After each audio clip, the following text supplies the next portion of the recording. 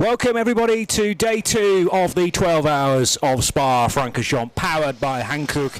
It's the second European race of the season as part of the Creventic Championship. We've already been to Mugello a few weeks ago, so Italy's ticked off. We're actually going to revisit Italy later on in the season, but this is one that's looked forward to by so many teams, drivers, competitors, because of the very challenge that SPA-FRANCORCHAMPS displays and represents. So Mugello kicked the season off towards the back end of March. That was following the Dubai 24 hours at the end of January. But this is a separate 5-race European season carrying points for the big trophies at the end of the year. We're here at Spa this weekend, and in a month's time, well, slightly less than that, it's the first 24-hour race within the European season at Portimao. Still going to be hot there, 10th, 11th and 12th of May. Then to a brand new event at the start of July, so back to Italy, and this time to the coast, to Misano. Again, that could be a warm one. And then after a 2-month pause, it will be the now traditional date of the 24 hours of Barcelona in September, so the second true 24-hour race of the year. Remember that this is a split 12-hour race, just like we did at Mugello. The split is slightly different though for the second race, 5 hours today and 7 hours tomorrow. It's not just me, Johnny Palmer, in the Global Broadcast Centre. We'll bring in Peter Snowden in just a moment. But before that, of course, we had Peter Mackay yesterday. We're virtually going through the whole cast of the Radio Show Limited talent. And another one of those, perhaps the biggest name on the bill this weekend, is Diana Binks. Thank you very much, Johnny Palmer. And Snowy, good to hear you guys this morning. Welcome to the grid here in Spa. Now, very, very changeable conditions. I'm sure we'll talk about that throughout the race weekend. But we've had sunshine, snow, hailstones, wind, rain, everything. And it all keeps changing within a few minutes of each other. So you'll have to bear with us while we cope with all the other extremities. But these competitors here, we have, 150 drivers, 45 teams, 30 nationalities, all competing to take the honours on this 12-hour race, and this is what they're looking to get. Here is the trophies available for the winner that crosses that line under the checkered flag. This is the class winner trophy here for the 24-hour series and 12 hours of Spa. Then we've got the overall trophy here, and of course we also have a Spirit of the Race award which we give out each race weekend, and it's basically the team or personnel or someone here at the event that really has exceeded all expectations over the weekend and dealt with all the challenges and everything else it brings. I think I might nominate myself to start with, just because of the weather conditions and having 3 jackets, 2 t-shirts, a hat, gloves, boots, the whole shebang to make sure I keep nice and warm. So let's get into the grid here before the race gets underway. There's going to be 2 formation laps. It's slightly changed because of the conditions here, so there'll be 2 formation laps in a few minutes time, but the pole position goes to the number 80 car collection. Now yesterday during qualifying, I'll go this way, Seb, sorry, during qualifying it was the number 12 that sort of took the honours, but then after some penalties it all changed, so it's the sister car that had been alongside, that's down, dropped behind in P3, but it is the class pole for those as well. But not to confuse you, number 80, and I think I was looking for Antares, and I'm not sure he's here at the moment. Has Antares gone off the grid? He's in the garage. Is he keeping cool and warm? We can't speak to him, but they're on pole. But guys, let me ask you, how are you feeling about being on pole position here for this race? I know it all changed, after that qualifying session yesterday, but what does this mean to the team? It means a lot. Would be nice to have both cars in front row. Obviously, we got the drop of 2 penalty for that car, but anyway, we can change or we can keep the pole position, and it's very nice. Very important here in Spa, nice track with a lot of history, so it's good to be on pole here in Spa. It will produce a few challenges, I'm sure, at this event. Are you prepared for them? Hopefully, let's see. I think the most important thing is to have an eye on the weather forecast to see if there's more rain or snow coming, and then let's see. I think to survive all the rain and all the difficult conditions out there, this is the most important. I really think you should the drivers out here on the grid. You need to have a chat with them. need to come and join us. Get in with the action.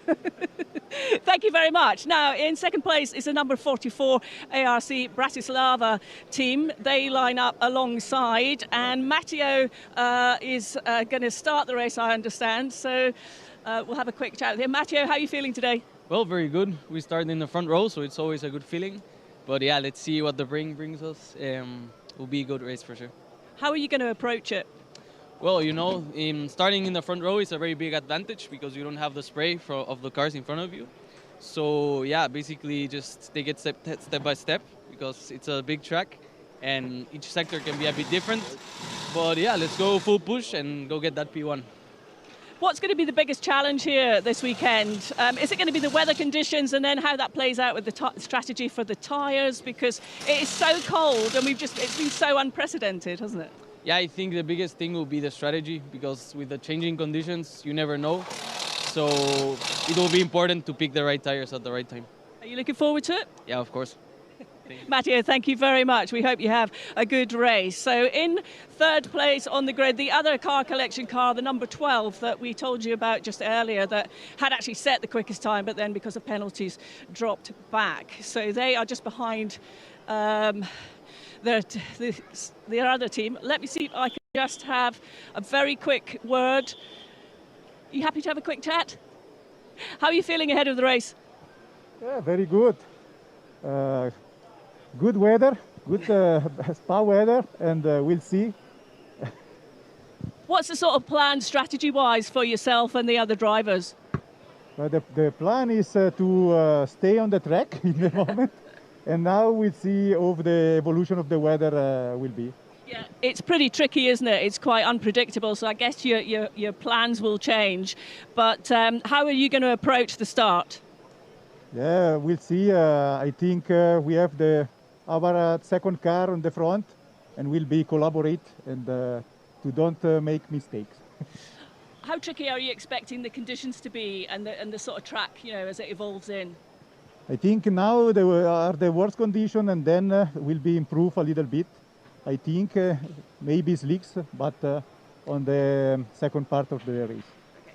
Thank you so much for chatting to us. Let's just hop over here to the fourth placed car. It's the Haas racing team. Now they've rejoined here in Europe. We didn't see them at the last round, but we're just going to have, well, I think it's Tim that's behind the wheel, Tim Muller. Tim, you happy to have a quick chat with us? Sorry? You happy to have a quick chat with us? I'm very happy. I mean, it's going to be a challenging race today. It is. These conditions are pretty tricky. From your experience, what's the best approach? I don't understand, sorry? The conditions are going to be quite tricky. From your experience as a driver, what's the best approach? The best approach is stay out of trouble and keep somehow the car on the track. And we are lucky that we are so much in the front because the spray will be terrible. The visibility will be very low.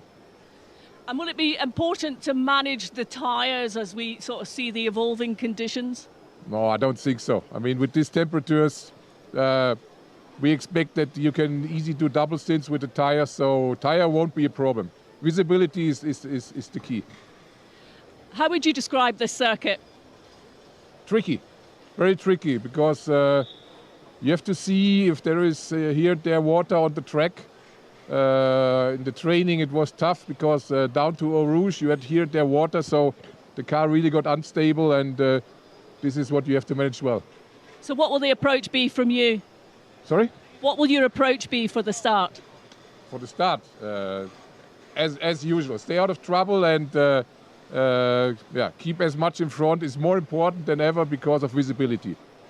Tim, thank you so much. Great to see you and the team back. Hope you have a good race. So let's go and have a look at Herbeth Motorsport. They are just behind here, but I think they're also in the car ready. No, there's no driver in there, and no tyres on that car just yet, so they're cutting it quite fine. Now, the Kessel Racing is in 6th position, and they are getting ready to go. The driver is in the car. Can I open the door? We have a chat? Is that okay? I asked nicely, they said we could chat. How are you? Amazing. I mean, well, the weather is as you expect from Spa, but I mean, pretty tense, an augmented sense of responsibility. So, looking forward to stay focused and bring the car as in the best place for my team. Yeah, I mean, you know, this is one of those circuits that really pushes you as a driver. It's incredibly challenging. What's your approach going to be? Well, I need to be cautious. The track is amazing, and of course, it's really like tempting to enjoy it at the best. But it's a 12-hour race, so we need to stay focused on getting things done in the right way. So no creativity, just focus on getting done. Nico, where do you think the biggest challenges are going to be for you with regards to the competitors? Well, I would say that of course it's the weather is going to be a variable for me. I need to manage at the best all the temperature and the car, and that's, I would say, the key element. Of course, then traffic is going to be also another one, but number one is the condition.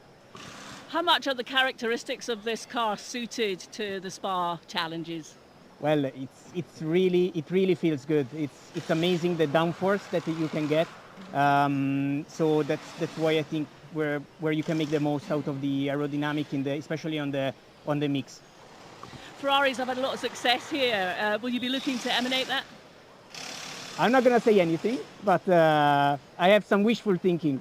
Okay, Nico, thank you so much. Have a good race. I'll close that door for him. I think that's shut properly. Let him.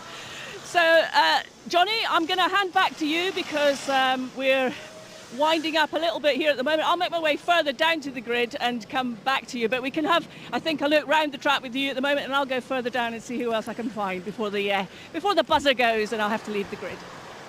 Part of me feels like I shouldn't need to show you around Spa, but there may be some newcomers who don't know a great deal about this wonderful venue in Belgium. 7,004 metres of world-renowned asphalt across 20 corners, and a lot of it has changed over the years. You used to turn left at Les Combes and head onto the public roads. La Source, though, original, and then that barrel roll downhill through the kink at 2, Eau Rouge at the base where the red water runs beneath, then through Radion past that brand new grandstand on the left. Little kink, but you won't lift down onto the Kemmel Straight. The track's still climbing, and so is the speed to 259 kilometres per hour. Into turn 7, 8 and 9. There is a runoff road there should you need it, and then you've got to be careful not to run too far out wide at 9 because the tyre wall's very, very close. Down the hill into Bruxelles, that right-hand U-bend into the Jackie X corner, the left-hander at Speakers. It used to be turn 9, but we've obviously added a few now. That's 11. Pouhon, turn 12, sometimes cut into two separate corners. It's the double left. And again, runoff there in places, but there's then gravel traps been added in the last few years at Le Fagnes, 13 and 14, the right and the left-hander. Still slightly downhill into Campus Corner at turn 15.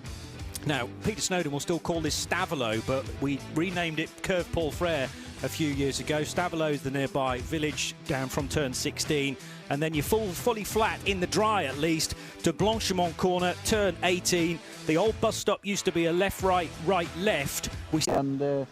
Yeah, well, and also the 12 hours of Spa previously. So what is it about this series that keeps bringing you back? Well, we love the atmosphere in this series. I mean, it's just great organization, great people all around. So that's how the friendly Swedes want it. So do we. Looking ahead to the race, how are you feeling and what's your approach going to be for the start of this one? We know it's tricky conditions. We know it's a long race, 12 hours. What's your approach? I mean, you'll basically just have to survive the first couple of laps. It's going to be a lot of spray, and the first couple of laps is going to be interesting. But after that, it's going to settle down, and we're just going to carry on from there. How much will traffic management come into play right at the beginning? Oh, so much more. I mean, we were actually faster than some 992 cars in qualifying. So I mean, we have to look both ways. We'll probably have slower cars in front of us that starts now, or slower drivers, and we have faster drivers behind us. So you have to be really careful. Just. You looking forward to it? as always. Yeah, for sure. Great, thank you so much, Daniel. I'll let you get underway. So yeah, I thought that was a brand new team, and but obviously he's just explained been here before, but great to see them back and looking forward to it. Now the grid is starting to be cleared, so I'm going to throw back to you, Johnny, as everyone makes their last minute changes, has a chat to the drivers. Although I've got to tell you, when Seb went up to that car and we opened the door, he got a bit of a shock because the door was open sideways, not so he had to quickly run out of the way. So that's it from a very wet grid here in Spa. We're going to take cover in the pit lane now. Sideways opening doors, how very revolutionary. I think I know what you mean. There are some cars with gull wing doors as well, scissor doors, all sorts of different combinations. Butterfly doors is the ones I was actually trying to scratch my head for. They're on the McLarens. Peter Snowden, we can bring you in now because I know you were absolutely desperate to make comment as we were heading round the track in the presentation. First of all, I was going to say good morning. It's just after that because we're due for an afternoon start at Spa-Francorchamps. It will be bright and early tomorrow morning for the second segment, which is longer than today's. You were mentioning to me before we went on air, this is possibly, certainly away from UK tracks, the place you've put most laps in your career. It is, and probably the greatest variety of cars as well. Going back through it, it's early days. I'm going to be really old now. Group C cars. Nice. Right here, when it was a very different circuit. You mentioned names there. You mentioned Paul Frere. Paul Frere. Yeah, yeah. And the downhill one, turn 10. That was Bruxelles, Rivage. Rivage, yeah. That was never knew that. They've changed that. They did put there's a nice big runoff area there. There used to be gravel on that side. And when I first raced here, Pouon was a gravel track. If you ran wide, it was game over. If you didn't roll it, that was a problem. Because it's very far. I think that was part of the problem. That if you went straight, had a brake failure and went in, that was one thing. If you were part way through the corner and ran wide, because you've got the turn in, first apex, and you go out to the right hand side. If you went off there and went in at an oblique angle, it could just dig in and roll the car. So I think that's why they ran it to a tarmac area. You mentioned the bus stop, of course, a very different setup now. It's now a much faster approach, and then it's almost an acute turn right, which you can then go into the pits as well. So you've got to watch the cars doing that, diving into the pits and not following the car in front and getting too focused on that.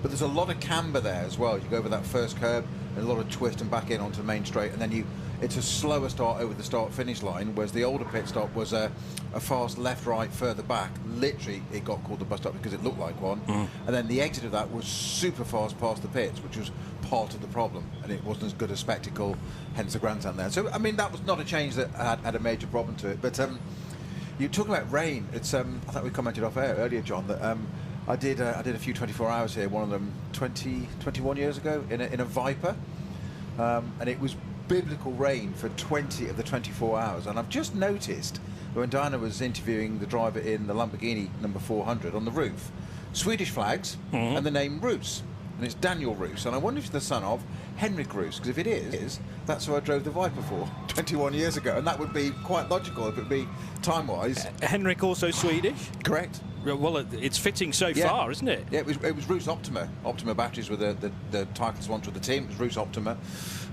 with Magnus Vollander. Yeah. In the car. Problem is, Roos is quite a common name in it's probably Sweden. Probably so Swedish for Smith, isn't it? Yeah. Yes. I'm just trying to. I've got pictures of both. I'm going to get. Oh dear. I've got pictures of both of them, so I'm trying to work out whether there's any family resemblance. I'm not seeing any at the moment, I have to say. Please don't be disturbed as to why Johnny's got pictures of both Rooses on his phone. No, it's just internet ability. It is. It's all it is. It's a driver database service, I can assure you. But it's brilliant to have that 400 car here. As Binksy was saying, she thought it was a brand new effort. I am recalling, though, now that they've been here in the past. The McLaren Artura GT4 car for Daniel Roos, who's the semi-pro, and Eric Behrens, who's the AM. But there are only two drivers, at least on the provisional entry list for that car.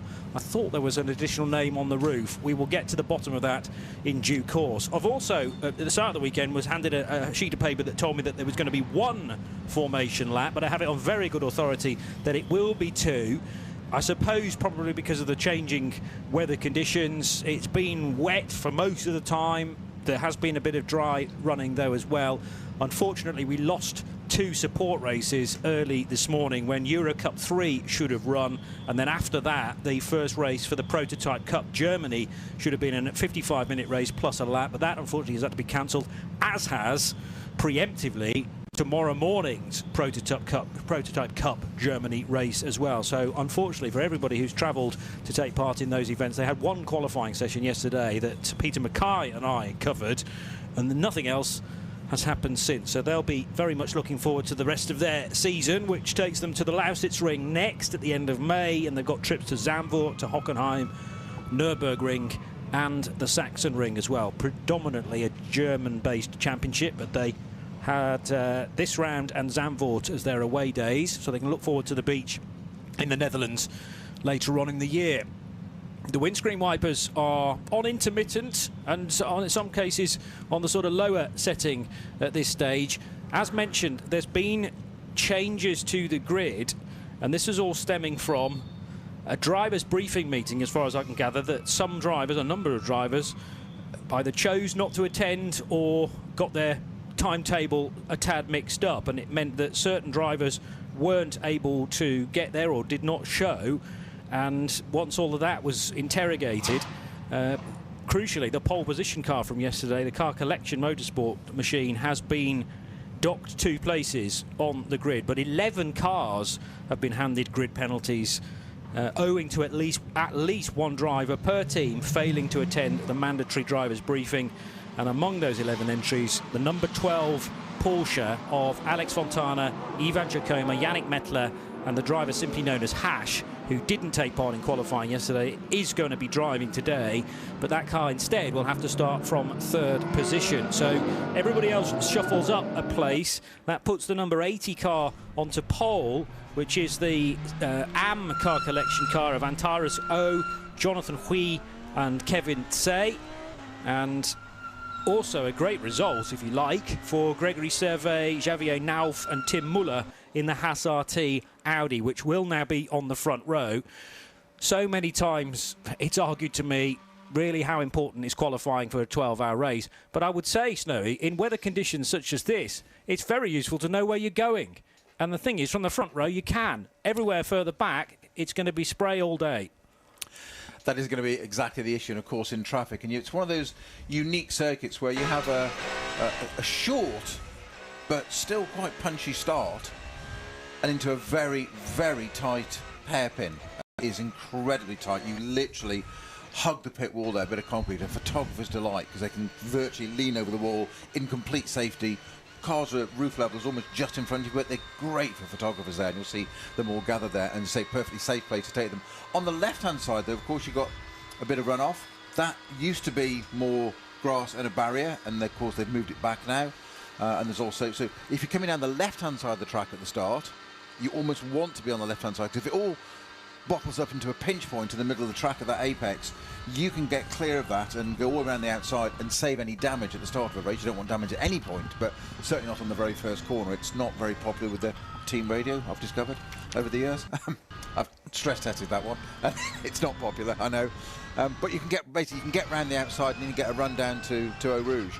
But it's spray, and one of the things you mentioned when you did the sort of track description, people always forget. They think Eau Rouge is 3 bits of corners. You mentioned Radion, which is often overlooked. It is quite a kink up there when you're approaching it, and you don't realise until you're actually on the track how uphill it is to Le Combe. It is quite a climb. It is not. If you go to the opposite end of Le Combe and there's a service road on the left-hand side, so you turn around and come back where the old track goes on, as you said, Johnny, where that bit of a skate road is.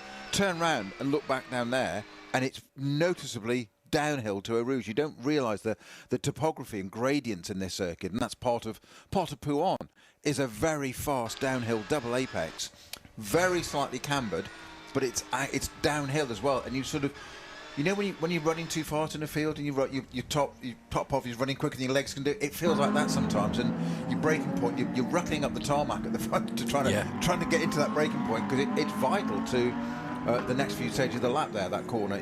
You'll see all sorts. Again, on the right-hand side there, there's a big runoff area that we can now use.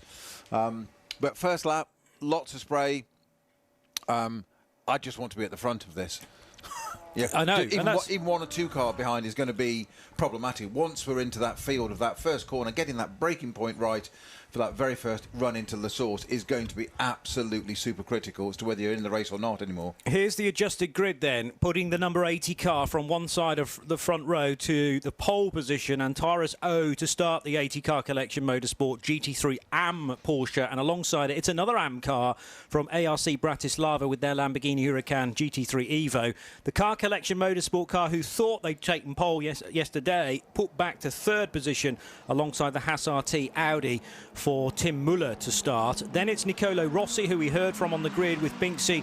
Kessel Racing's Ferrari 296 GT3 from the inside of the third row. Herbert Motorsports Porsche in the all black with the gold detailing, very Lotus Formula 1 John Player Special-esque, the 91 car starting from 6th. Then the Red Ant Racing 992 class leader, so they took class pole, Ayrton Radon to start that, and it's a GT3 AM car over their left shoulder, the Hoffer Racing Mercedes. And the fifth row in this adjusted grid, because it's not just the 12 car that has been put back, as I say, 11 of them given penalties last night. Tim Vogler in the Land Motorsport Audi, it's an all Audi fifth row, in fact, and Jutta Racing, Lucas Sundal will start from 10th position, the Lithuanian squad, car number 71. Then another team from Lithuania, RD Signs Cholet Racing Team with an Huracan GT3. Intriguingly, not an Evo. It probably is, though. The 69 car starting 11th. Then the Red Camel Jordans.nl car, number 909, 12th. Vortex V8, all French, 7th row. Has alongside it the team CMR Ginetta G56. It's Freddie Tomlinson to start that car. And then Hans Weiss Motorsport from the Netherlands, 972 with a Porsche Cup car.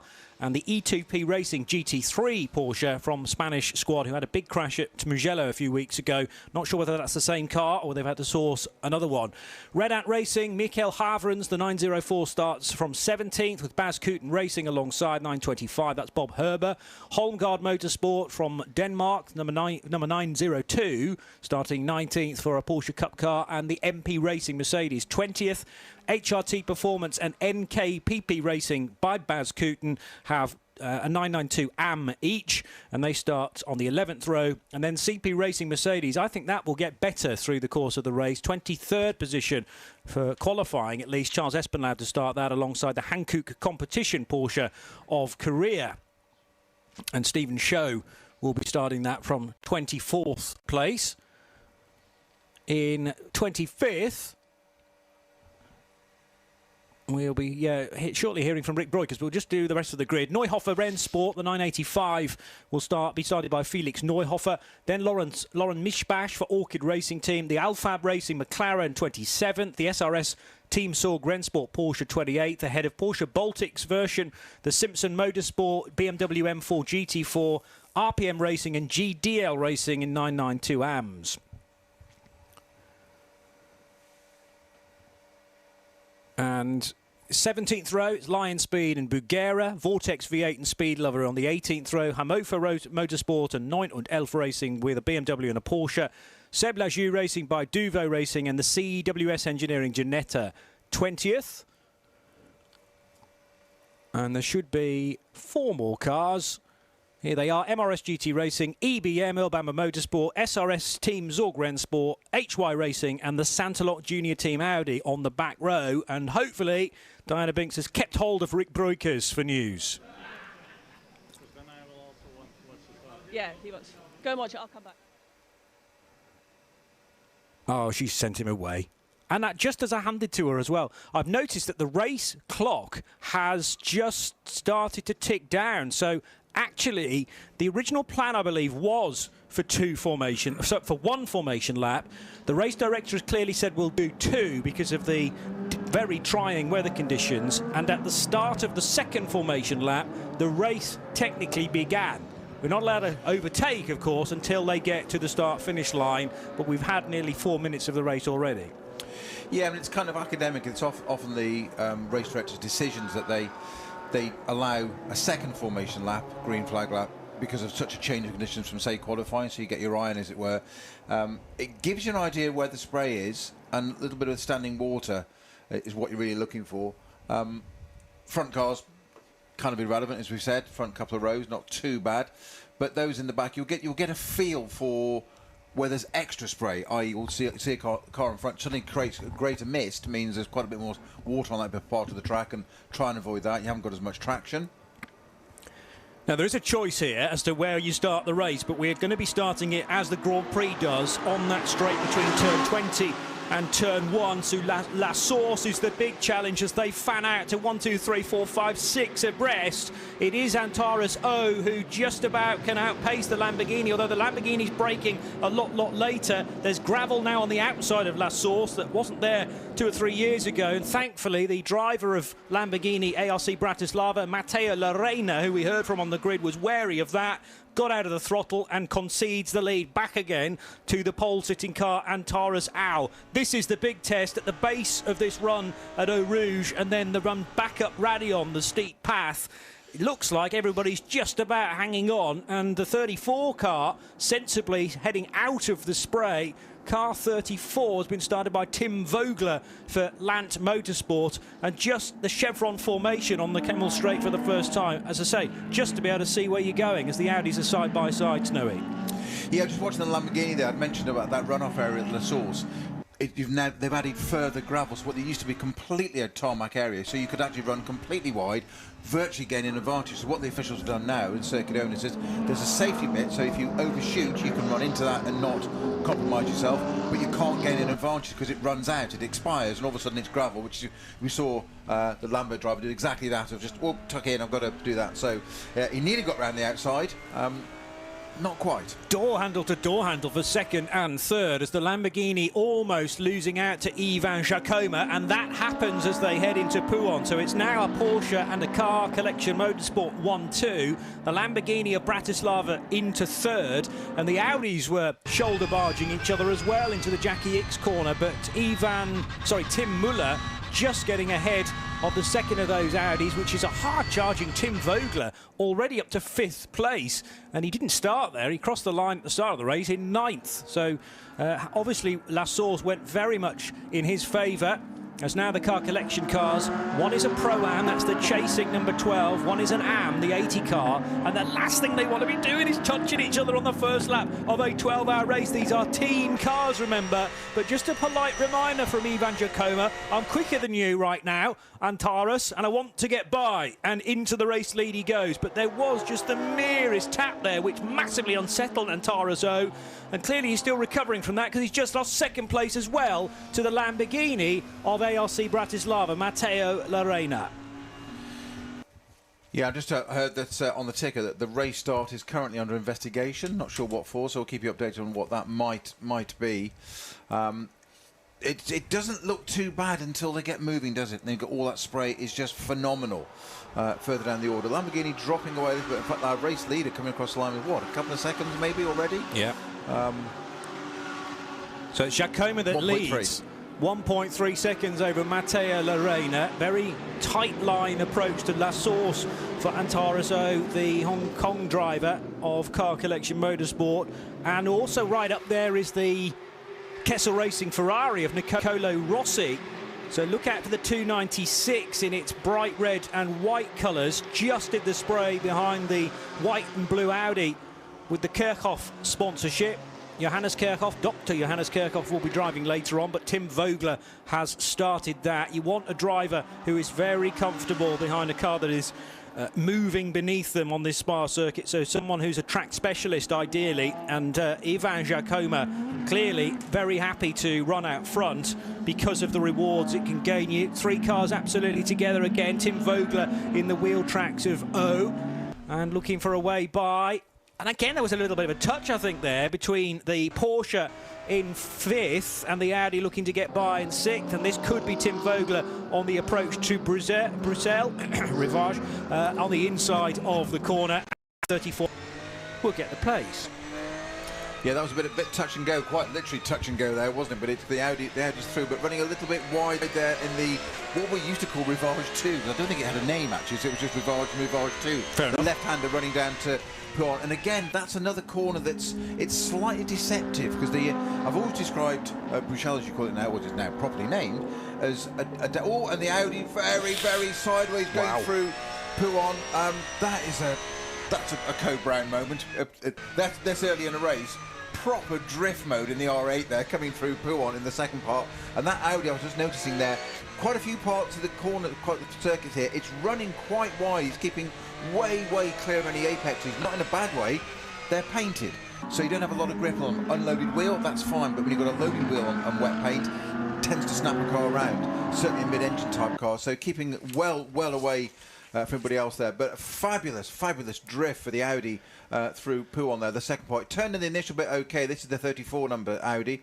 Yeah, and it's just gone and it got the right rear onto that wet painted curbing on the marking that said the red and yellow on the outside, and it was lucky not to snap. Actually, it was a proper drift that. So I'd turn the SP back on.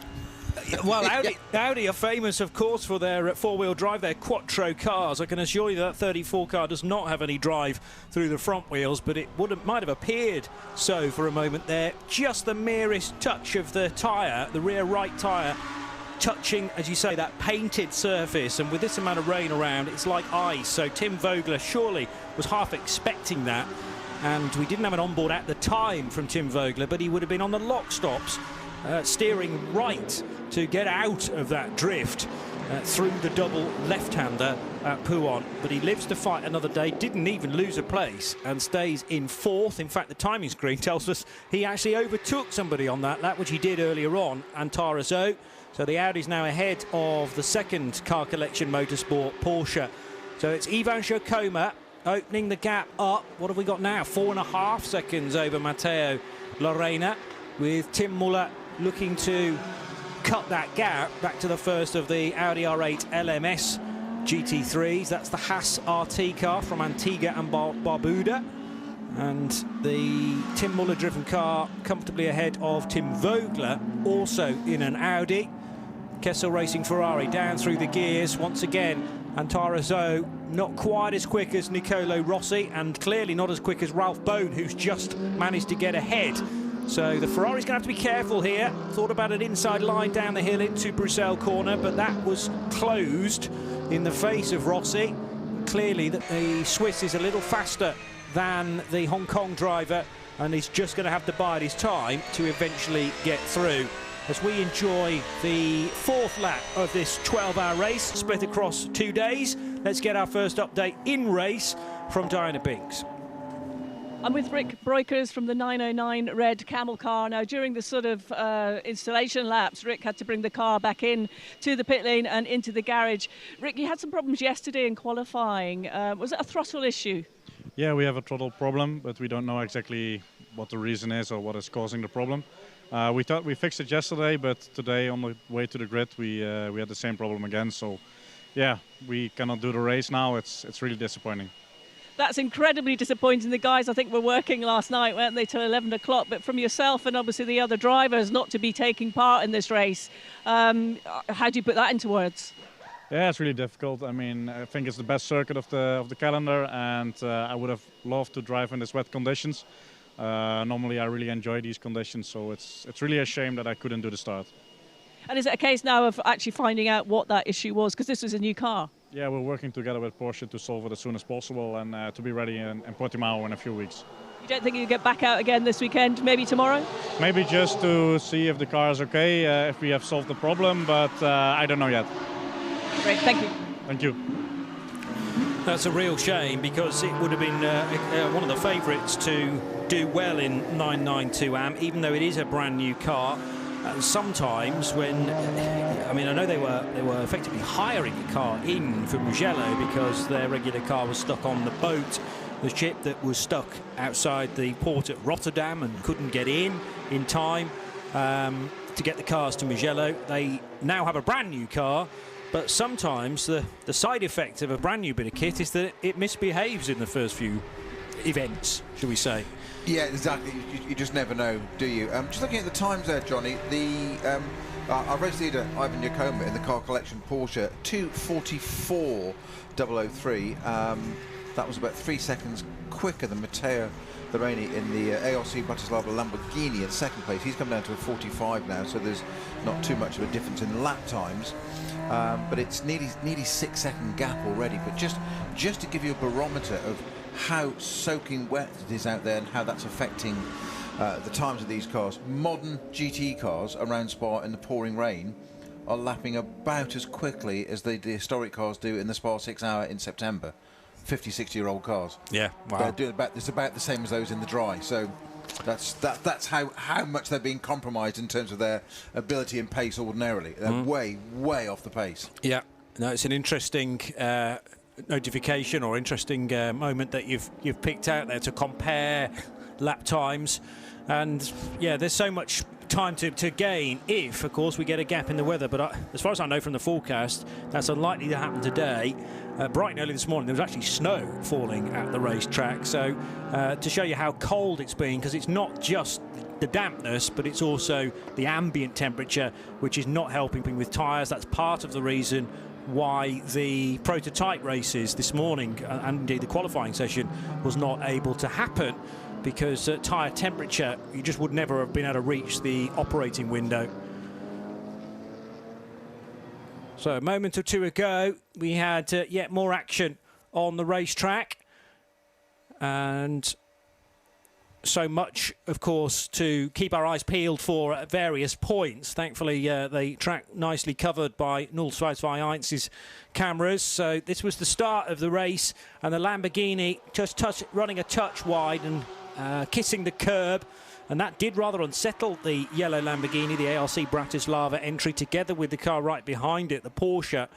And then down the hill, the amount of spray in the midfield, quite striking. And understandably, some other cars taking very unconventional approaches towards Eau Rouge and Radion in an effort just to see the racetrack out in front. Tim Vogler doing likewise. Ahead of him at the time was Tim Muller in the Haas RT Audi, and then back towards the for the first time into Le Combe corner. The race leader at the time would eventually reach. That was Antares O, but if I tell you now that the 80 car has slipped all the way back to 10th, and it's only been about 3 laps or no, slightly more than that. We're on lap 6 now. So it hasn't taken long at all for Car Collection Motorsport to lose a number of key places that they were able to gain yesterday in that 3 separate qualifying format across different drivers. Remember, Antarazo found the consistency for the single lap pace, but he's obviously struggling today, not least with that tricky visibility on the run down the Kemmel Straight. Lamborghini on the inside, Vortex running a touch wide out in the marbles there. They're already starting to build up. I get the impression that perhaps a car has just gone through the very edge of the gravel track on the approach to Le Combe corner and brought some stones onto it. 71 is the Lucas Sundahl driven Audi of Jutta Racing, and that is right with Nicolo Rossi now. Ferrari versus Audi, Italian car just ahead of the 4 rings. There's a lot of sun now glinting off the windshields of both of these cars. Will it be enough sun to start to burn some of this moisture away from the track surface? We are some way away from that, because the sun will need to beat down for a good half an hour or so. And the problem is here at Spa, particularly in the middle of April, it tends not to do that. We've had nearly 20 minutes of the 5 hours build for today. If you're just joining us now and looking at the race clock, thinking it's the 12 hours to Spa, have I missed almost the first 8 hours? Well, no, because 7 of them are being run tomorrow, remember. And actually, that's a key component to this race, perhaps even more so than Mugello in March. One of the highest priorities in today's segment of the race is attempting to stay on the lead lap. You've got 5 hours in order to do that, and a longer racetrack than we had in Italy, significantly longer. So it's going to be more possible, you would think, certainly within the classes and the subcategories, to try and stay on the lead lap of your class. 972's clearly been off the road, and it's throwing all sorts of grime and muck out the rear of it. It's been grass tracking this 972 car. Didn't catch that moment as it happens. Might be able to revisit that in a moment, but 972 has lost a lot of ground. It's Ralph Pompalaz of Hans Weiss Motorsport, and that car began the lap in 12th. It's certainly lost places though since then, and we'll get an update on precisely where it is in the order in just a tick. But how easily it is to throw the car off the road, and the grass is going to offer you no grip whatsoever. No, it's that crossover point, isn't it, Johnny, where we're 20 minutes in and it's by no means a dry track, but it's a drying track. Yes. And that's often the worst point, because from a driver's point of view, and certainly the teams, because they want the cars in one piece at the end of the day, they're not too concerned about drivers most of the time. But you want it wet or dry, one or the other. And it's when it's that bit in between where it's not sure, and that's where they'll be searching for dry lines. We can see that the spray has reduced considerably already in just 20 minutes. And very, very different set of circumstances now. So how long before we might get a few cars thinking about, can we go onto a slick soon enough? Are we 5-10 laps off that? We're doing just under, times are coming down now, 2:41 is the fastest lap set by Rolf Byrne in the Herbert Motorsport car, Porsche, in 4th position. Done a 2:41.7. So they're dropping. I'm trying to think what an optimum time around here is, actually, Johnny, for one of these in the dry. What, in the dry? Yeah. That's a great question. So GT3 cars, probably about 2:25, 2:20s, I'd have thought, thereabouts. What I'll be able to do is drill down into the times from last year, assuming that was held in the dry, of course. Exactly. It was a similar time of year. The race conditions monsoon. Yes. Krone Racing Porsche was involved in a massive accident at Mugello during the first round of the championship when Tracy Krone was at the wheel, and it looked like something at the rear failed, either a tyre or a piece of suspension, and absolutely chucked him into the concrete wall on the just about the fastest bit of Mugello, that main start and finish straight. And he was taken straight to hospital for checks, but eventually was deemed that by the doctors that it was safe for him to fly home, and it's terrific that he can be back on site as well in such short time. So we're wishing Tracy well for a good event to make up for that. 9:07, looking for that in the order. It's Nick Johnson driving that for RPM Racing, and currently in 29th position, but a great deal better than that within class, of course. They run in the 992 AMS, and they are running in 9th place right now. So they'll certainly take that fight with open arms and see how they go through the course of the race. Again, I'll say, in the 992 AMS, in the 992s as a whole, the priority today is to stay on the lead lap. Make sure that the current class leader, which, by the way, is the Neuhofer Rennsport 985 Porsche, doesn't get all the way around the track in order to overtake you again and pitch you off that lead lap. Because when they're gridded up tomorrow, after parc fermement conditions overnight, you effectively buy back all of that time as long as you're on the lead lap. Yeah, which is it's kind of frustrating in a way if you're the leader. It's if you're the lead, exactly. You build up an advantage and it's negated. I suppose you probably couldn't risk that the gaps are far too spread out, because you couldn't. If somebody's got a 10-second advantage, it seems only fair that they start part 2 after parc fermement with that 10-second advantage. But of course, you're going to spread that across a field of 30, 40, whatever cars. You're going to get overlaps, and it just wouldn't be safe logistically in any way, shape, or form. But so you almost want to be. We almost want to pace it. And is that something you'd consider in strategy? Because we've got 5 hours today, 7 hours tomorrow. Don't break the bank trying to get laps in now and getting ahead and so and so. Nice safe bit in these conditions, all the more so. Safe and steady. Doesn't matter if you're 30 seconds behind or 40 seconds behind or whatever, because tomorrow it's all negated. Exactly. You start fresh, and you've got a longer stint tomorrow as well. So maybe that's where I look at it. One of our collective, thank you very much, Ian McCarthy, has just jumped in and just replied to me, just very kindly saying afternoon, Snowy and Johnny. Very formal. Daniel Roos' brother Frederick was multiple Carrera Cup Sweden champion in the early days in 05-06 ish, but they're no relation to Henrik as far as I can make out. So be it on your head, Ian. So thanks for the ancestry update there. And we say Roos and Smith, and obviously a commonality name in Sweden. I'm looking at fastest laps, I think, in the race last year, and now what I don't know is who actually set this time, but it probably was Robert Renauer in the 91 Herbert Porsche, but I've got a 2 minutes 20.6.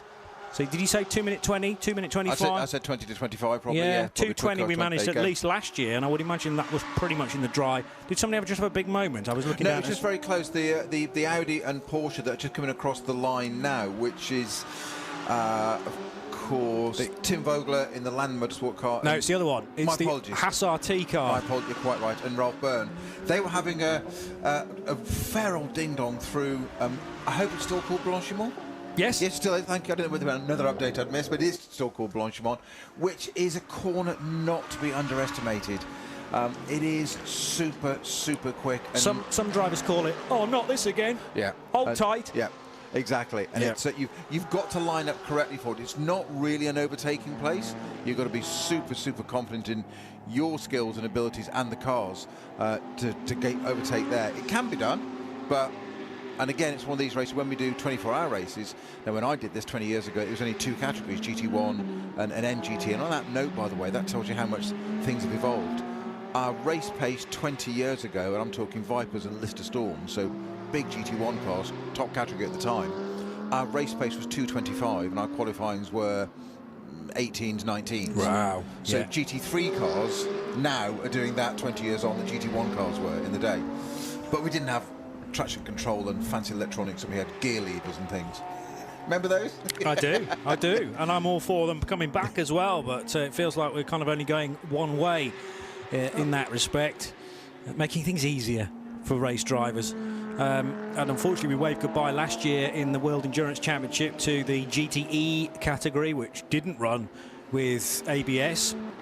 Did have a bit of traction control, I think, but not as much as these GT3 cars. You say easier, Johnny. I think it does. It presents a new set of parameters, and the cream always rises to the top in any category, motorsport or other sports. Obviously, motorsport's highly reliant on technology, but it presents a new set of parameters for people to adapt to. They will always do that. What it does do, which I think is great for the sport, is it makes it easier for the amateur driver to drive a car.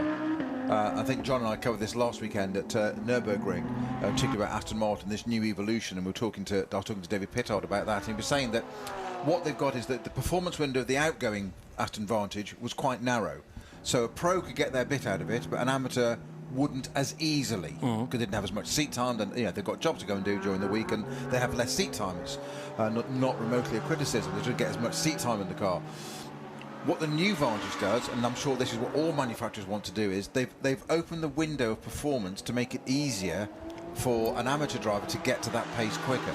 And at the end of the day, GT racing is entirely reliant on amateurs so much. They're the backbone of it. And it is that old adage of win on Sunday, sell on Monday. So the more the pros can just advertise at the front of it, like a bit of marketing, sell the cars, then we're going to get more and more amateurs in it. And that means bigger grids, which just means more racing, and that's all we really want. Agreed. And yeah, if you think about a graph of the times from the pros at the highest point of that graph and the non-pros, the gentleman drivers at the lowest point, what it's doing is just lifting that lowest point up slightly so that they can be closer to a pro time. There's always going to be just a minuscule amount between what the FIA call gold and platinum drivers, and that's regardless of whether they've got the clever bits of kit like ABS and traction control on there. But I hear what you're saying in that the non-pros, they want to be able to get a little closer in terms of lap time and in terms of just general pace to the pro drivers that they're sharing the cars with, and these aids enable that to happen, and also for conversations with engineers to happen that little bit more fluidly as well, because they can maybe work out what the car's doing just before it snaps, just before it misbehaves. Still no change between the Ferrari and the Audi battle. If this is still the Jutta car, number 71, and it is, so the Ferrari of Nicole Rossi in the 296. It's the only Ferrari in the field for this year's Spa 24 hours, but brilliant to have one of the new 296s into their second year of competition within World GT3 races, remember. And the Audi with a little look at the inside into Pouon. That car's being driven by Lucas Sundahl, but he thought better off. That wasn't quite close enough in truth. They are still separated by only a car length. And just to give some relevance to the lap times, Johnny, fastest lap of the race so far is Matteo Larini in the ARC Bratislava Lamborghini, and that's 2:40.37.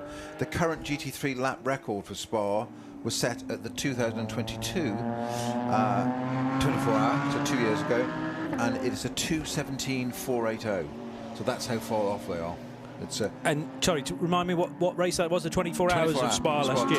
2 years ago. 2 years ago, yeah.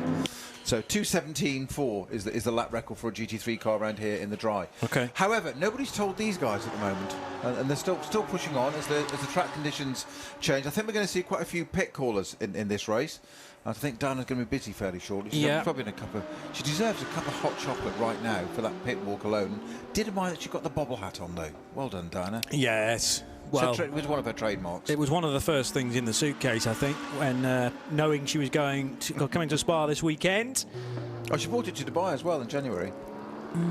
Okay, I can't quite make sense of that decision, I have to say. I mean, it's chilly overnight Didn't say sometimes. she wore it, but she brought it with her. All right. Well, somebody just like going out on a beautifully summer's day, no risk of rain whatsoever, and still packed the brolly. There are those that are just a little pessimistic, perhaps, of the poor weather. Mind you, she is from the borders of Scotland, so weather can change within seconds there, and it's always best to be prepared. Up the Camel Straight again go the third and fourth place cars. Tim Muller ahead of Ralph Bone. Ralph looks a little faster at this phase of the race, enjoying maybe these halfway house conditions where we've had a wet track, I should say, which is drying in places. I can't see a dry line developing, though, coming out of Le Com corner. And this dice is equally close between the Ferrari and the Audi of Rossi and Sundal. So third and fourth totally together and separated by sometimes half a car length. The fight for sixth and seventh. Nicolo Michelin wants to try and get involved in this as well in the Lamborghini from RD Signs. But the problem is he's about 10 seconds further down the road as the Ferrari kicks its tail out, leaving Bruxelles corner. And they're heading for Jackie Ickx, the left-hander, in a moment or two, just out of our view. The Colin White, CWS Engineering, Ginetta, very, very wide there, hugging the white line. Is this Sundal's opportunity, though, now to the inside of the Ferrari? He was much closer than a couple of laps ago, and again the Ferrari struggling for turn-in, and I think finally the place will be relinquished from the Kessel Racing Ferrari. Audi from Jutta Racing up now to sixth position. Yeah, just constantly putting the car in front under Ferrari under pressure there, wasn't he? And just, I'm not saying he made a mistake, but it's that double apex of Pouon. You turn in the first bit, and it's so easy to just overspeed a little bit, and a few K, and all of a sudden you just run wide in the middle, and you have got that space over to the right where you can go over the curb. But I think the Ferrari almost looks as if if its tyres are done at the moment, which it seems to be dropping way off the pace, unless it's something more sinister in terms of a mechanical issue. But the Ferrari taking some strange lines, almost as if it were on dry tyres now, where slick, some say, taking offline to keep the dryers cool. That's what it looks like. I'm sure they haven't started the race on slicks. Nobody would have done, but that's almost what the body language of the car is doing at the moment. And a couple of seconds ago, a big squirm there from the 979 Porsche Cup car, which was fighting with a GT4 BMW, I noticed. 979. And let's put the 908 right in touch with him behind it, because that was into Le Com, wasn't it? Yes. So he just squirreled under braking, lost the front end, didn't run wide, but just lost a load of time at the turning point, and that put the 908 totally in touch. And he was just trying to stay left of, as you say, the GT4 BMW, which he quite rightly trying to keep out of his way. So that was Wim Mulders, the Belgian, for the Belgian outfit speed lover. Will know this track very well, therefore, but 979 losing time. And I'm trying to work out which of the BMWs it was. It might be Ravi Ramneed in the Simpson Motorsport M4, number 438. I remember making comment yesterday of that car looking fast, but looking fairly nondescript out on the racetrack in its all-white livery. And we've talked a number of times at places like the Nürburgring Nordschleife about boring white Porsches. Well, that's a boring white BMW, but sort of under the radar, that car could do very well in GT4 this weekend. They've got the McLaren Artura GT4 car, though, to catch, the 400 machine, which is not one of those GTX cars in a different category, is it? He says, checking his list. No, it is a genuine GT4 car, the Alfab Racing Artura. As 927 is now at La Source. That's another Porsche Cup car for Heiko Eichenberg, someone we've spoken a lot about at the Nürburgring Nordschleife races for NLS. And the SRS Team Zorg Rennsport entry for Heiko is in 25th position and just starting another lap. They are currently 6th in the 992 AM part of the race. Lamborghini in second for Matteo Lorena, heading into Blanchimont, and the cloud looks to be gathering once again. It's not as bright as it was for heading into the third sector of the race there and up towards the chicane. So that was the sun, I think, for the day, probably, and it's now disappeared. And get used to the rather murky conditions. Having said that, the curbing at Campus and Curve Paul Frere, yellow and red stripes, looks a little brighter. So maybe the gaps in the cloud are moving around the racetrack, this very large footprint of the Spa-Francorchamps circuit. Nicolo Michelon, who I mentioned a couple of moments ago, wanting to try and get involved in that fight for 6th and 7th. Well, he's too far back for that and has just been overtaken by Charles Espenlaub in the CP Racing Mercedes. We never did get to the bottom of why that CP Racing car had qualified in something like 18th or 19th place behind Porsche Cup cars, but now it's rising to the surface. I noticed that a moment ago, Johnny, that it was on when he went through the grid, it was way down the order for that car, and didn't want to highlight it because we never know what the problem's been. But it's certainly fighting its way back through now. Charles Espenlaub at the wheel of that car, one of the happiest and most cohesive teams on the grid in that CP Mercedes. Great supporters of the cars based over here in Europe, and the Americans, they fly over and back and forth. But they've great supporters of this series, and always great to interview. I'm sure Dan will be having a chat with them at some point later today. And good to see the car back up where it should be, not necessarily right at the front, but up at more the pointy end of the grid. Hearing about a leader change, and yes, the Lamborghini is now shown as the new race leader. So Matteo Lorena getting a good run on Ivan Jacoma at the, well, probably through Eau Rouge and Radion. And as we catch the back end of it down the Kemmel Straight, the Lambo in the wheel tracks of the Porsche, utilising that toe.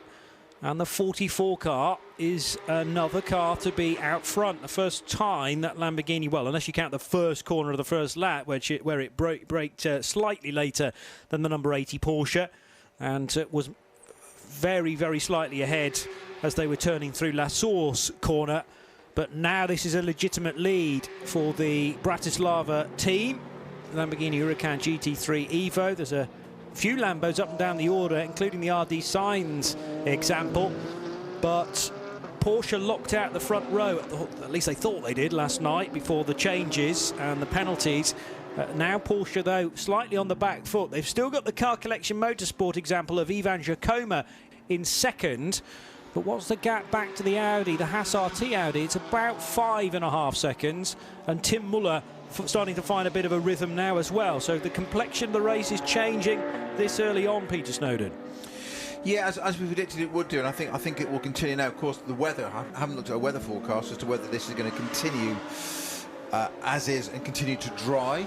I think we've got better conditions for tomorrow are planned or forecast, but this is where it starts to get very interesting for the strategists. And you know, Paul Truswell's down there. Unfortunately, that car, the Red Camel car, not out. But strategists they'll be starting to speculate now what they can do to the end of this race. Where can they place the cars? As we said, we've got Parc Fermé. It's a 12-hour race divided into 5 today, 7 tomorrow. So you don't need to have. It's two separate races. It is a 12-hour race, but it's combined. But it is two separate races. So you've got to look at it that way. So strategists will be saying now, what do we need to do now to damage limitation in this weather, in these conditions? You don't need to be taking too many risks today because we stop at 5 hours. Yeah. It's a totally different thing, but you've got to allow for where you are on the grid, because effectively now we've got the Vortex parked on the right-hand side of the track. Curve Paul Frere, I reckon. I think it is, yes. I think you're absolutely correct there. And that's not a great place for it to be parked either, because even if it did fire back into life as the Haas RT Audi with a big wiggle there, and did it even make the corner at Bruxelles? Yes, just about. But as it turned in, the tyres went, are you having a laugh in this level of grip? And just almost pitched the driver, Tim Muller, towards the scenery. He controlled it well, but Yeah, and still does continue in third position ahead of the Herbert Motorsport Ralph Bone driven Porsche, because he wasn't quite close enough to pounce. We've not heard from Diana Binks for a little while. I trust she's still okay and finding some hot drinks in this very chilly afternoon at the Spa-Francorchamps circuit. 4 hours and 20 minutes to go, Binksy. What have you got? I've got a white coffee in my hand, actually. You caught me out there. Excellent. In the pit lane, obviously chatting, just, walking up and down the pit lane here, having a chat with a number of the teams, and obviously they're all, applying caution for the start of this one. The conditions, as you've talked about numerous times, just keep changing. We've got sunshine right now. 2 minutes ago there was raindrops, they've stopped, the sun's back out. So it's a case of, you just don't know what we're going to get at the moment. It is still pretty cold, though, I've got to say. But no cars in the pit lane as yet, apart from the Red Camel Jordan that you know about. And it doesn't look like they'll be back out in the race at all, which is a real shame. You do those 2 installation laps and then you have to come in. So huge disappointment for all of them. And they worked incredibly hard on that car last night to get it ready for today. So I'm just waiting for the first round of stops to get underway, and I think there's a code 69, so I'm expecting some cars in the grid, so we'll have some audio of that as and when. Thank you, Diana. Code 6 will be for the Vortex, parked on the right-hand side of the track where it peeled off down the grass. It obviously tried to get further round the corner, but I think it's potentially got a little bit bogged down in the mud. Just very quick update on the weather I mentioned earlier. I had a quick look at the forecast update. It's 7 degrees for the rest of the day with a 17 to 18% chance of rain till 6 p.m, so that shouldn't affect any more today.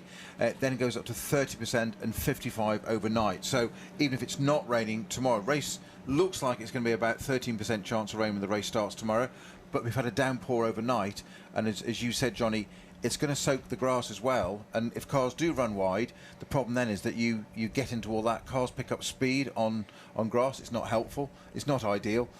So you've got to be super, super careful. The track may be greasy, but you get offline and you can have a bigger problem trying to get the thing back, or it's not like running wide in the dry where you can run down the grass a bit and come back again and go, oh, lift off the throttle and come out of it. So the Vortex is now just being collected. Now, it's got filthy, muddy tyres. It's now been driven from the apex of the corner right out across the track. So there's muddy marks all the way across the track there. So when we go from code 60 back to green, got to be aware of that, just to make it a little bit as if it wasn't slippy enough out there. Let's have some mud on the track as well. So, yeah, like a construction site, approaching it.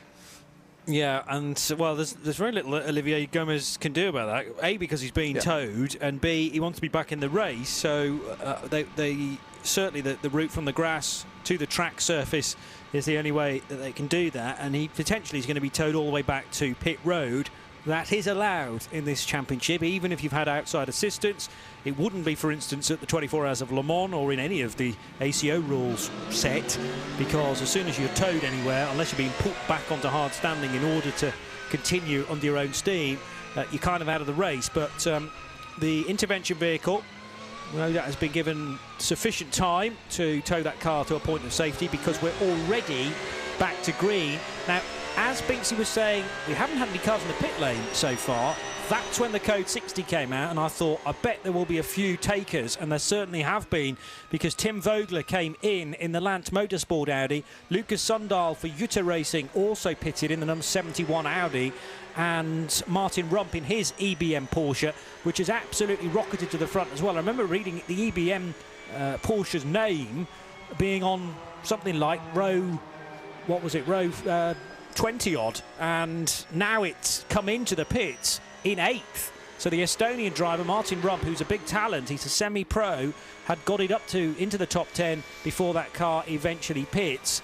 You might as well pit to at least get some fuel on board, even if you can't get your full allocation under a code 60.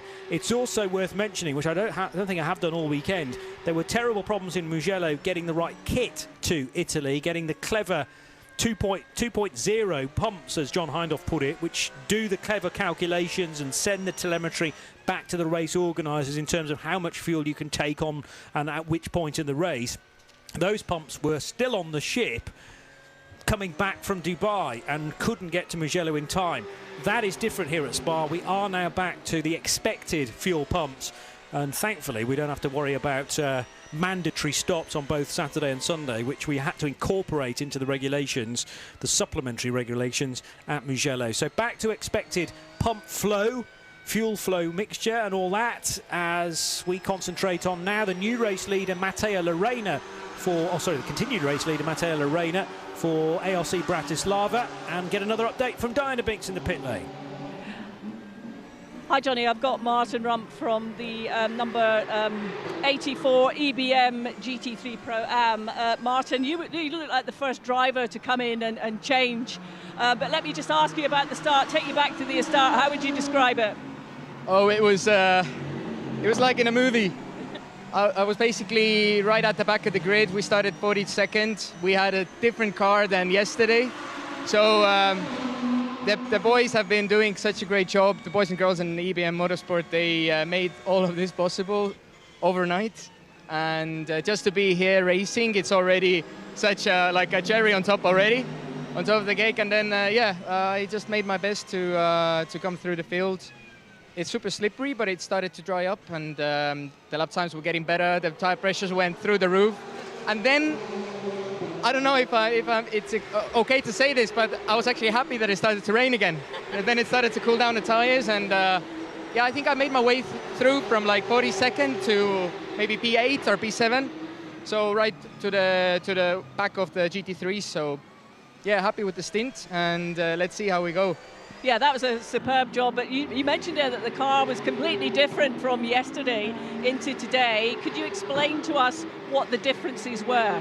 Right, the whole car is different. So every piece in it, basically, I mean, yeah, we have the radio from the other car, some bits and pieces maybe as well, but basically there was a bad crash at the end of free practice 1. And the only way was to change the chassis, or basically change to a different car. Lion Speed was dear to us to allow us to rent their car, and here we are. The mechanics, they basically ended up changing everything from an Nürburgring spec to the spec that we have here. It's been a couple of long nights for them, so I much appreciate it. I guess that kept you all on your toes there with all those changes. But let me ask you, you came in quite early. Was that part of the strategy plan to swap drivers that quickly? Well, I mean, yeah, as you said, before the race, I think, or also just minutes before driving out, we were still fixing some bits and pieces, making sure the belts are all right, and making sure that we can actually race. Everything else was secondary. Now we see that the car is up and running. There was a small error with the front winglet on the left, and that became loose.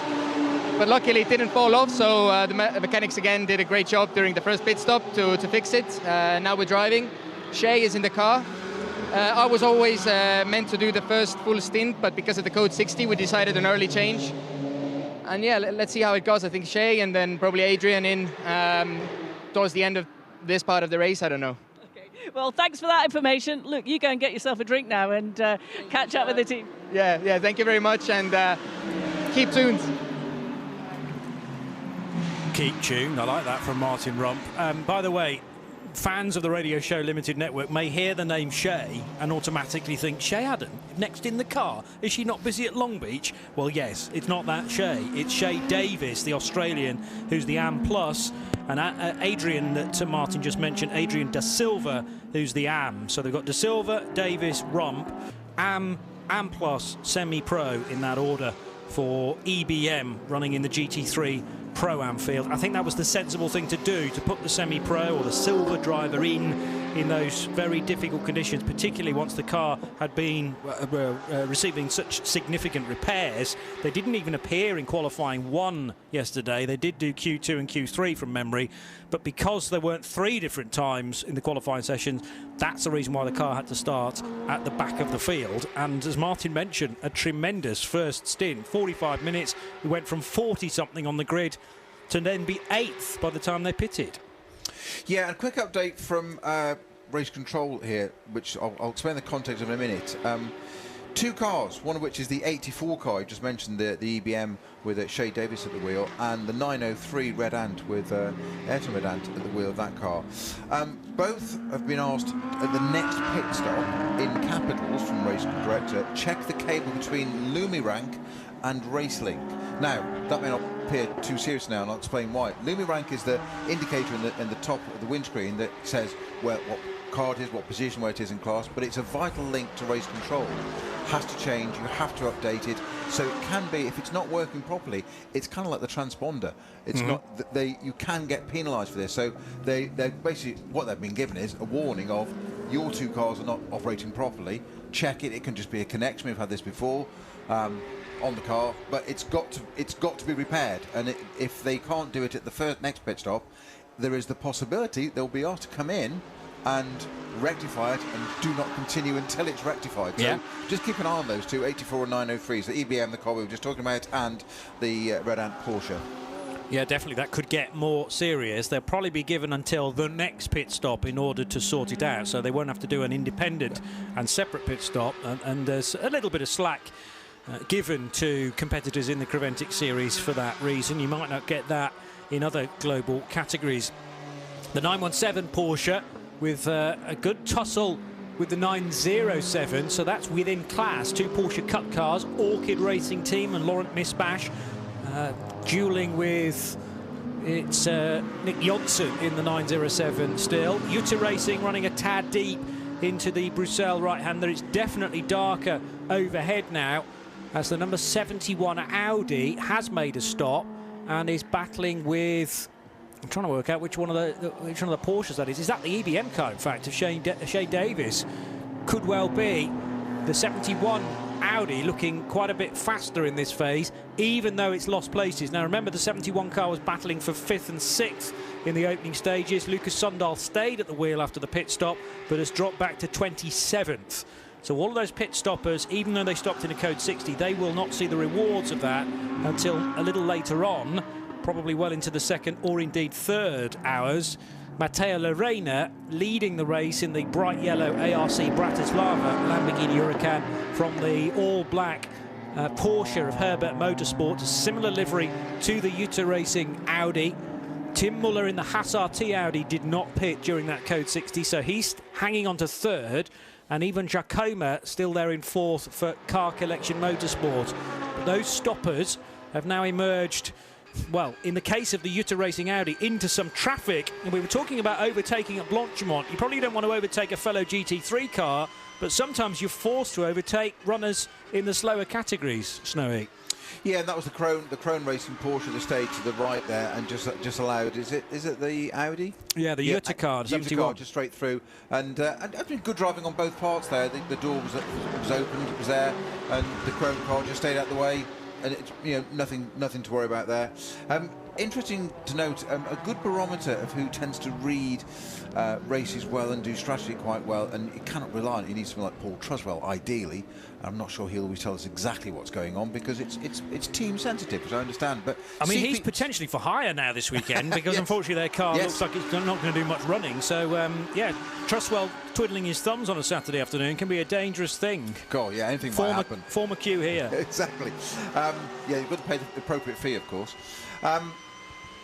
Yeah, CP Racing are always pretty well on the money thereabouts, and you said that car, I think it rose to as high as 8th actually as soon as we had that code 60, they were one of the first to pit and straight into fuel. Charles Espinaub starting that Mercedes, doing a great first stint, do the fuel bit, and now, as we said, this is a 5-hour race of which we've got 4 hours 7 to go, so we're 50 minutes in effectively. A longer stint now. I wouldn't be surprised if we've got Charles Putnam in the car shortly. In fact, who is it? Let's have a look at that. Who is in the number 85? It is Espinaub. So he stayed in. He stayed in. Did he? Yes, he stayed in.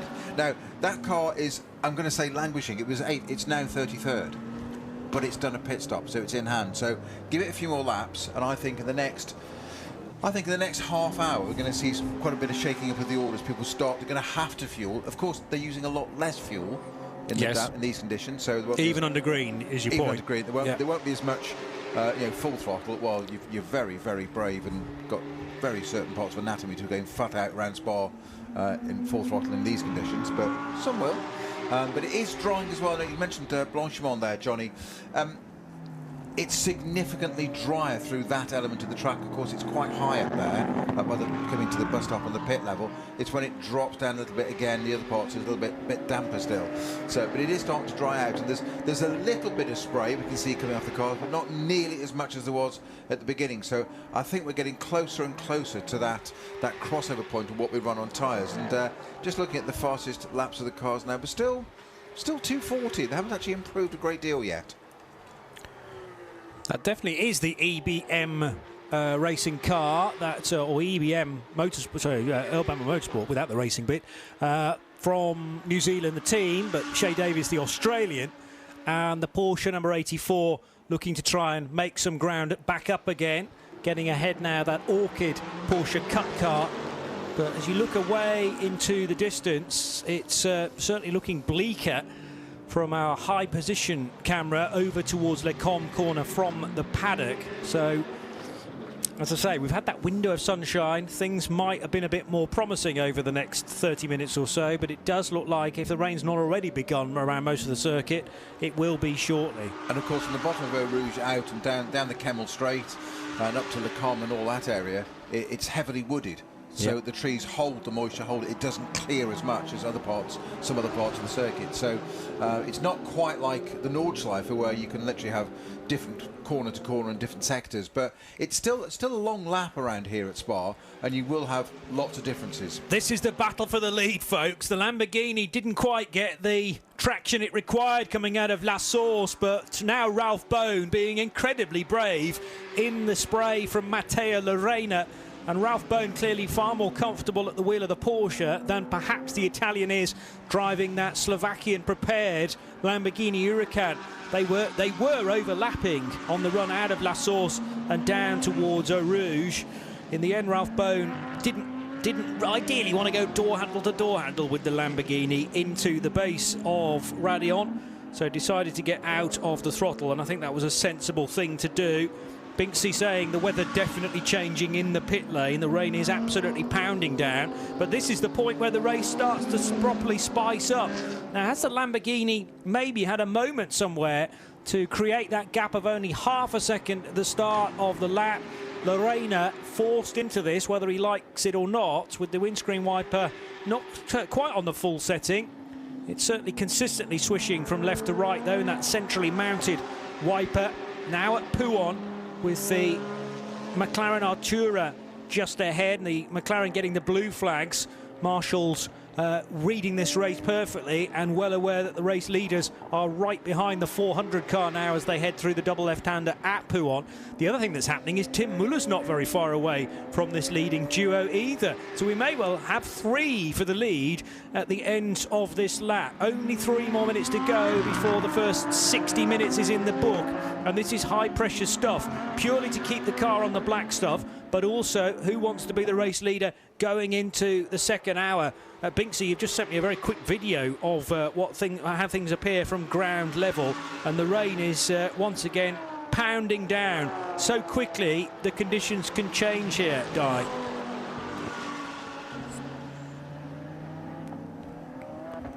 We'll get to Binksy in just a moment, but... Sorry, Johnny. Oh, sorry, go on, Di. Yeah, they absolutely can. I'm sort of hiding with the Orchid racing team in their garage at the moment because it is actually hailstones again.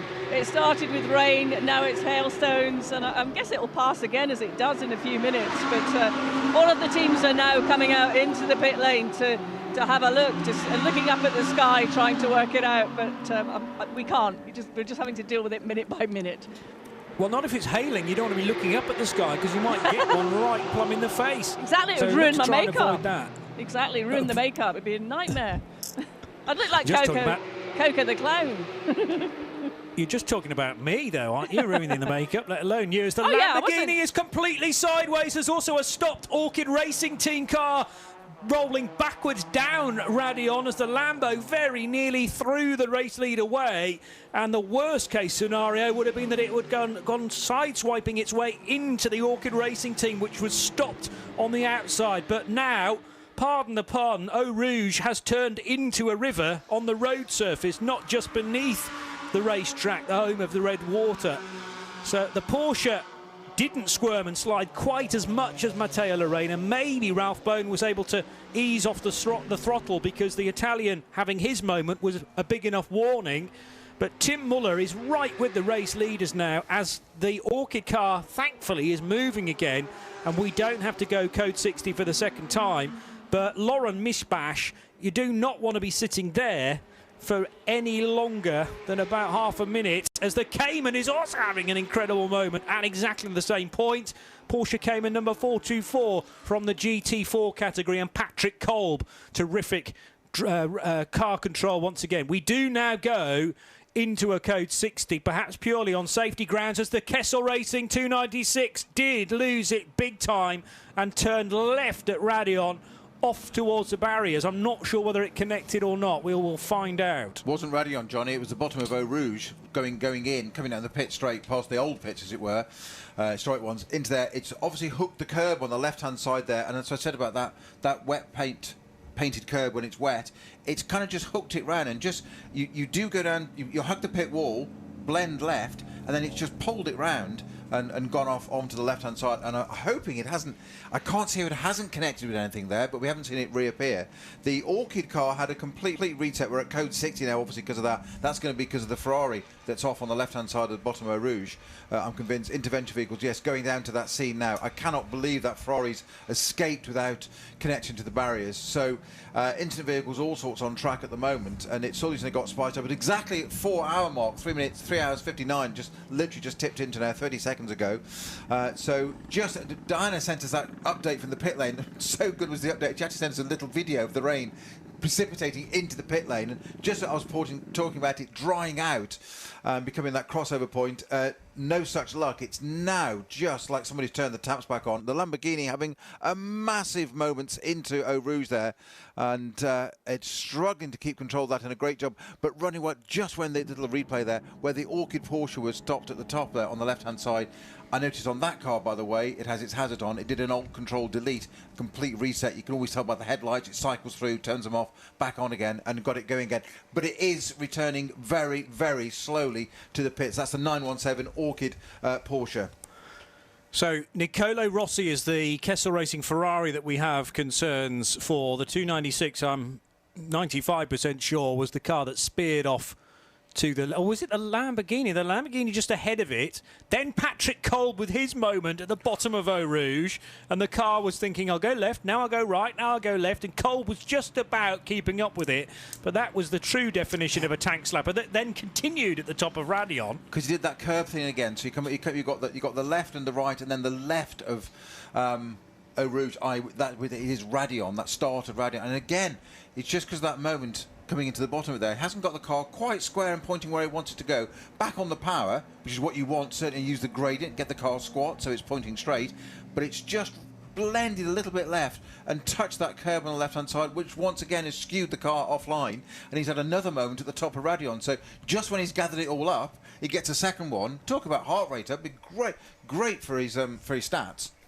True. Yeah. The figures at the end that he'll download, assuming he's in the right sort of mind to do that, will be astronomical. But Patrick Kolb, who is a real Porsche fan and specialist as well, but was racing at Mugello, loves his motor racing, and has no doubt done countless laps around this place. So he kind of has this sixth sense as to what the car's going to do next.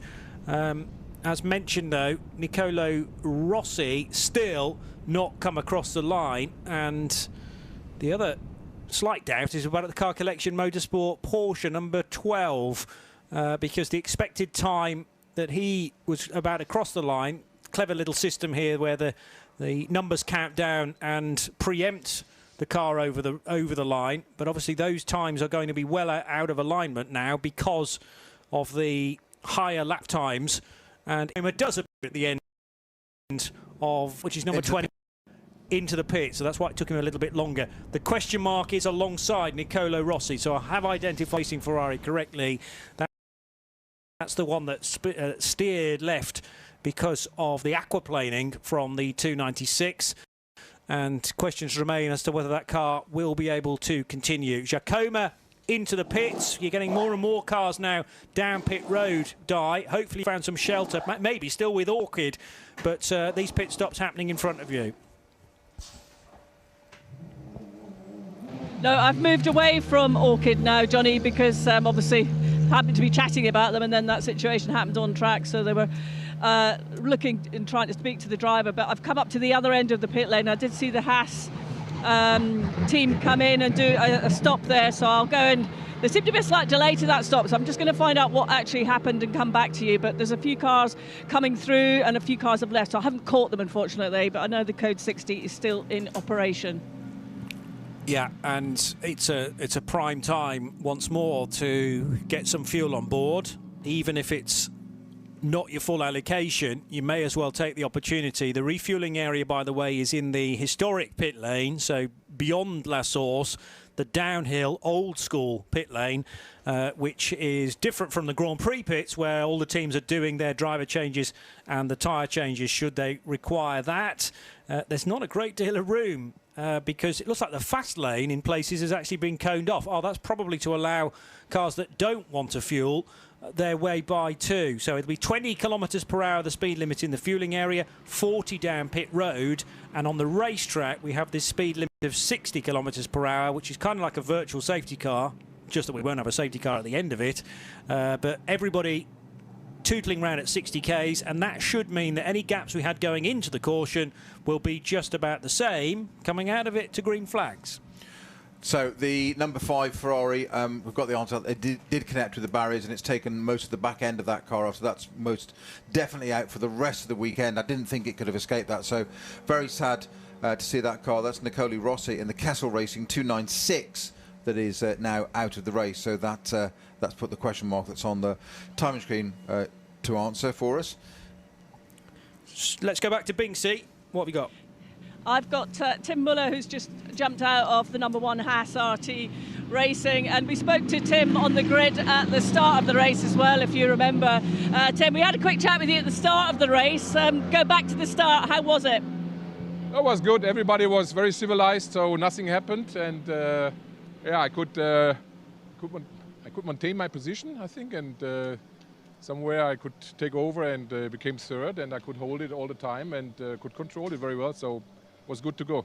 How changeable are the conditions? We see it here in the pit lane, but of course, it's a long circuit and it's so different. It's from one sector to the next. It's changing from day to night. It's crazy. It started drying, and we could go faster and faster. And all of a sudden, I came down to Blanchimont. It started raining, heavy rain here, and water before Eau Rouge. That really the car started working very hard. So it changes very fast, very quick. You have to pay a lot of attention. And work very hard behind the wheel, I'm assuming. Initially, it was cold, I can tell you. It was. I started freezing a little bit, but later on, when the track started drying down, you have to work more hard, and then yeah, it's good. What can we expect, do you think, Tim, for the next few hours now with the conditions as they are for the race? What can we expect in the race now that these conditions are so changeable? A lot of surprises. A lot of surprises still. It will be very exciting for everybody. Thanks, Tim. Thank you. Bye-bye. A lot of surprises is definitely one way of putting it, as a Vortex has lost it there under the code 60, so all of a sudden it's pointing the wrong way and potentially blocking off the pit lane exit road. I haven't yet identified whether cars can get out of the pits there immediately after La Source. I would imagine all of that is actually blocked off, forcing you to use the whole of the pit lane and channeling cars down towards what we're calling the fueling area this weekend. So the Vortex at a reduced speed, bear in mind, heading into a bit of a river that's developing there, and just a bit too much power, I guess, on the exit, maybe catching the curb though as well, and the 701 goes for a full rotation, Snowy.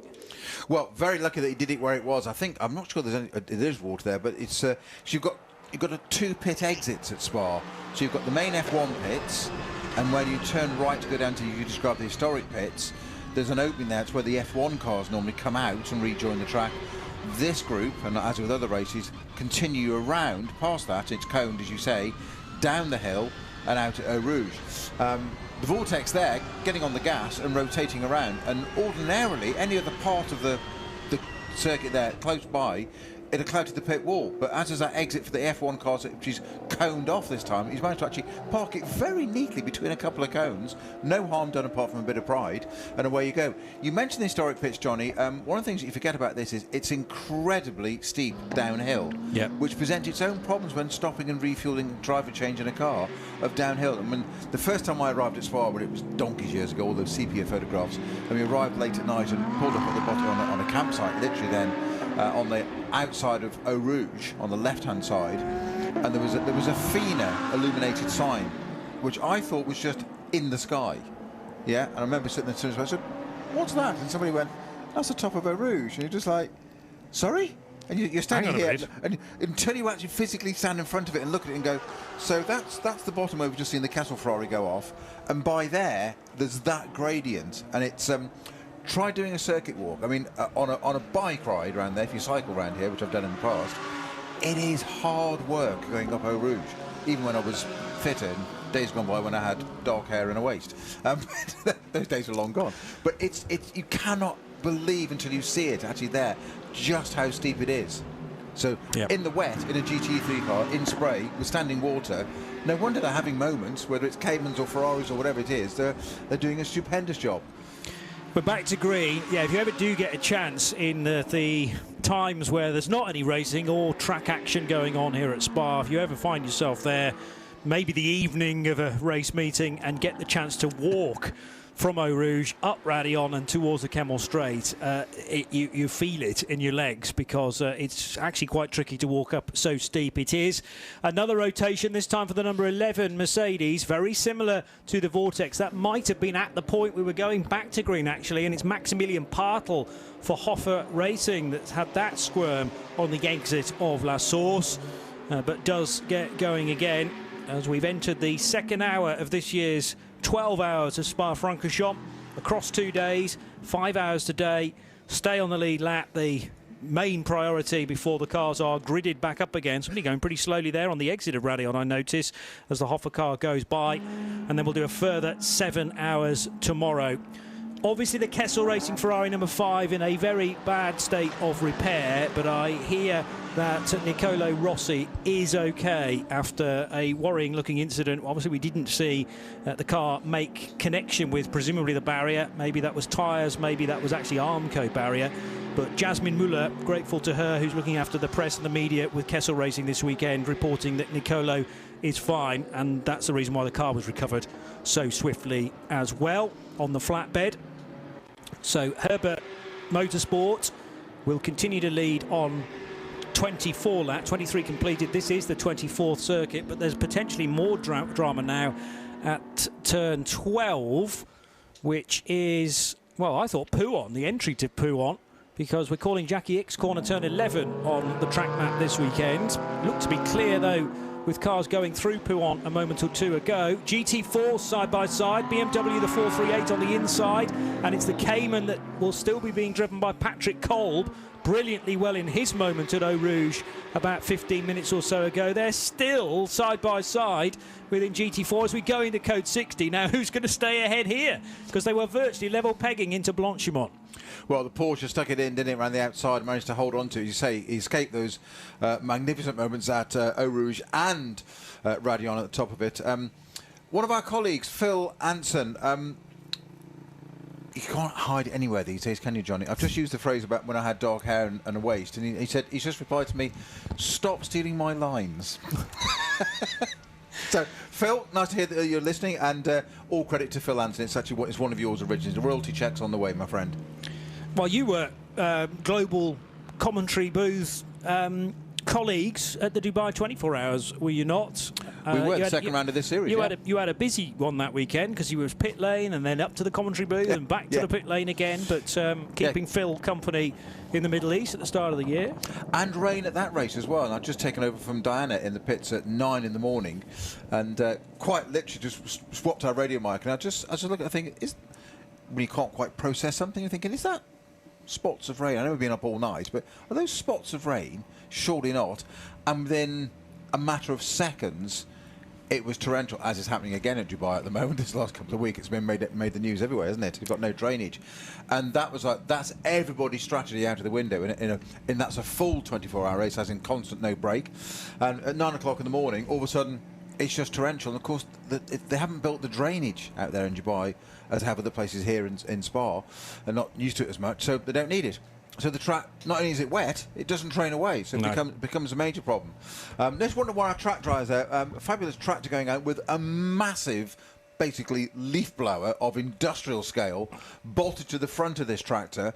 Or is it a hairdryer? Well, I thought that was a bit unfair. I thought leaf blower was better. But, fair enough. But it blows to one side, so basically it's sitting there on the track, and they're going through places like Blanchard, big left-hander, it's blowing to the right, and they're literally driving through, and it's pushing all the water off the track into the gravel traps, and I mean, talk about basic way of doing it, but it gets it moved. It gets it moved. We're still at Code 60. We are 3 hours and 45 minutes to go of this 12-hour race, Johnny. Of course, it's only 5 hours today and 7 tomorrow.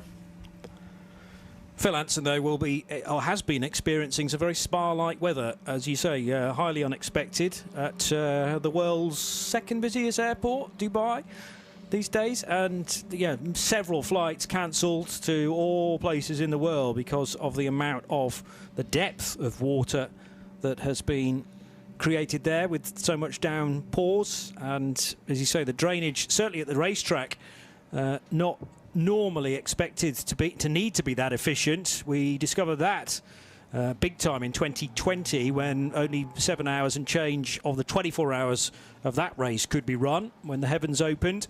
Now, which of the cars needs to be recovered here? That looks a little bit like the roofline of a Mercedes from distance. I could be very wrong. All I can see is the rear wing, which looks GT3-like, and a car that is stopped. I'd agree. It's a definitely a GT3. It's a Mercedes or a Porsche. I think you're right, Johnny.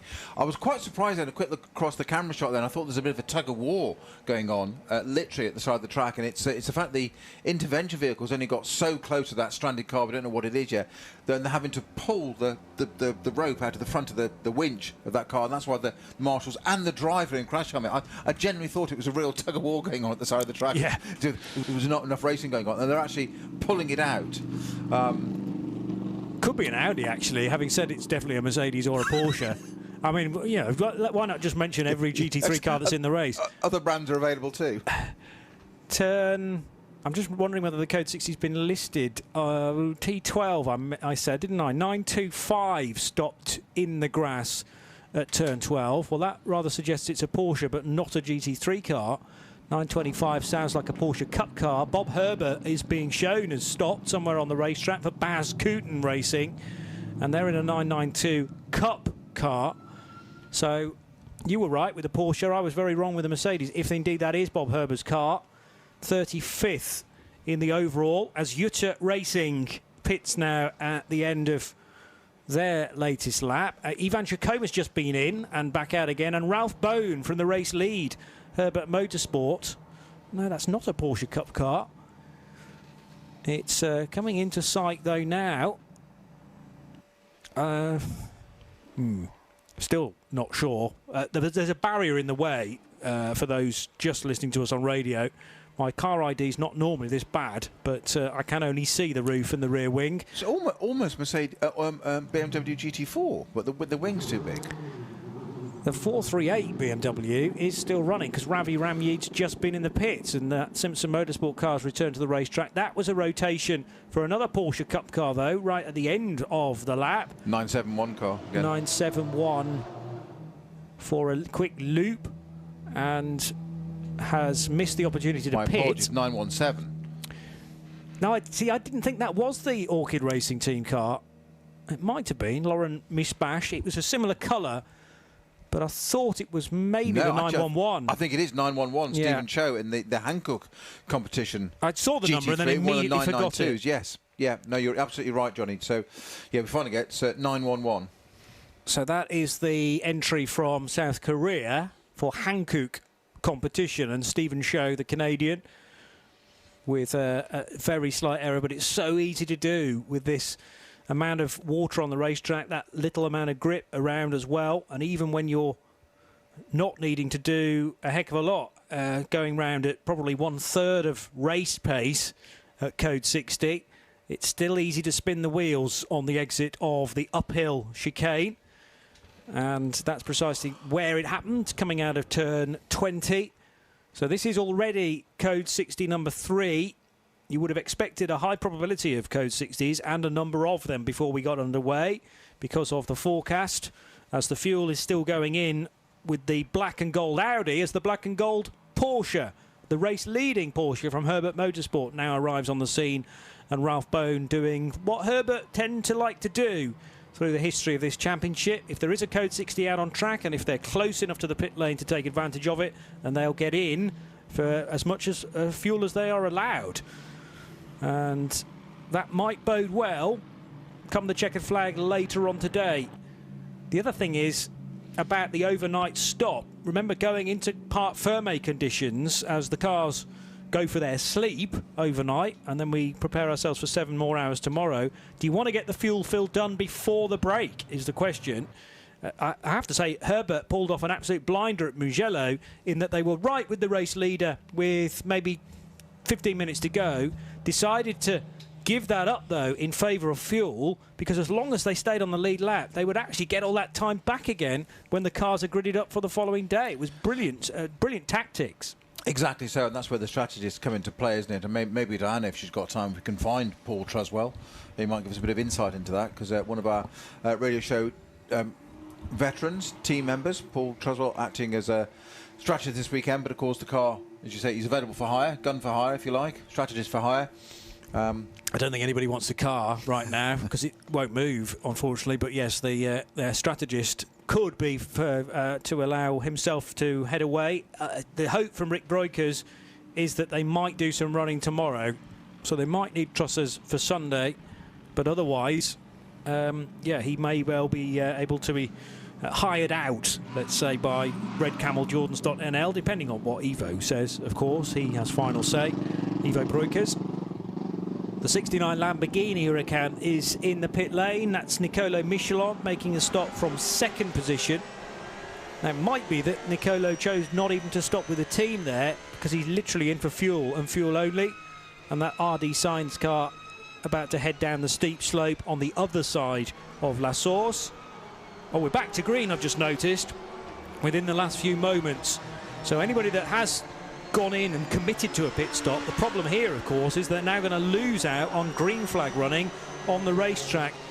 You need, if you're going to say, yes, let's stop for fuel, you need that Code 60 to stay out for the majority of the fuel fill. Otherwise, it's real time that you're losing.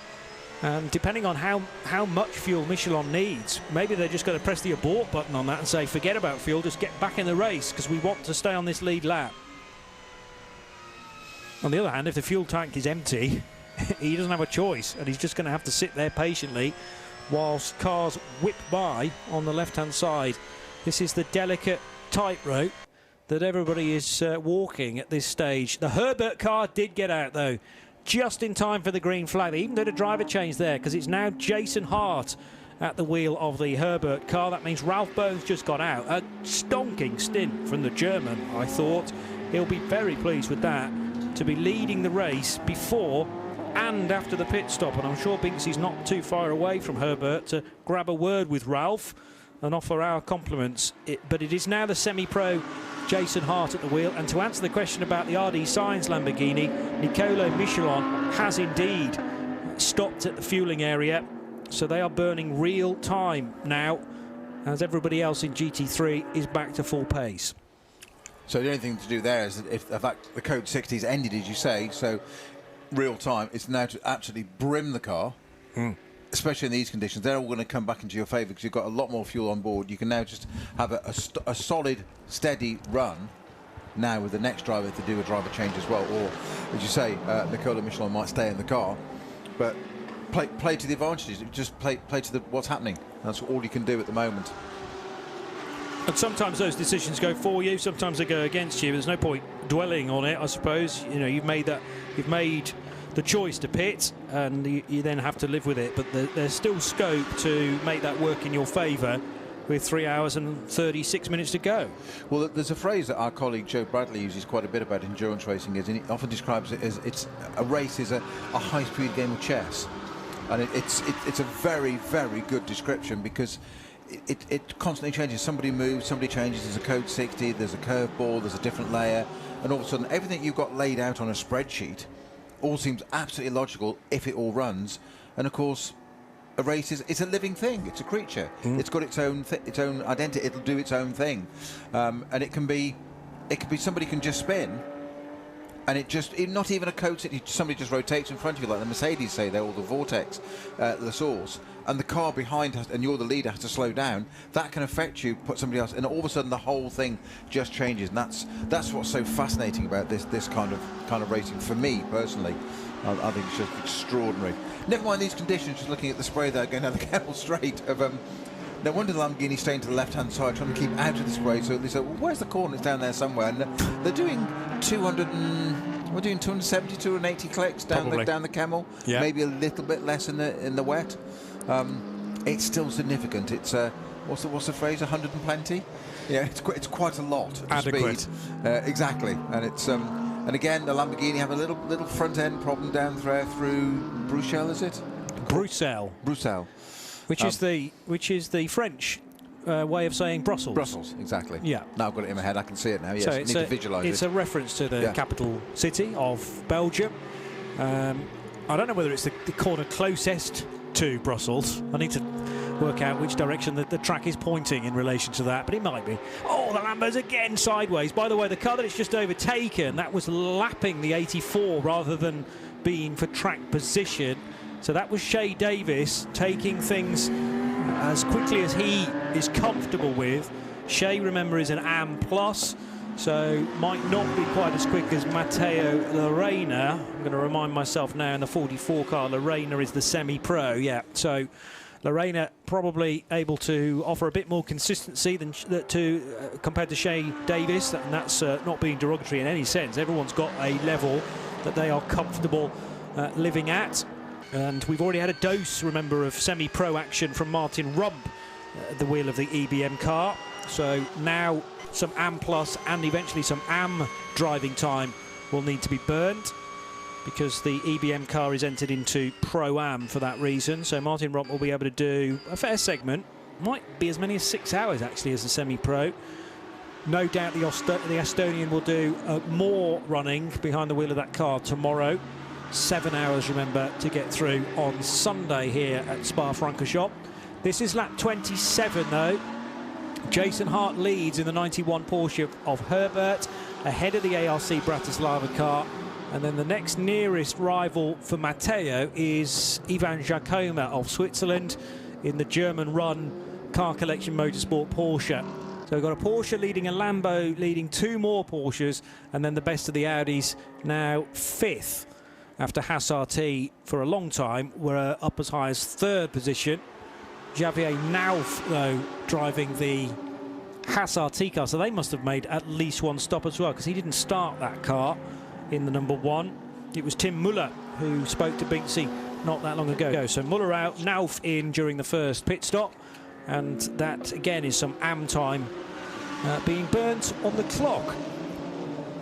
Looking at the trees, they look a little more green again and less affected by the mist and murk.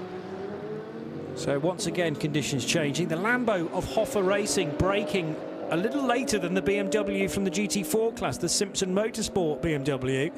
I'd love to have known how close the Mercedes was there. It looked very nip and tuck, actually, as a GT3 car slows, or has superior brakes compared to the GT4. So obviously the BMW needing to hit the anchors a little earlier than the GT3, and the driver of that Hoffa Mercedes had to be wary of that. It's Maxi Partel for this particular stint in car number 11.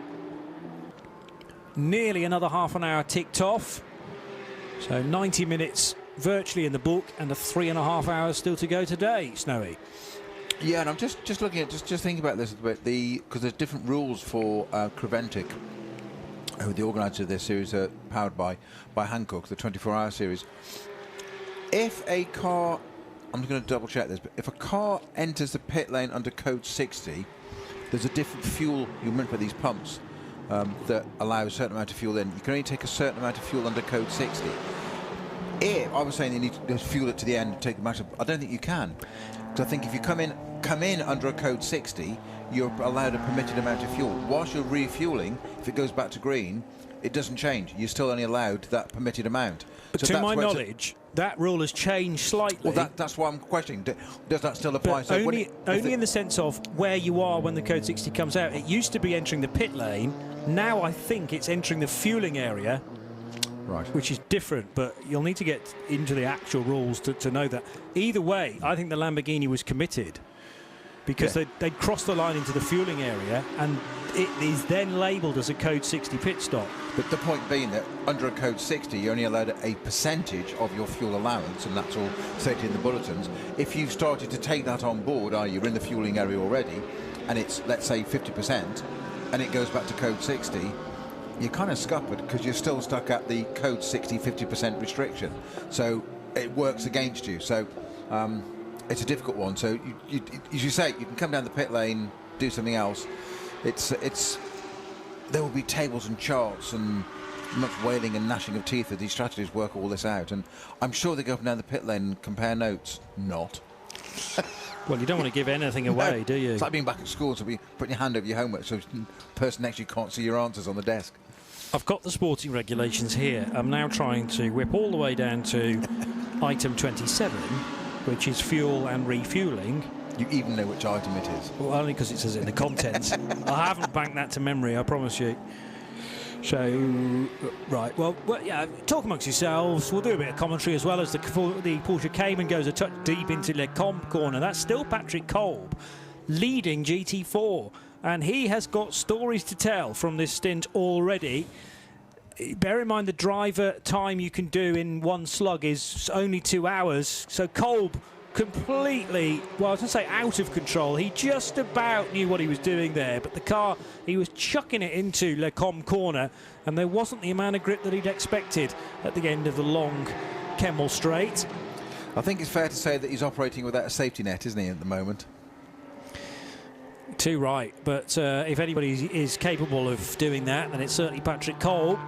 So on he goes, and still leading the class, the GT4 part of it, as their rivals within GT4 include the BMW from Simpson Motorsport. Ravi Ramyud has recently made a pit stop, and the McLaren Artura GT4 for Daniel Roos of Alfab Racing, car number 400, another car they've decided to turn out in black with the gold, because it's just a classic colour combination with a rich history, of course, as well. Tim Scheerbart, no stranger to the Nürburgring Nordschleife, but he'll know this place well too. And this is a Porsche Gen 2 Cup car, but it's the MR version, Manthey Racing, and that's the part of the reason why it runs in the GTX category, because it's no longer a standard Porsche Cup car. So cannot compete in the 900s for the race number. Instead, it runs as car 719 in the GTX category, which is a kind of come one, come all division for those cars outside of the normal regulations.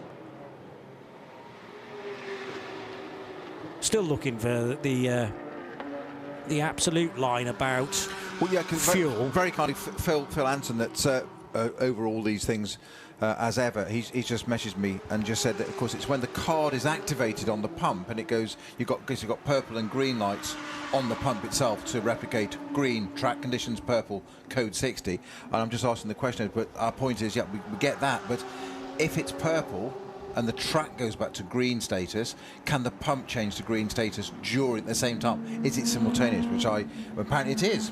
So Phil just answered and said yes, it is. So effectively what we're saying is, if you pit under a code 60, come down the pit lane, go into the fueling stop, once you're activating the pit, the fuel pump says purple, it's code 60 regulation, a percentage of the fuel as per your car, as per the bulletin. If the track goes back to green, then the pump simultaneously goes back to green, and you can have the rest of that allowance. Very, very clever system if it is. Okay. Thank you, Phil. It's like he's here with us, isn't it, really? Well, he is. Yeah. He's not. He's in a very wet and soggy Dubai. Yeah. But that's the beauty of a global broadcast centre, is that you can't hear his voice, but you probably can in your head as we read his various text messages that Peter Snowden to my right-hand side, or maybe just omnipresent in the global world of broadcasting, but he is actually here as well. I can touch him. like a little Aussie Buddha. There you go. Possibly. Phil Anson, slightly more distant away, but in Dubai and enjoying the third or fourth race of the season. It's the second European race, second European 12-hour race indeed, after Mugello, which was split across 2 days as well. Marginally more time that we ran at that event on the Saturday compared to the Sunday. It's the majority of it taking place tomorrow.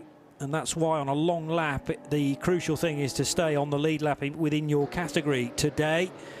Notice there's a lot of gravel on the road on the exit of Le Combe corner. Thankfully not on the racing line. But Felix Neuhofer needing to be wary of that in the 985 car. Neuhofer Rennsport, the team from Austria. And Felix part of that family, as well as being in the team, of course. The Porsche that leads the way in the Porsche Cup division, and that is also, is it an AM car? Yes, it is. So we've got an AM car out front of the 992s, outpacing 4 of the 992, or 5 of the 992 standard cars. We should have started with 5.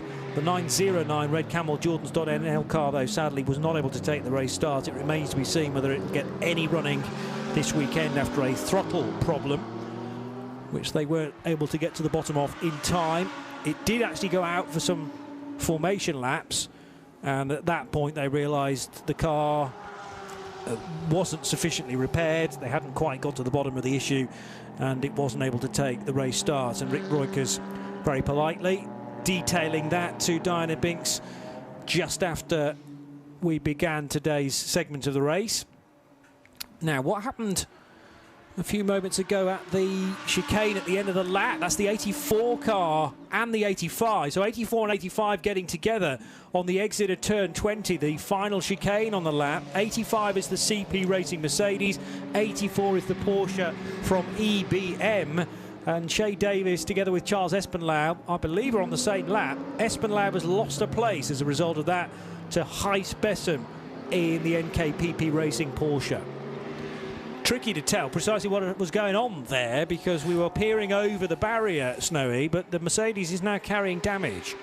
It is to the front right. I think it was a very simple, what we could see of that was the lead car rotated and the CP Racing Mercedes had nowhere to go and tried to haul up, but just couldn't, and just clipped it. So not a lot you can do that, but it's got quite serious anti-dive planes, aerodynamic carbon bits on the front of those Mercedes, which help enormously for turning and through the high-speed corners. And they've been damaged now. That will affect it. Not quite as much as flat-out pace, because we're not doing that because of the wet, but again, that's not something that can be changed overnight. So it's... has it actually lost? It's slightly different. I'm not sure it's actually lost, though. I think it's okay. No, but it's bent or buckled them on, I wouldn't say the left-hand side. No, it's sticking out the right side, isn't it? Side, yeah. So you can't really bend carbon that much. It tends to stress and then fracture quite a lot. So it's not like an aluminium plate as it would have been in the old days. So it's probably just damaged the mountings. But yes, it is sticking. It's the lower part, isn't it? The splitter that's now sticking out significantly to the right-hand side. So I don't think it's the anti-dive plane, Johnny, which is mounted a bit further up towards the headlamp. I think it's the splitter on the right-hand side, which would be logical if you've clattered into another car, because they're not meant to be. It's meant to be a non-contact sport. Well, that's the idea, but sometimes if somebody's had a moment ahead of you and is then trying to do a three-point turn to rejoin the race, sometimes when you're arriving at pace, which the Mercedes was, you've got to make a split-second decision, and sometimes that can go against you, which it appears to have just done. Now, the Mercedes was carrying damage for quite a fair segment of the Mugello, 12 hours as well, so they'll be used to that. They're pretty robust cars, aren't they? They are. And it's also absolutely the single slowest part of the circuit. Yes. So it's a little kiss, should we say. I was going to also say that CP Racing are a robust team, because they might feel that they're getting the thick end of the wedge here in the championship. not through necessarily the fault of anybody else with consistency, but they're just getting a lot of bad luck to kick off their 2024 season. I have now found, after a frantic search, Article 17.2.2.2 of the regulations. How many twos? 3 of them, all separated by a point. And this details refuelling under Code 60. Refuelling during Code 60 procedure is allowed, however the following applies. Bullet point 1. In case the refuelling operation starts during a Code 60, the Code 60 refuelling amount is 25% of the maximum refuelling amount, unless specified otherwise in the balance of performance. So you only get a quarter of what you should get under a green flag. In case the refuelling operation starts during a green flag, the maximum refuelling amount is per the official balance of performance for the event, so that applies. So it's about when the refuelling starts. I don't think it switches during the refill. Right. Although I haven't read all of the stuff to you yet, so we'll get there. I'm not missing anything on track, am I? Obviously, that everyone's still pounding around at speed. Both of these cases are depending on the time when the refuelling operation commences, independent of the moment when a car enters the pit lane. So that's the thing. The entry to pit lane no longer matters. The start of a refuelling operation is determined as the moment when a pump has been activated by presenting the fuel tank. The card is what I said. Yeah, that's how it starts. So it suggests that it doesn't change during the refueling. So when the track goes back to green live, the pump doesn't replicate that. There is a bit more though, so let's get to that as well. If the track state changes when the refueling operation is still ongoing, the following applies. So green to Code 60. That's not really relevant at the moment. No, we're bothered about Code 60 to green, so let's read that. The maximum refueling amount for the refueling operation during Code 60 and during green flag combined is according to the official balance of performance publication of the event. It doesn't really tell you about when things change. End of Code 60 procedure. When the race director gives the order to end the Code 60, all marshal posts will simultaneously display green flags. Oh yeah, that's just about Code 60, it's not about refueling. So I think the key moment is when that tag is presented, and once you've presented the tag, whatever the track state is, that's what your pit stop's going to be. And the danger for that RD Science Lamborghini was they'd already started the fuel fill when we went back to green, and it's then just 25%. So exactly the point of that being it affects the race, which is important, which is what we're actually talking about, is that if a car, in this case the RD Lamborghini, presents, and as you say, it's about when the card, the fuel card, is presented, it can come down the pit lane, you can call it, and then you've got that time lapse of jeopardy where your strategy said, yes, pit and fuel, this is a Code 60. What you're hoping for there is a really long Code 60. Yeah. And of course, this case is the Lamborghini, comes down, presents at the fuel pump, presents the card, and as they start fueling 25%, unless Bob says differently, then you're stuck with that. And if it suddenly goes back to green, you've taken the advantage of grabbing the fuel stop, but only getting a quarter of the fuel. Yeah, whilst everybody else then is starting to pick up the pace. So the laptop melts down at that point where the spreadsheet goes bonkers, and it all changes again. So it's jeopardy, isn't it? It's that high-speed game of chess. True.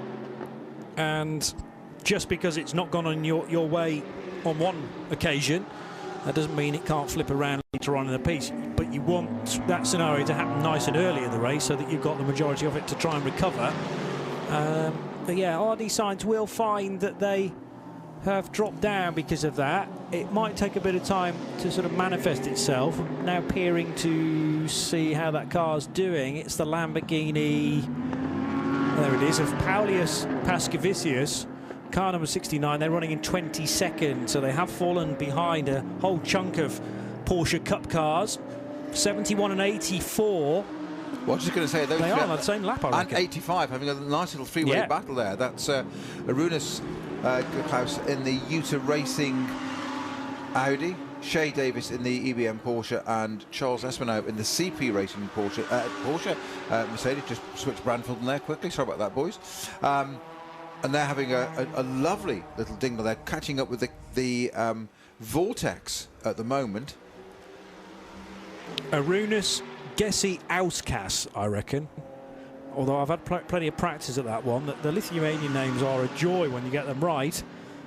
So Gessi Askas, Shea Davis, and who else was involved with that? The 85, did you think? 85 car, yeah. Okay. Oh, yes. Espinal. And Espinal's got between them now. Yeah, he's got the place.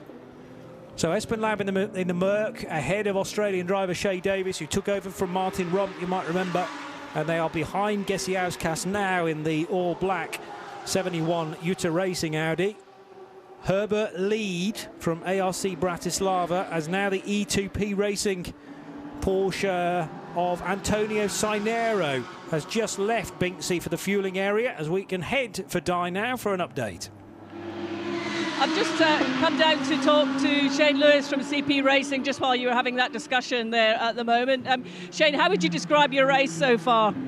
Well, obviously weather conditions has just changed everything. Charles started the race. He's doing an amazing job as always. We took the gamble on the first Code 60 and came in for it. It's kind of not paying off for us right now because then there was another Code 60 and some more stuff going on. We were just hoping it would stay green for a while, but the weather conditions here just keep changing all the time. And what feedback are you getting from Charles, who's out there behind the wheel? What's he saying about how the race is unfolding? Well, interestingly enough, we're struggling with some communication issues right now. So we've been swapping radios. I have one on in case I need to speak to him. I don't know if it's water or what it is, but our communication level is just on the very basics of what we got going on now. So I'm on deck. That's why you got to see me looking over my shoulder, possibly for a yellow. If something happens, I'm on in right now. Hopefully the communications will get a little better. Yeah, I mean, it's tough when it's like that. I mean, for us as well, you know, on the broadcast side of things, when the weather conditions are so tricky, we struggle a little bit, but we've got to keep going. But what's your thoughts here in Spa? You've driven it many, many times. How would you describe it from a driver's perspective? Well, we all love this place. It's one of the biggest challenges anywhere in the world. Not just the race course, but the weather, that everything that takes place. Like over your shoulder right now, the sun is shining. I look over there, you see the big spray kind of off the cars. And in 10, 20 minutes, it could be anything else. So that's part of the challenge. But this place is awesome. We love it so much coming here. When are you getting in the car? I'm next, so any moment now. All right, thanks, Shane. Thank you. Shane Davis having a chat to Diana Binks. The problem with the big headphones that obviously he got on to hear Shane the team. Lewis. What did I say? Shane Davis. Shane Lewis. Shane Lewis, you're right. We have a Shea Davis. Yeah, who's Australian. And do you know who Shane Davis is? He is a several world time champion banger driver at places like Arena Essex and Ipswich. That's why I'm getting confused. And he also used to be a tyre fitter in British GT for Avon, I think. So I do know a Shane Davis, but he's not in this race. We have a Shea Davis and a Shane Lewis. And Shane Lewis is famous for what, Snowy, that we couldn't see if you're watching in sound and vision. We couldn't see him because he had massive headphones on. We just see a little bit the famous sideburns, which we did the challenge of at Estoril last year, didn't we? Where we got Charles Espinal to get the vernier calipers out and actually measure them for him. And it's a thing. So I think Dana needs to go back and just ask him about the sideburns, and he'll just know exactly which of the RSL commentary team has set him up for that one. Get Charles Espinal involved if you can. It's hilarious. Yeah, so big following. I mean, if they haven't already got their own social media handle, then Shane Lewis's sideburns will certainly have that by the end of the year. I was hearing whispers of maybe they're saying goodbye to one of their team crew, like engineer, this weekend at CP Racing. Maybe that's a story to follow up as well. We also haven't quite got to the bottom of why that Mercedes was so slow yesterday. It didn't qualify well, was certainly outside of the key runners of the GT3 category. Does seem to be in the groove though today, so whether they found a bit of pace, whether they just were missing something yesterday in qualifying, or there was a genuine car problem, but it just seems a tad slow across all three of their drivers, as Porsches are neck and neck leaving La Source. And I'll enjoy this as Peter Snowden says this sentence. Well, just for a very quick update from our esteemed colleague Mr. Anson again. This refueling bit of starting under code 16, whether you can change whatever, you can of course represent the card. So during that reef, you've started at 25%, disconnect the card, represent it, it's now green. I see. Now obviously there's a slight time lapse in doing that, but there's nothing to stop it. So basically what we're getting is you can change that, but it doesn't do it electronically simultaneously for you. So you can start refueling under this 25% code 60.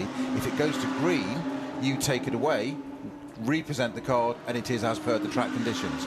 So you can do it, you've got to do it mechanically though, if you like, manually. Sometimes your green flag allocation is not as much as the fuel tank will hold. So is there scope to fill the tank for like a full allocation and then go, I'm having a bit more here, represent, and then just fill the rest of it off? Surely that loophole has been closed by the officials, in that, you know, if you're trying a green flag pit stop, that it doesn't allow a double presenting in the space of, let's say, a minute or so. If you've ever been to London and used an Oyster card, that's probably a bit of timing that's incorporated there as well, in terms of being able to get in and out of a station and not be charged for it. Down towards Bruxelles corner. I know I'm being, it's a strange analogy, but it worked in my head. You've read it somewhere that people do that, apparently. Yeah, well, no, I'm not saying that you get a free fare that way, but you can make a mistake and say, oh, I don't need to catch that train because my friend's bailed on me and is going out with somebody else. Anyway, 3 hours and 10 minutes to go, and there are 34 laps in the book so far. Jason Hart for Herbert Motorsport leading the way from Matteo Lorena, and Ivan Giacomo for Car Collection Motorsport is in third position. Javet Nauf, who took over from the Haas RT Audi R8, running in fourth place, and leading the Cup division for within Porsche, and that we've established that's an AM driver lineup. Felix Neuhofer in the 985 car out front over the Robert Kupsikas driven Porsche Baltic car, although that's the battle that we would just keep catching a glimpse of, and Tim Scheerbart's got ahead, not for class position, but the GTX Porsche 911 Racing dark green car is now ahead of the almost camo green Porsche Baltic machine. So bear in mind that they look like they should be in the same class, but they're in fact not. It's a GTX car battling with a Porsche Cup car. And 972 is tucked in behind the Vortex as they are side by side heading into Pouhon.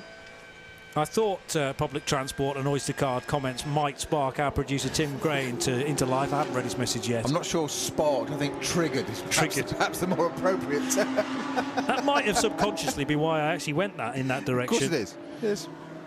Yeah, anyway. You can't beat teamwork. What I do genuinely want to know whether just literally representing that card not representing, but representing that card at the pumps, whether that resets stuff, because you could easily. No, because I think the point is you have to take because it's a hand nozzle to pump like an ordinary regular filling station. You've got to take the nozzle out of the car, represent it to the fuel pump, and then represent the card. So basically put the pump back, reset it, yeah. Then you represent your card, which all takes a bit of time. Take the nozzle out again and restart filling the car. So it's like going to you got your lawnmower cans, you got petrol, you put diesel in your car. You can do it at the same pump. You've got to put one back, then put your diesel and go. And you go, I want to pay pump number 3, if ever you do that. But the way to get a full fuel fill, which you're not allowed to do in some of the allocations, you know, let's say, for argument's sake, the tank holds 100 litres, and the green flag allocation might only be 90. So is there a scenario where in one pit stop you could, I mean, it's cheating, but could you actually buy that 10 extra litres? Surely there's a time limit thing to say, denied, you only presented that card 3 minutes ago. You're still in the same pit stop, so that's not allowed. It's only cheating if you're caught. Precisely, that's what I'm thinking. You know, you get a set of regulations, and as Adrian Newey has always said, it's about what it doesn't say, not what it actually says. Precisely. You always get a new set of regulations for a new championship or a new series or whatever. The first thing you do is you read through it and say, what does it say? You can't do that. It doesn't say we can't do that. So what can we do? Yes. Exactly. Quite right.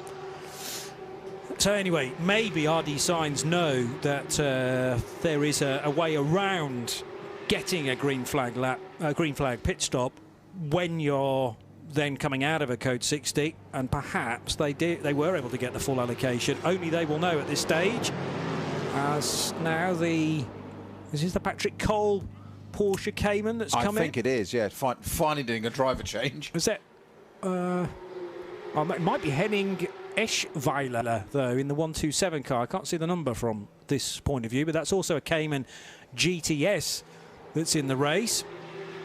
And all the way around, Seb's getting into a position now where it is the 127 car. Good spot. So this is Eschweiler, who's brought the SRS Team Zorg Rennsport car in on the Hankooks, obviously, unlike race meetings that are held at the Nürburgring Nordschleife, where there's a few more tyre manufacturers at their disposal. But this is an event powered by Hankook, so everybody is on basically the same type of rubber, and it's all the grooved version of the Hankook rubber so far, at least.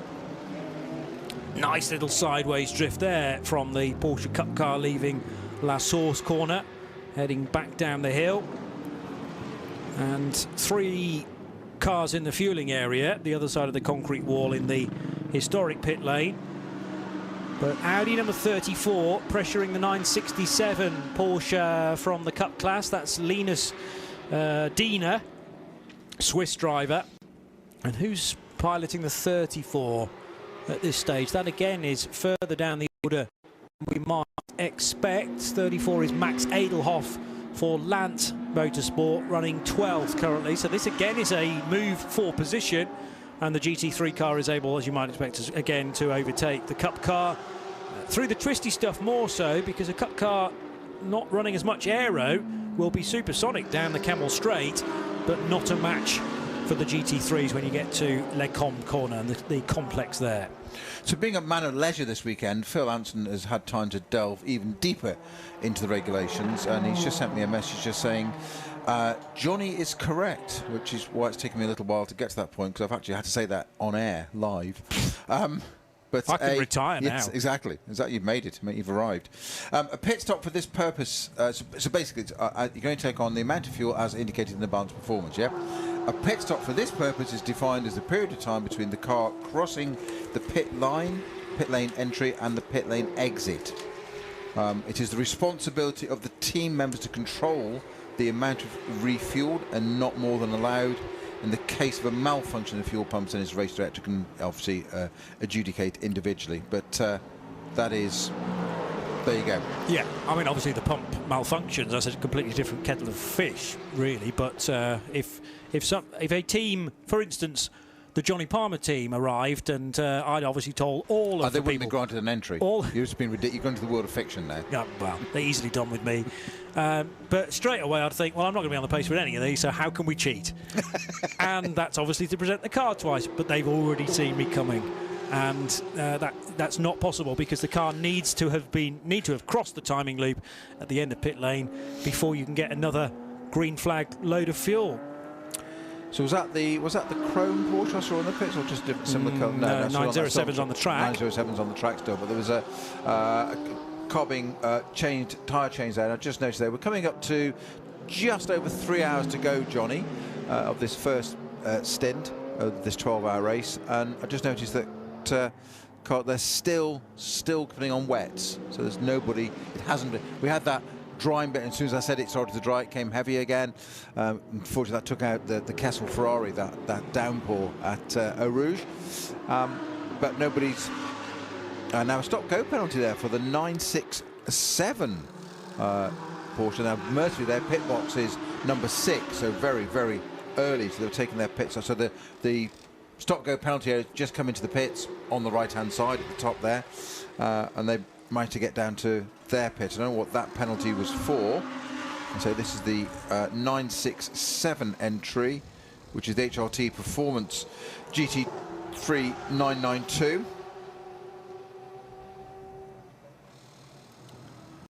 They've just done a driver change as well, so I'm just going to look at I didn't see what to go in that.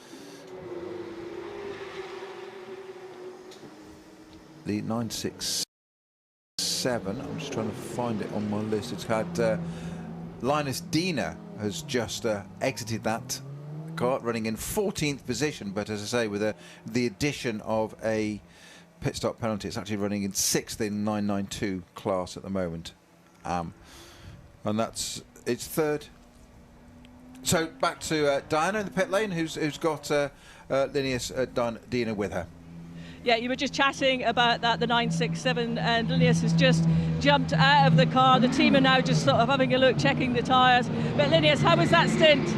Wow, it was awesome. It was really tough. It was really long. I mean, we got sun, we got rain, we got some snow. It was nearly everything. But it was, yeah, it was a pretty tough one, but really fun. Wow. I'm excited for the next one, must say. It's turning out to be quite a challenging race for everyone, this one. Yeah, absolutely, but it's the same conditions for everyone. So, I mean, we have to give it all, and let's see for the end then. How satisfied were you with the balance of the car that you had in race trim? Yeah, I mean, it was perfect. I mean, if we consider that we had a crash yesterday, also with the replacing car, and we have both cars mates to one. I mean, we had no clue if it works. It was perfect, and I mean, the team did a great job, and thank you for everybody. I mean, we've still got a long way to go in this race, but the sun is now shining here in Spa. You've gone back out. It's still a wet track. Yeah, it's some parts are drying up now, but it's still wet, so we went out with wets again. But let's see what we can do. Thank you. Thank you.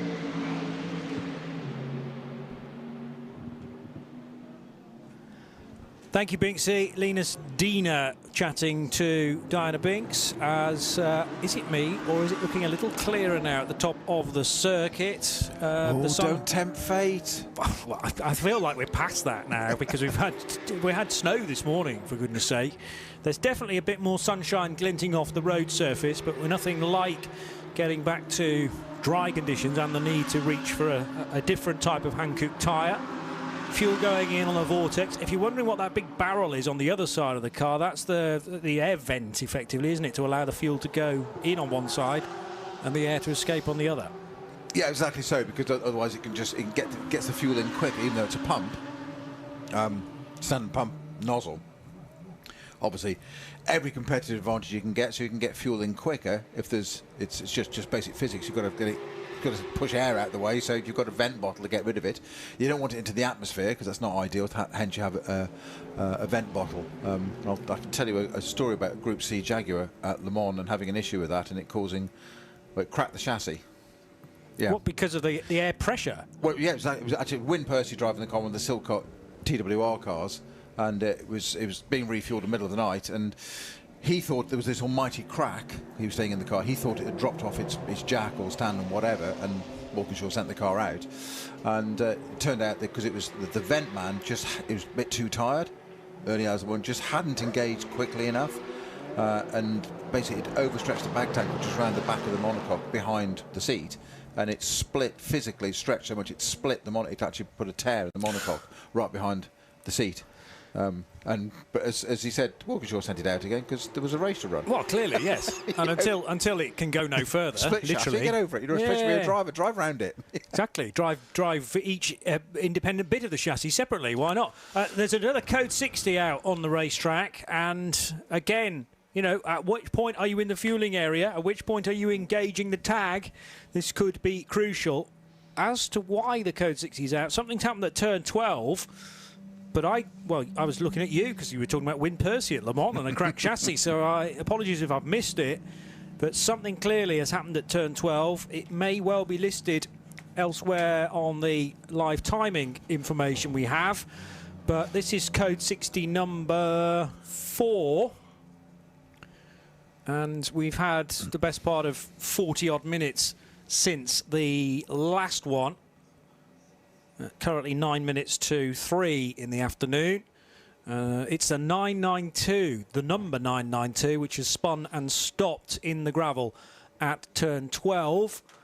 992 is a great number for a Porsche. It will be a Porsche. As we look at the standings now, I just want to identify which. It's Harry Hilders in the NKPP Racing by Baz Kutenkar that is off the road and causing this fourth Code 60 so far. But with another hour done, that's 2 completed, 3 more still to go today, and the Car Collection Motorsport Porsche is shown as the race leader there, but that's because Jason Hart's just made a pit stop, I reckon, whereas Ivan Shakoma hasn't quite reached the end of the lap. So we'll find out in a moment or two whether that car is called the race leader at the end of the current lap. the number 12 shown certainly on our graphics ahead of the number 1 Haas RT Audi of Javier Nauf, and a rejoining Herbert Motorsport Porsche in 3rd position. In fact, Ivan Giacomo is going to pit at the end of this lap, but yes, as he crosses the line, is the new race leader, albeit briefly.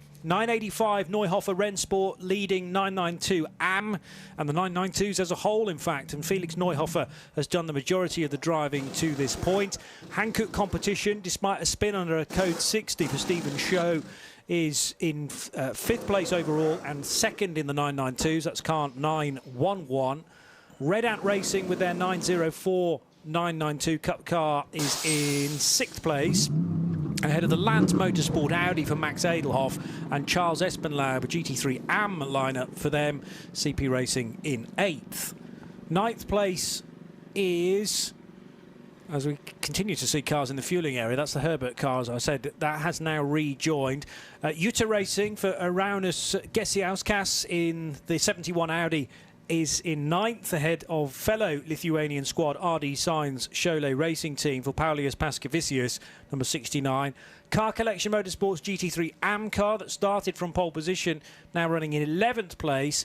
Hans Weiss Motorsport is 12th, the 972 Porsche.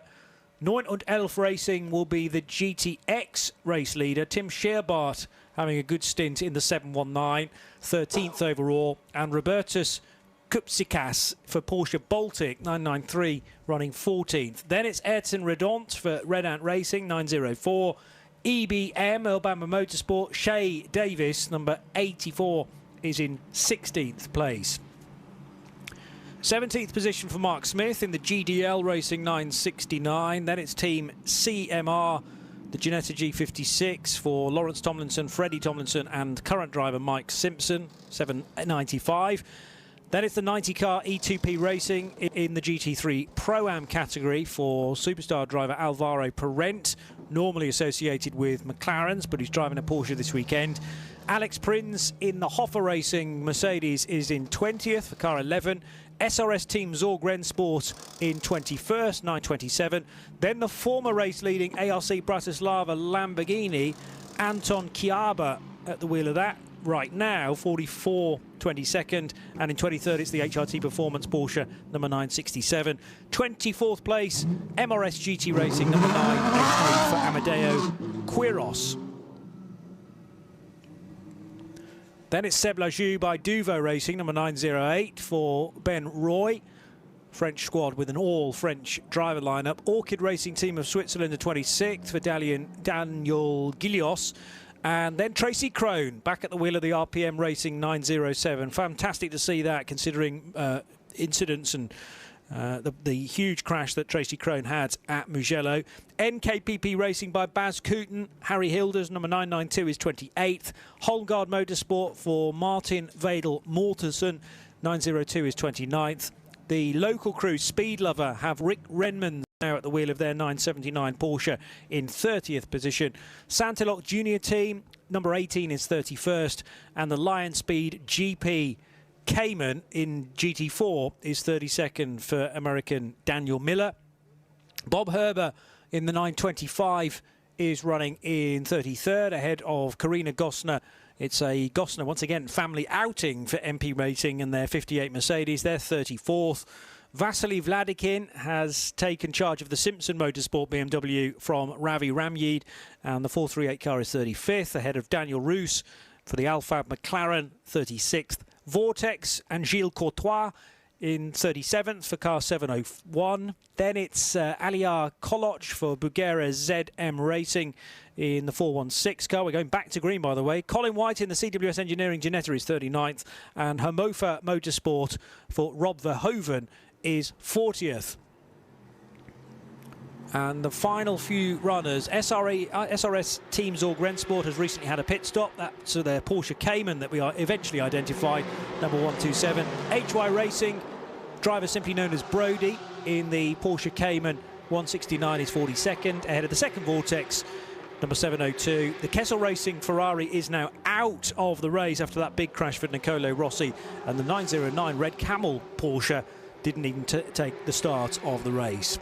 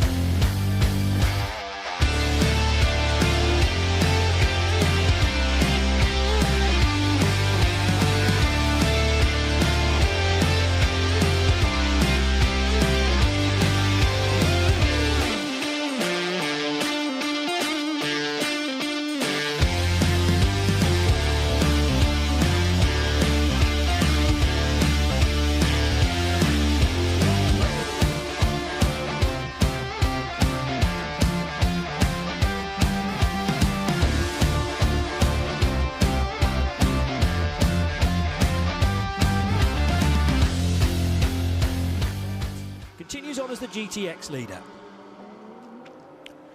So with 2 hours and 50 minutes still to go, plenty of action, I'm sure, in store for both Peter Snowden and Johnny Palmer in the Global Broadcast Centre. We've got Diana Binks still in pit lane. We're coming to you on RS3, part of the Radio Show Limited network of channels, in what is a busy weekend for RSL. The second round of the World Endurance Championship live from Imola tomorrow, and the Grand Prix of Long Beach, which we look forward to later on tonight.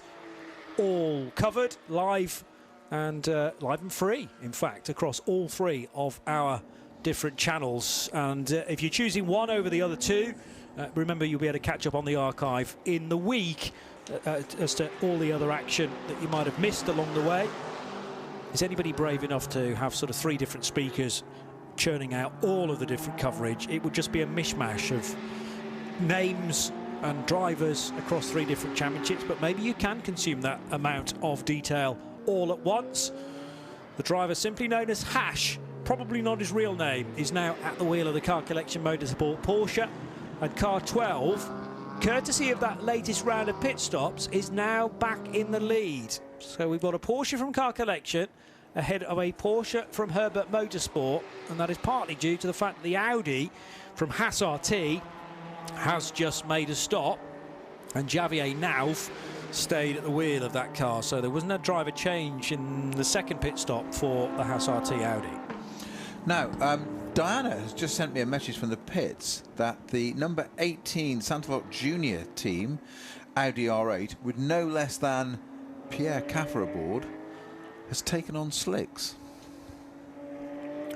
Wow, okay, that's a big decision. Exactly. That was hence the suitable pause. Yeah. You jumped in. You jumped in. You paused, and then I was reading something else, and then I thought, nobody's talking, and I remembered then what you'd said.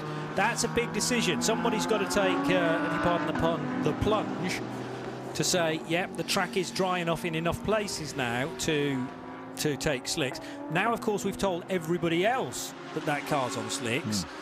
The rest of the pit lane are going, right, pay attention to that car, because that becomes the measure, the yardstick, doesn't it? Yeah, I mean, that's got a stellar driver lineup in that car.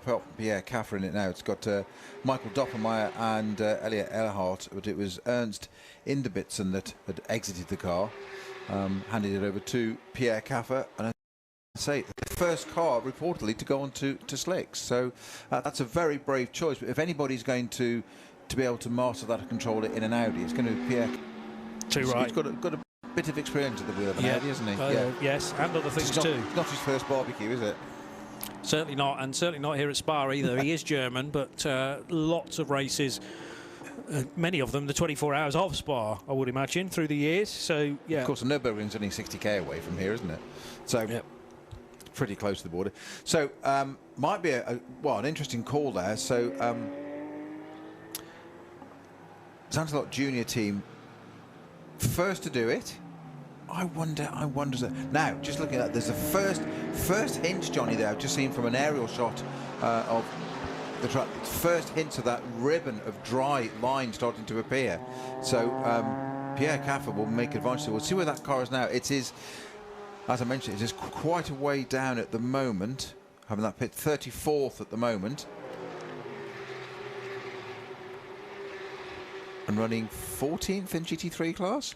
I mean, I don't think they'll be too bothered about where they are in category, because as a GT3 car, 34th is just way down. I don't know what the issue has been there necessarily. Yeah, but it's a Pro-Am, isn't it, set up as well? Yeah. It's also had six pit stops, that car, in total. So there's obviously been some remedies going on during the race for that one. Some rectification work required. So brace of Porsches first and second, brace of Audis third and fourth, and then back to the Lamborghini fade away a little bit at the moment. That was quite a charge there for them. Still got one in 6th place. That's the RD Signs entry. I can't believe that Santalok are the only team to go on to slicks. Probably not. I mean, that was the car identified by Binksy because she would have been closest to it, but it doesn't mean that nobody else was not changing to slick Hankook tyres. The Mercedes from Hoffa Racing is definitely still on wets because that was well over to the right-hand side down the Kemmel Straight, so hunting out those damp bits of the racetrack. And I would imagine the blocks on the grooved Hankook tyres will be starting to overheat a little bit, and you get the edges of those blocks just starting to, well, just disappear, actually, and big chunks of rubber will start to come off those tyres if they push it any longer than they want to be doing. I mean, ideally you want to stay out and sync up your tyre wear with the fuel stops. By will go the number 11 car, and this time taking to the natural racing line actually into Puon. So that was the number 11 car lapping the 907 RPM Racing Porsche, being driven still by Tracy Crone.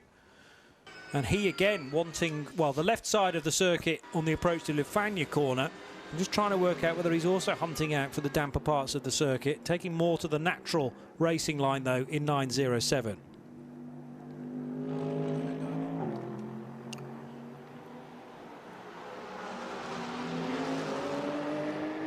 On goes Tracy Crone out of Campus Corner, and no, I think probably that car, well, depending on how recently it's pitted, Tracy's not apprehensive at all about heading to the lighter parts of the racetrack, so clearly he's comfortable to do that. He's about to be overtaken and lapped by the EBM Porsche, number 84. That's Adrian De Silva at the wheel, driver from Malaysia.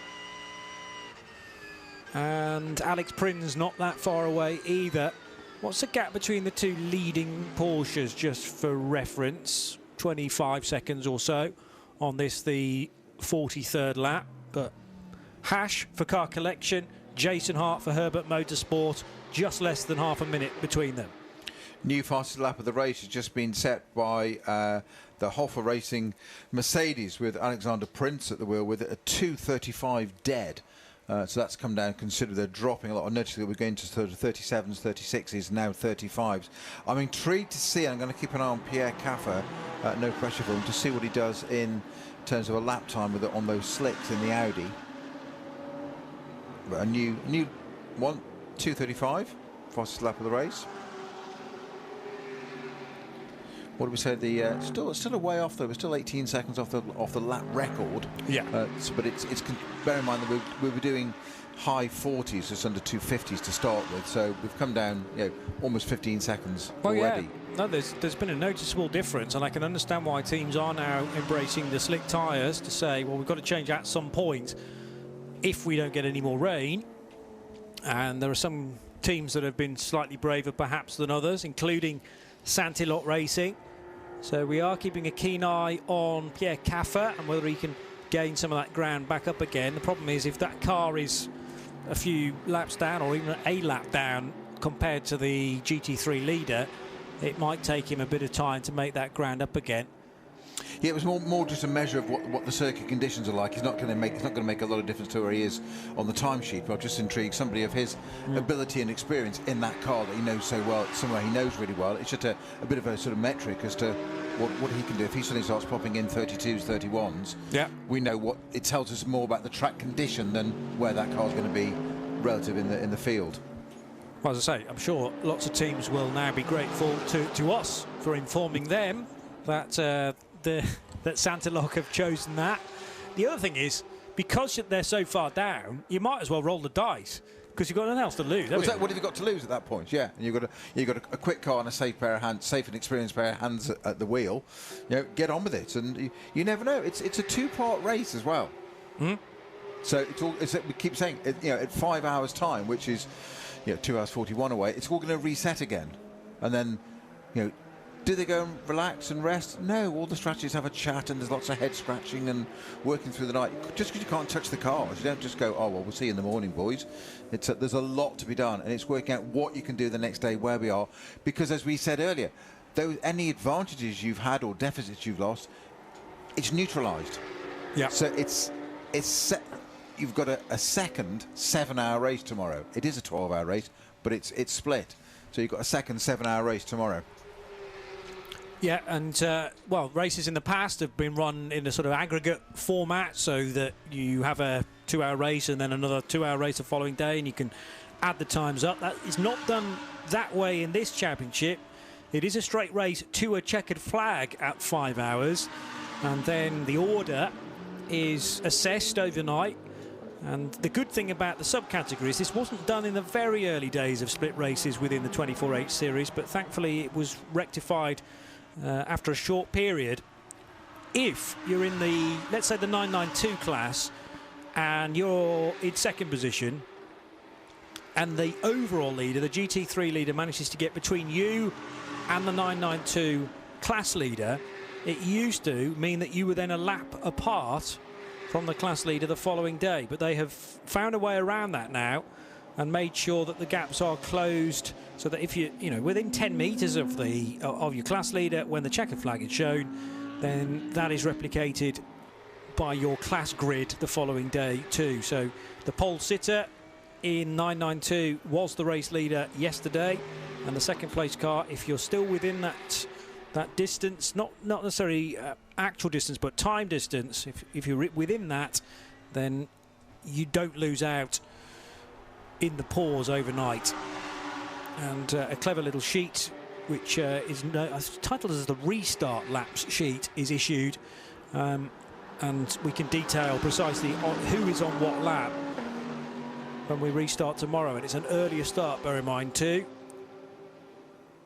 so that's to allow us to get the full 7 hours in that will be required to complete the race. The ripples are appearing again in some of the puddles, I noticed, so it's not certainly a heavy rain, but there's still some rain in the air, and that will be affecting those teams that have decided to commit to slick tyres. The problem is it's quite costly again to come in for another tyre stop. I won't say needlessly, but within a short distance of the previous one. You might as well take on fuel as well if you're having to switch back. But those teams that are out now on slick tyres, it's worthwhile just breathing for a moment, isn't it? Not making a knee-jerk reaction to say, oh, we've gone in the wrong direction. Just see what the weather's going to do, and then your hand may well be forced. But I would certainly wait till maybe 2.5 hours to go. That's another 8 minutes or so, unless the heavens really do open. Are you still communicating with Phil Anson in Dubai? Surely we've got to the bottom of how that fuel fill works by now. Shall I read his last message? Go on then. Is it suitable for air? Oh, I wouldn't read it otherwise. Getting my coat now, off to the Irish village for a pint. Oh, that sounds all right. So, yeah. Yeah. So you're not making any friends here, Anson? No. But what's the time there? Because it's probably a suitable time for a pint, isn't it? Probably breakfast. Yeah, maybe. Half six, says Tim, I think. It's 5:10. 5:10. They are GMT +4. That's an early breakfast then, isn't it? Well, the pub probably opens at 5:30, so he's probably heading out there just to be knocking on the doors as they unlock. An Australian in Dubai. There you go. In rainy season. You'll have to pick and choose where you're going to drink, though, because it's not allowed in most places. Anyway. Well, that's just him personally. He's not allowed. He's just been barred. Spa, on the other hand, there's about 5 bars on site. So there's no shortage of Belgian beer, and indeed Fritz and Mayo, which will be fit to bursting in this venue. Are you a fan of Fritz and Mayo, Snowy? I was in the old days when they had the proper wooden Fritz huts and all that, rather than farmed it out to the tow-in trailer franchise that went a few years ago, and it just wasn't the same. I mean, I'm sure they don't taste any different, but that's not the point. It's the ambiance, isn't it, of being there at Spa, sitting out there, those lovely wooden places, and getting it all delivered, sitting at the table with your mates and doing what we do in motorsport. It's all a little circus that travels, and you all get a bit of gossip and a chat and etc. And it's just not quite the same now when they just tow a trailer in and chuck them out over a counter at you. You want to be confident that you're getting the real deal, the real experience, don't you? I hear what you're saying. Of course, being a honed racing driver at the time, we weren't eating frites on race weekend. Not at all. Not during a stint, at least. There's the 419 BMW at Le Combe corner, and that is in the GT4 category. Hankook Motorsport for Rob Verhoeven. And it's another G82 BMW, similar to the Simpson Motorsport car. So that'll be another straight 6, being a BMW. But sounds still very good. 5th place in the GT4 category. Oh, now what's happened at this Lecombe corner? Because that's the 12, the race leader, looking like only caught sight of that part way through, but did seem to be a bit compromised behind the MP Racing Mercedes, almost as if they were going for the same bit of racetrack. And there's a code 60 unrelated to that, unless they were driving around some sort of incident at the end of the Kemmel Straight.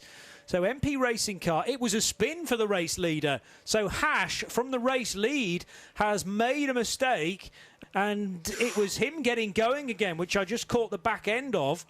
He very nearly caught the back end of the 58 Mercedes. I'm not sure if they didn't, to be honest, but it was certainly very, very close, Johnny. Ah, that's it. So it's Ginetta.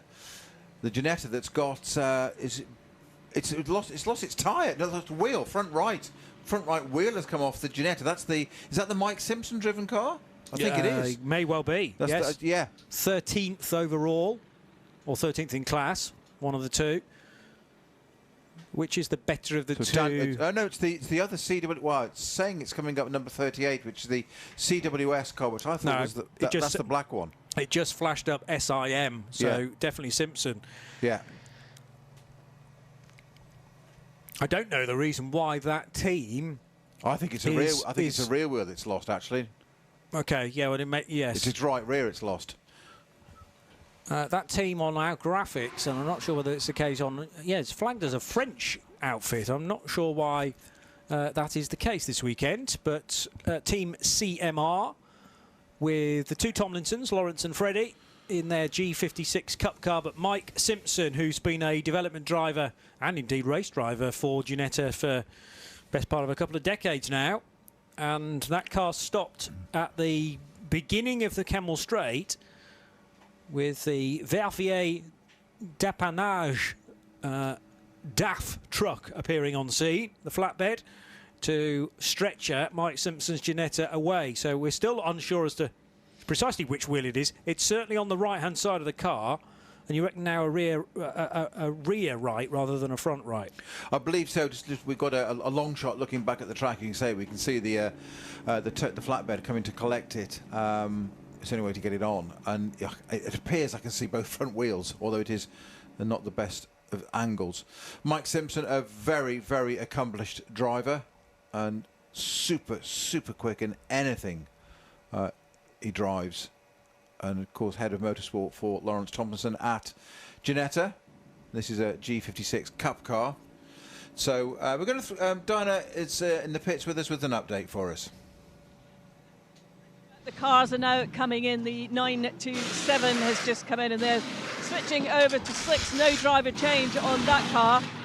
They're just putting the new tyres on that. And the CP Racing 85 has also just made its way in here. Charles Efferalb is just watching and talking to the other Charles, who I think... No, it's Shane behind the wheel in the 85, and that's gone out and slick as well. Quite a nice slick stop there from the team. I can see Charles is still chatting, but I think they were having some communications issues, so I won't interrupt him too much.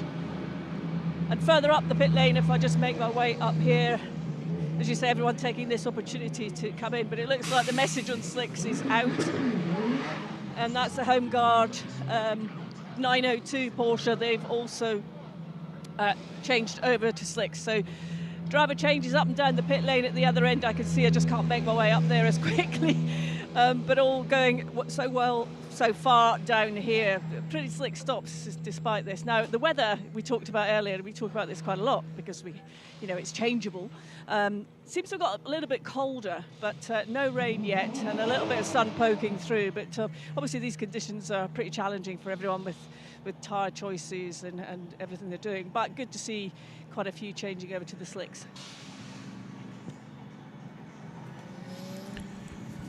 Thank you, Diana, down there in the pits, live on the scene of giving us the updates of all those teams that are changing onto the slick tyres now. We're still under a code 60 for the moment. This is for the stranded Ginetta of Mike Simpson that's being just loaded onto the flatbed. We can't actually see that at the moment, but it's going to be dragged on. We think it's the right rear wheel that's missing. That there was certainly a wheel being rolled away by marshals in relation to that car, so it's lost one of them. It's not ideal. So don't know whether it's a hub failure or quite what it is there, but they've got the wheel, they've got the car. Can they connect the two together again back in the pitch is another story, but I'm sure when that comes in, Diana will be able to pop down there and find that out for us. So I think this is our 5th code 60.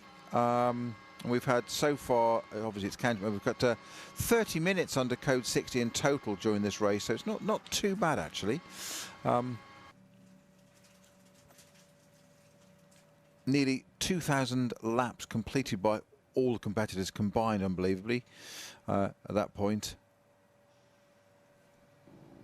Our race leaders currently, now obviously everybody jumping in and out of the pit. So I've just seen the 795 Ginetta. It is the right rear wheel that's missing completely. No, now it looks like it's fairly slow speed because there's no, just seeing it on the back of the flatbed there, there's no collateral damage of the bodywork around it where that wheel's come out. So it looks like it's a low speed separation of wheel from car, i.e. it hasn't just failed and flayed around and damaged the wheel arch extensively. Great to see in this sort of little bit of sunshine as we've got coming out. Good number of spectators enjoying this, but still coats and hoods up because it's still pretty chilly, as Dan has just said. And quick replay on the Ginetta there, but it's just Marshall bringing that tyre back in, and that's at the end of the pit lane. I'm thinking, if I'm correct.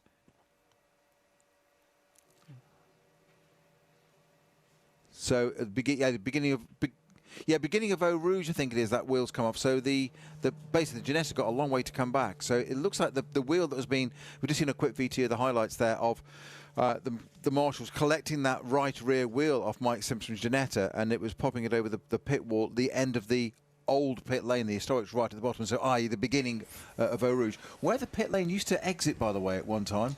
You've told me about that several times. Yeah. And trust me, at night in the rain in a Group C car, heading down there and having Porsche 956s, 962s, etc., exit at the bottom of Eau Rouge where the Kessel car went off, basically on your right-hand side there. Yes. That was the pit lane exit. The but current on the racing line, though? Completely on the racing line. They come out and join there. So you'd be coming down Flat Chat and have a look and be like, oh.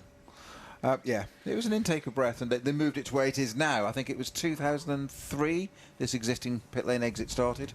Far safer. Rallycross track as well that's been built in the last few years with a... Well, I like a bit of rallycross. I like these places that are sort of multi-use. I mean, it's still all motorsport, yes, but different disciplines of motoring-powered sport. And, yeah, that huge grandstand was built as well. That sort of tracks, when you look at maps of Spa when it was first built in the 1920s? 1920s, yeah. It used to get to Eau Rouge and then take a hard left and actually follow the riverbed for a bit. Before then, there was a hairpin right to come back along the other bank of the river, and then you would turn left at the bottom of Radion to then continue on the now traditional circuit. But yes, Eau Rouge was actually just a point where it was hard braking and then left and then along where that rallycross track now exists. I'm sure the collective will message in one way or the other on whatever platform it may be, but I'm sure at that point when it was a left-right, I think there was a border crossing at that point. Yes.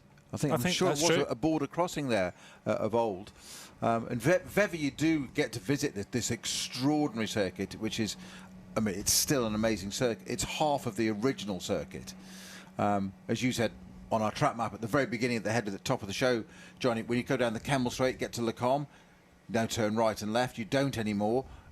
You do now. You didn't used to. You used to carry on through there. There's now massive gates and that. But you just then go off down through Master and all the way down, all the way through there and back up again. And one of you come back up to Stavelot and rejoin, as it was then in those days. One of the most exhilarating moments I had off track, and I don't mean that in a bad way at Spa, was when doing the Spa 6-hour historic race in an E-type, which we could run in that event on side pipes, so loud, unsilenced. Yeah, absolutely. And the thing sounded like a Merlin engine, E-type. It was incredible. But because of the altitude of Spa, we had to run different jetting in the carbs. We had to go and check it. We had to go and run it in the paddock, obviously set it all up, but then you've got to go and actually run the car at some reasonable speed. So what's the most logical thing to do? Give it to one of the drivers, send you out and cover the numbers up, because you're not on the public roads with the race numbers on, of course. Went out through the paddocks and out the bit where the rallycross bit, as you just said, out down through Master and all the way back up to Stavelot. And of course, it's now just a few houses. Nobody connects that.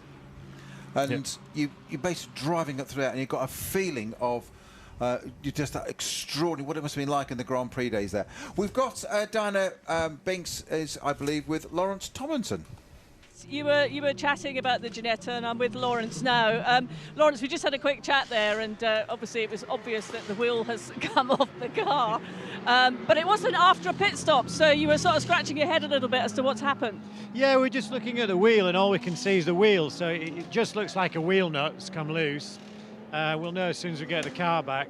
But the boys had done such a great 2 stints. We were out of sync with the pit stop, so we were in good shape, and it's a long race, so hopefully we'll get it back and there's not any damage to the car, so we can get straight back out. So the car's got the pace. We've been running, Mike and Freddie have been running almost GT3 pace, and often when it's been very heavy rain, Mike's been the fastest guy on track, which is typical, so just makes me really jealous. Yeah, as you say, quite a long way to go in the race yet, and obviously you'll get the car back. But on the screen, it looked like there's no major damage. Yeah. We'll know in 5 minutes. So get it straight back out. Whatever. Even if we need to put a new upright on it, it'll still go back out, and it's still another.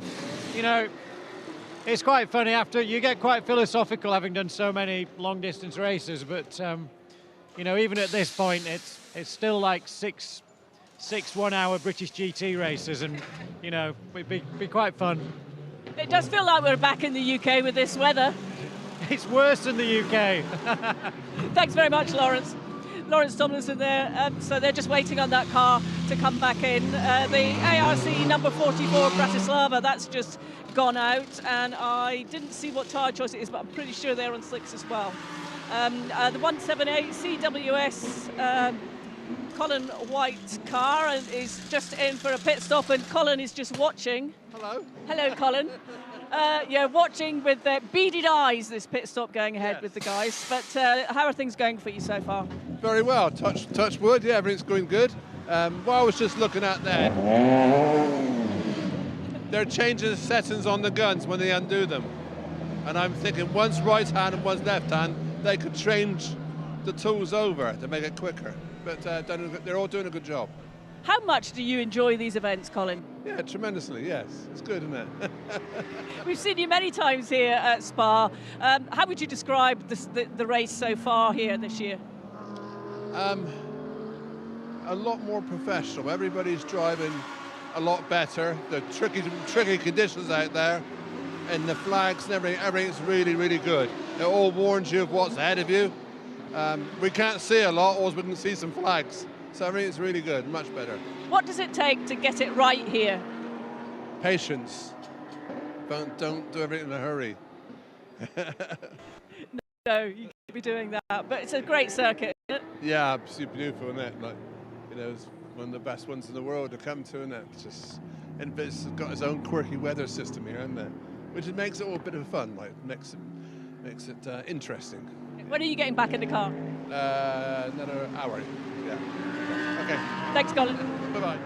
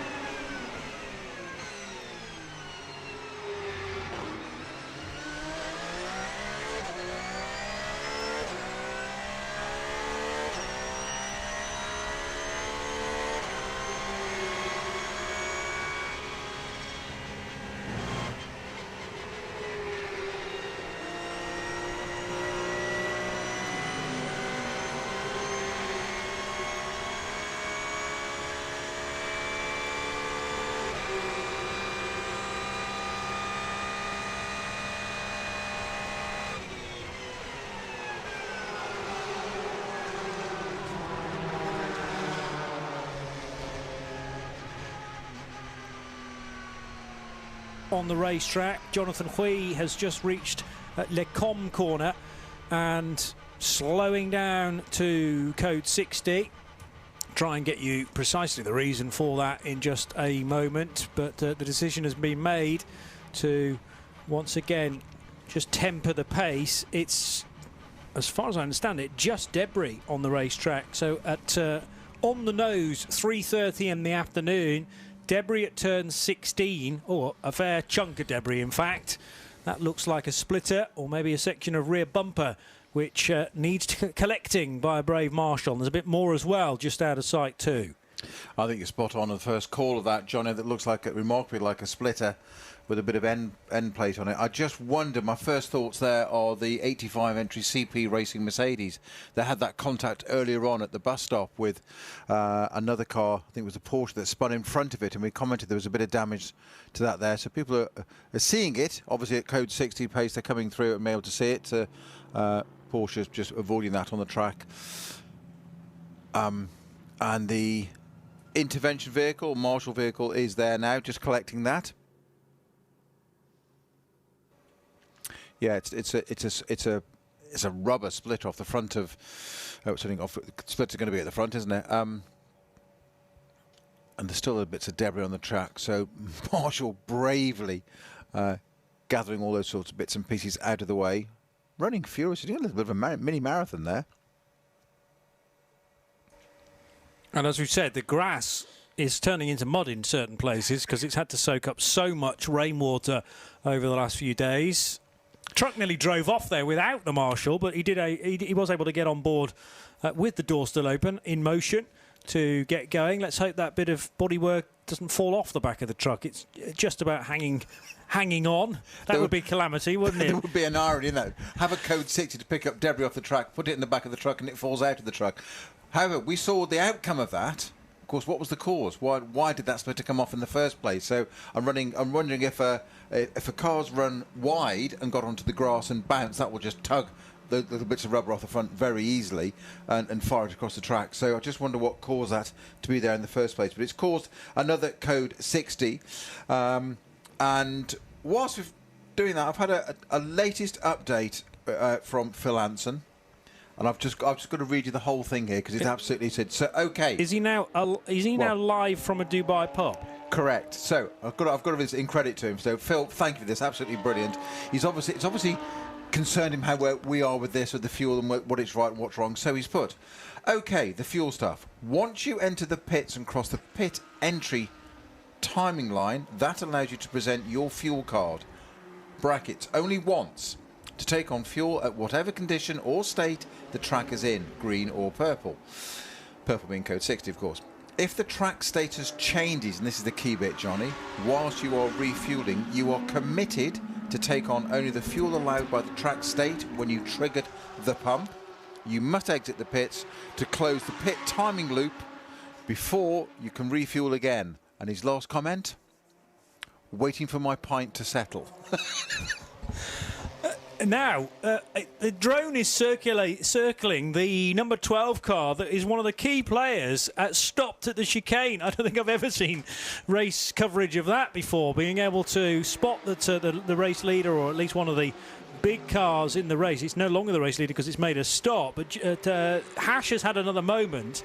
Well, he just lost it there. Yeah, but right. Just as our 24H series drone arrives on the scene, and the drone is able to do virtually a full lap over the car, stranded at the... I'm laughing because I don't think I've ever seen coverage this intense for Hash. He can show all of his fans this at the end if they go on to win the race. But this is where he was sitting for 30 or 40 seconds and was able to reverse slightly and rejoin the race. So where is the 12 car now? 15th? Cross the line in 15th place as we can get this update from Binksy.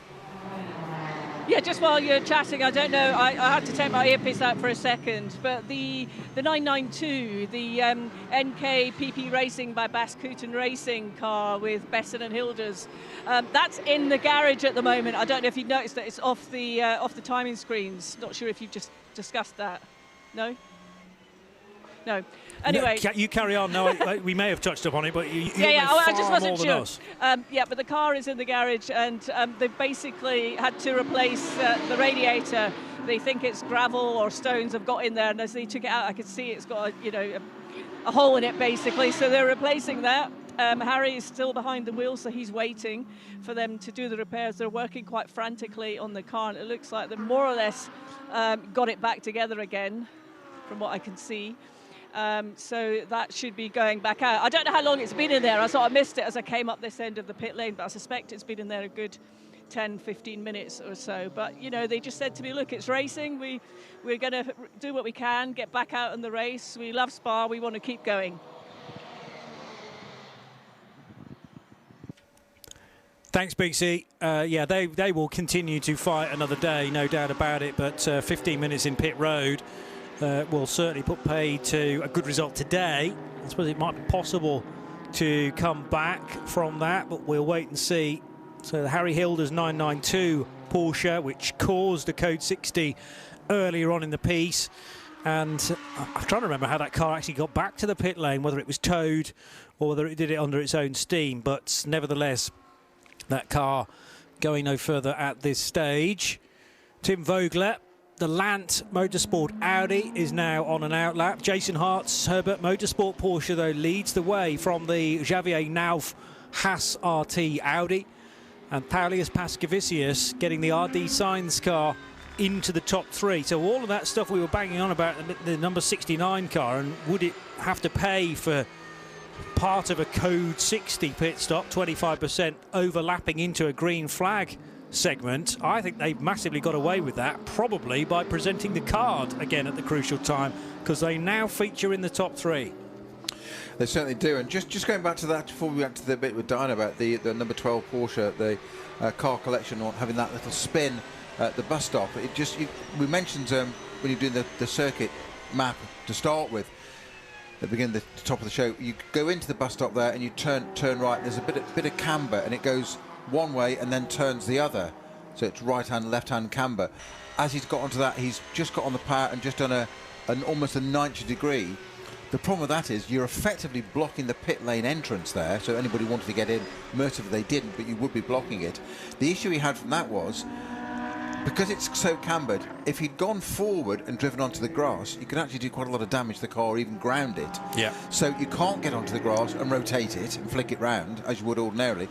So it became more of an issue, and racing cars don't particularly like having reverse gear. They've got to have them homologated, mandatory for the rules. It's got to be as per a road gearbox, but it's not something you expect to use in a car very easily, and they're notoriously difficult to engage reverse gear. So I guess that's what took the time. The innocent little spin wasn't a great deal, but the collateral damage from that was stopping reverse, and then of course you can't just reverse into the traffic. You've got to wait and see, and the whole thing just becomes manifest, and it just becomes a whole problem. And all of a sudden, what's the race lead now? What, 14th place now? Yeah. Yeah, so that's made a big difference, unfortunately. And keeping an eye as well for the Vortex, because it's putting its nose on the inside of a number of cars at Bruxelles and also Pouhon. I'm not sure who's at the wheel of this Vortex, but it's certainly wasting no time at all and risking a little bit of contact at Bruxelles corner on that occasion. Gilles Courtois at the wheel. Gilles Courtois. Yeah. Okay.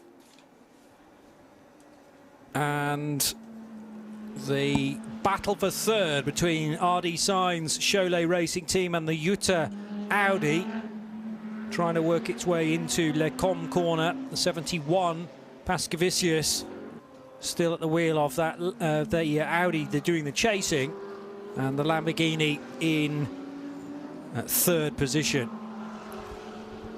I mentioned earlier, Johnny, about keeping an eye on Pierre Caffer, just as a barometer of how fast the car went, not in position. He's just set the fastest lap of the race of a 2:26.1. That's pretty good, isn't it? Yeah, it's getting there, isn't it? Yeah, tremendous effort from the German, and for 26th position, sadly. Well, in terms of overall for them, but it just proves that that's where the car is, and surrounding it, everybody ahead of him is doing given how far down he is. So the car immediately in front is Daniel Miller in the Lion Speed Porsche 718 Cayman. That's where the car is in relatively. So they're doing 44s, 28, that kind of thing. So he's way, way quicker than that. So that position from 26, in fact he moved to 25th as I speak now. So he's going to be picking off quite a few of the 992 cars. And I think, you know, what have we got? Just over 2 hours, 8 minutes to go, Johnny. I wouldn't be at all surprised. I'm going to put your money on this. That's how confident I am. I wouldn't be at all surprised if we see Pierre Caffer or that Santalok Junior Team Audi in the top 15 by the end of this race. That's another further 10 places, possibly more. I think top 10 is probably a little bit unrealistic, but I think top 15. Well, they'll be targeted. They'll probably have a target for the end of today, and then to adjust that accordingly, depending on whether they do better or worse, heading into the 7 hours tomorrow. We have 2 hours remaining of the 5 allocated for today. And the Lamborghini with the 003 on the Lumirank system that has just gone down. No, it's going to stay in third because that was an attempted overtake from the Utah Racing Audi, and they almost made contact on the second bit of the chicane. But as they went then down the main straight, the Lamborghini, not exactly clear, but still displaying the 003 in the Lumirank screen. Yeah, but what it did was it got the run up to through Blanchimont up to the bus stop, dived down the inside, but then outbraked himself, and the the Audi came back through again. So the Lamborghini came back through, so they swapped positions back again in a matter of just a few meters on the track. So 795 entry is back in the garage now. This is the Team CMR. That's a Ginetta. It is now back. That wheel missing. I can't see that's going to be. Well, the team are working on. We heard from Dan, interviewed Lawrence Tomlinson, one of the drivers of that car, and son Freddie, and of course Mike Simpson, who was at the wheel at the time, and the wheel being the appropriate word because that's what the car lost. One of its four wheels, its right rear. Lawrence Tomlinson informing us that it was slightly odd. They couldn't see any damage. They got a complete and undamaged wheel back, which we'd seen from the marshals, recovering it from the track at bottom of Eau Rouge. So it was as it had just left the pits, and it appears like it was a wheel nut failure, but obviously there had to be some. You can't just go and slap a wheel on, tighten it up and hope for the best. There will be some investigations there to check any suspension damage, and obviously depends on how far the car got without its wheel. But I think, all things being equal, it won't be too long before we see the 795 CMR Ginetta back out on track. Perfectly dry conditions all the way round. We're just coming up to 5 minutes short of 2 hours to go. Remember, this is 5 hours race today. It's a 12-hour race in total, split into 5 hours today and 7 hours tomorrow. Parc Ferme rules apply, which means if you're new to sports car racing, what it means is they finish the race today, and you're not allowed to touch the cars. They're parked to one side. You're not allowed to do any work on them, add any fuel. So the cars must start the race tomorrow as they finish today. That's the point of the Parc Ferme.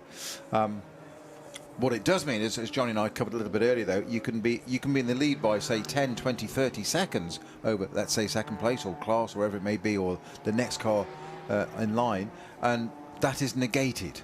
So you lose that advantage. So you can work really hard today, which is what I was saying about strategy, and almost in some ways treat it as two separate races with a combined result, I grant you. But the 5 hour bit today, it's almost take it with a bit of caution and get a solid result. It's like when you go out into practice, you've got to do 3 laps of the track to get a time. You can't just go out and fire it off and get into gravel. You're not qualified. You've got to go through that. So they always call it your banker laps. Get those banker laps in. It's almost like a banker race, this 5 hours. Get it on the timesheets, get it done, have a strategy meeting tonight, discuss what we're going to do, and then go for 7 hours tomorrow and make a full result, I think. It's certainly a theory. Yeah. Very tight indeed on that run from the Jackie X corner into Pouon. Car Collection Motorsports in the 80 car, I reckon, trying to make a bit of that ground lost after Antara's started from pole position, and he was sort of helpless to being overtaken by a number of cars. I genuinely didn't think there was a problem with the number 80 Porsche, and it's back up to 12th place now. And car 80, after that driver change, has at the wheel I think it's Jonathan Hui now driving car 80. Yes, it is. The Swiss. Number 1, Hassar T Audi, looking to go up the inside of the 9 und 11 entry in GTX. Gonna have to play this very carefully though as well. The traffic is becoming in patches, and as that traffic clumping continues, you might be thinking, is there anywhere else in this race for a spell? And then you round the next corner and there's about 7 or 8 cars all together. One thing I did just note then is that the RPM racing car in its Krone Racing Green is on an absolute tear. So who's in the 907 currently? It may well have lost a bit of ground in recent times, but 907, can't find it on the screen now, typically. That looks suspiciously like Nick Johnson, just purely from the body language of the car. No, it's Philipp Hamprecht, I beg your pardon. So Hamprecht also is a big star from Germany, and he was wasting no time at all approaching the run into Blanchimont corner. Audi's absolutely together, but that's the second place car looking to put another lap on Ingo Vogler, or Tim Vogler I should say, in the 34, and Tim, realising he was about to be lapped, made space for the Jutta car to go up the inside into Le Com corner. And Lars Viljoen for Jutta, running comfortably in second. He's got about 40-odd seconds, though, to try and find on Jason Hart. So, I mean, it's possible. In terms of their lap times, 2:26 last time around. Jason Hart, that might well have been an outlap, or is he genuinely doing times 2:38? I think he probably caught a lot of traffic on that lap, actually, the Herbert car. But if that continues on, 2:38 last time around for Hart, a 2:26 for Viljoen. He's going to eat through a 48-second lead if he can find something like 10 seconds a lap, but that's probably not genuine pace. We'll find out in a moment or two what Jason Hart has just done, as now the Porsche Cayman HY racing car has stopped on the racetrack. 169, and that is at the Jackie X left-hander at turn 9. 55 laps now completed for Jason Hart, the race leader, and another 2 minutes 38.0. What is Viljoen doing in the Jutta racing car? And by that I mean, what sort of lap time is he able to do? Because again, if he can be 12 seconds or so quicker, there's something to be concerned about at Herbert Motorsport. 169, Jacques Duren at the wheel of that HY Racing Cayman GTS got going again, has rejoined. Very distinctive in its powder baby blue livery, not much else on it apart from numbers and stuff, but that's it. So not quite sure what happened there. So certainly no need to for a code 60. We thought that might be part of the side of the track. So it's almost certainly hadn't spun or anything. It just pulled to the side of the track and stopped. So and we're just coming up to 2 hour mark as we have drama for the 902 Porsche, which is left rear tyre failure. It's the first puncture we've seen. And I think that car, I think it's just come through Blanchimont and is approaching the bus stop, so therefore very close to the pit entrance and able to get himself in. Yes, it is indeed. Keeping out of the way as it comes up to the pit entrance. So that's going to be, that's the Holmgaard Motorsport 992 entry. Making its way just into the pits now. And we've got Diana on the scene. You're just talking about the Holmgaard team, and they actually are on the pit apron waiting to receive the car with slick tyres at the ready. But we've got some drops of rain down here in the pit lane that have just come in as the 902 just makes its way in and stops on the pit apron now. So the guys go to work. No, they're waiting. Driver at the door, they've now shut the door, they've obviously jacked the car up, and they're now changing the tyres. And you're absolutely right, the left, no, it's the right rear actually, completely disintegrated tyre. And as they get out, they're kicking the tyre out the way, so obviously really not very happy with that, but they're changing all of the tyres now to slicks here. But as I say, there's drops of rain again down here in the pit lane. I don't know what it's like out on the other side of the track, clearly. Thank you, Diana. And just as we anticipated, it was a fully dry circuit and cars are therefore lapping quicker and quicker. Pierre Caffa, as you said, the fastest car on the circuit so far, 2:26 in that Santlogic Audi. That Diana's just commented that, or just observed and informed us that there's a few spots of rain in the pit lane once again. So just when you thought it was safe, it looks like conditions may change again. And notably, there two of the Porsches coming down into Eau Rouge, both got their wipers on and twitching. Notably, in fact, the lead one there, having a moment at the top at Radeon, having to use all the curbing. And wipers again on the car on the Camel Straight. There's 5, 6, 7 cars on the Camel Straight, and nearly all of them have got wipers on. But there's 992 cars, straight line speed there, not able to. The 91 race leader Jason Hart and the Herbert Motorsport Porsche there, unable to outdrag a 992 on the Camel Straight. Yeah. But again, you know, for whatever reason, Jason Hart's not able to set the sort of times that the chasing Lars Viljoen is able to do in the Jutta car. So 45 seconds last time around becomes a 35-second lead now. And this is Jutta Racing's real opportunity to see whether they can, well, get the race lead, ideally.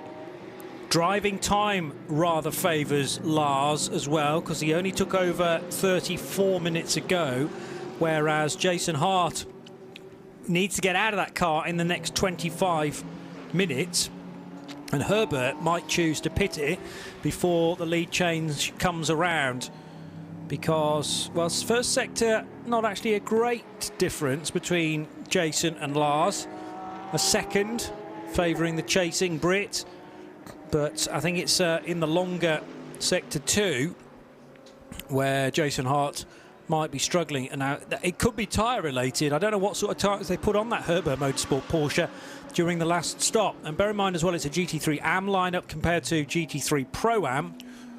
So we should take that into account as well, as the Haas RT Audi now makes a stop from what was 3rd position, drops it to 4th though for Javier Nauf, the Belgian at the wheel of the Haas RT R8. Looks like there's more rain at Le Com corner though as well, with all of the cars pouring out of that section, all with their windscreen wipers on. Nip and tuck into Bruxelles corner. Is contact avoided? Yes, just about, as Diana Binks has made her way down to Holmgaard Motorsport. This was the Porsche in strife.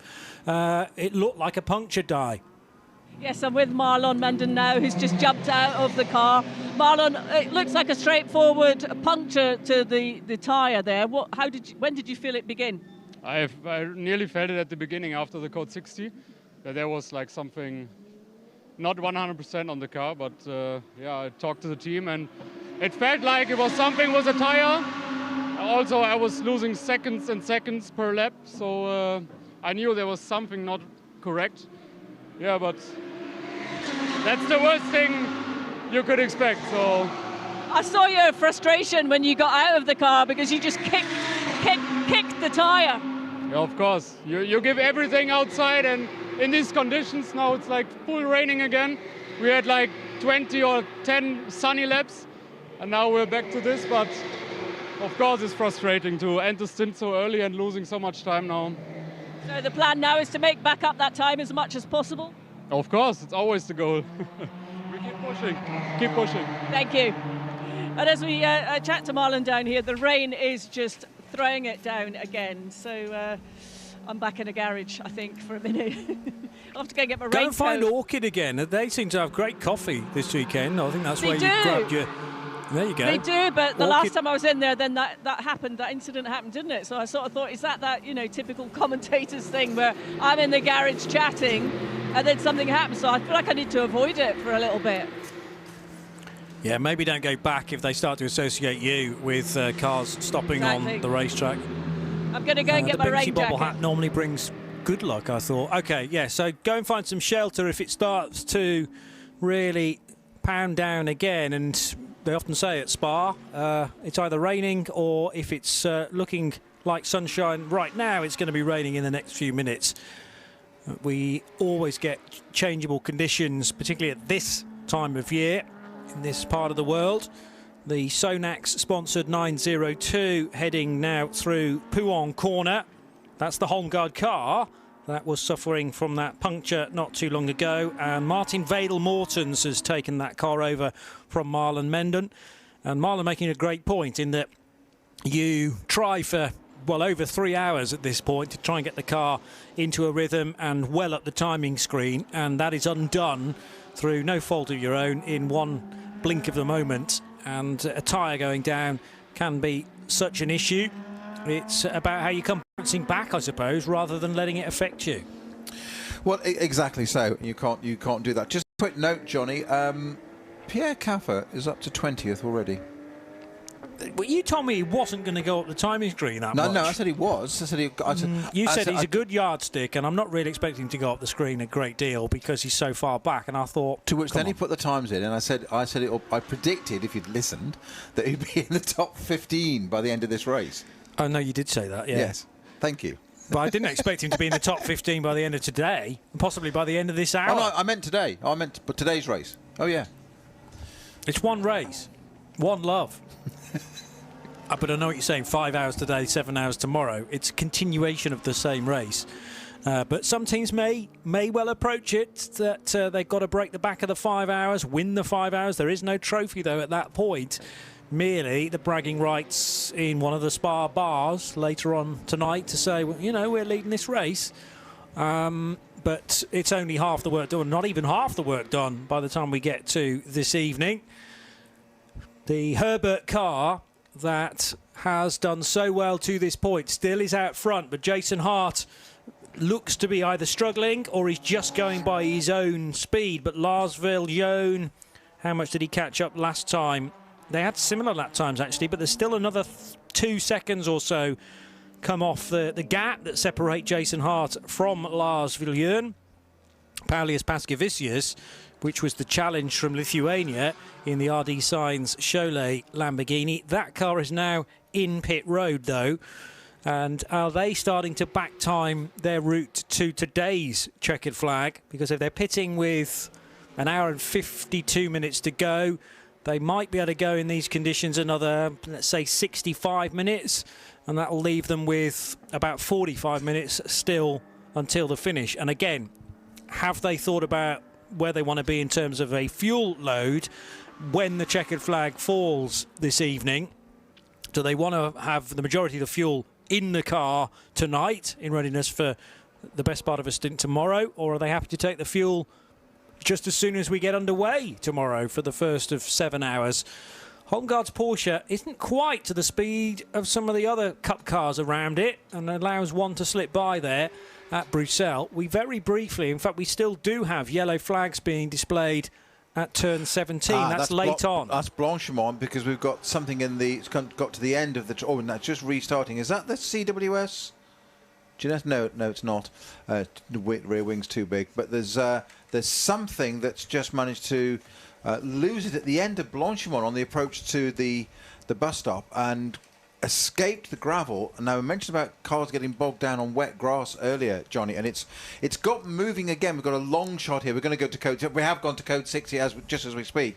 And I think... I'm not sure what that is. It might be an Audi from the distance away. I can't tell. It's a very, very long camera shot from the grandstands opposite the pit entrance back up towards Blanchimont, and I can see the car. They're going to try and zoom in for us, which is absolutely great. But it's certainly a GT3 car there. It's car 11. Is it? And car 11 is Alexander Prince in the Hoffa Racing Mercedes. Certainly AMG. the right colour for that. Yeah, it is. That's the car. So not quite sure how he's got to the end. He's got to the end of the gravel onto the grass. There's a bit of a hard stand there. There's room on the right to run a little bit wide and cost yourself a bit of time and no advantage to be gained, and then miss the gravel. But now the wiper's still going, so it's got power. And obviously not be able to run. Now, can I see the door opening? I think I can, actually, from the left-hand side. It hasn't connected with anything, so that hasn't hit any of the scenery. So another code 60. What I was just about to say was, before we got that Hoffer car parked on the side of the track there, is that that dry line, which is so beautifully and clearly displayed for us, has now completely vanished. Dana telling us from the pits that it was starting to rain, and that's only like 5-10 minutes ago. It's now completely disappeared, so the track's back to that worst possible condition again. It's that greasy bit. It's neither one or the other.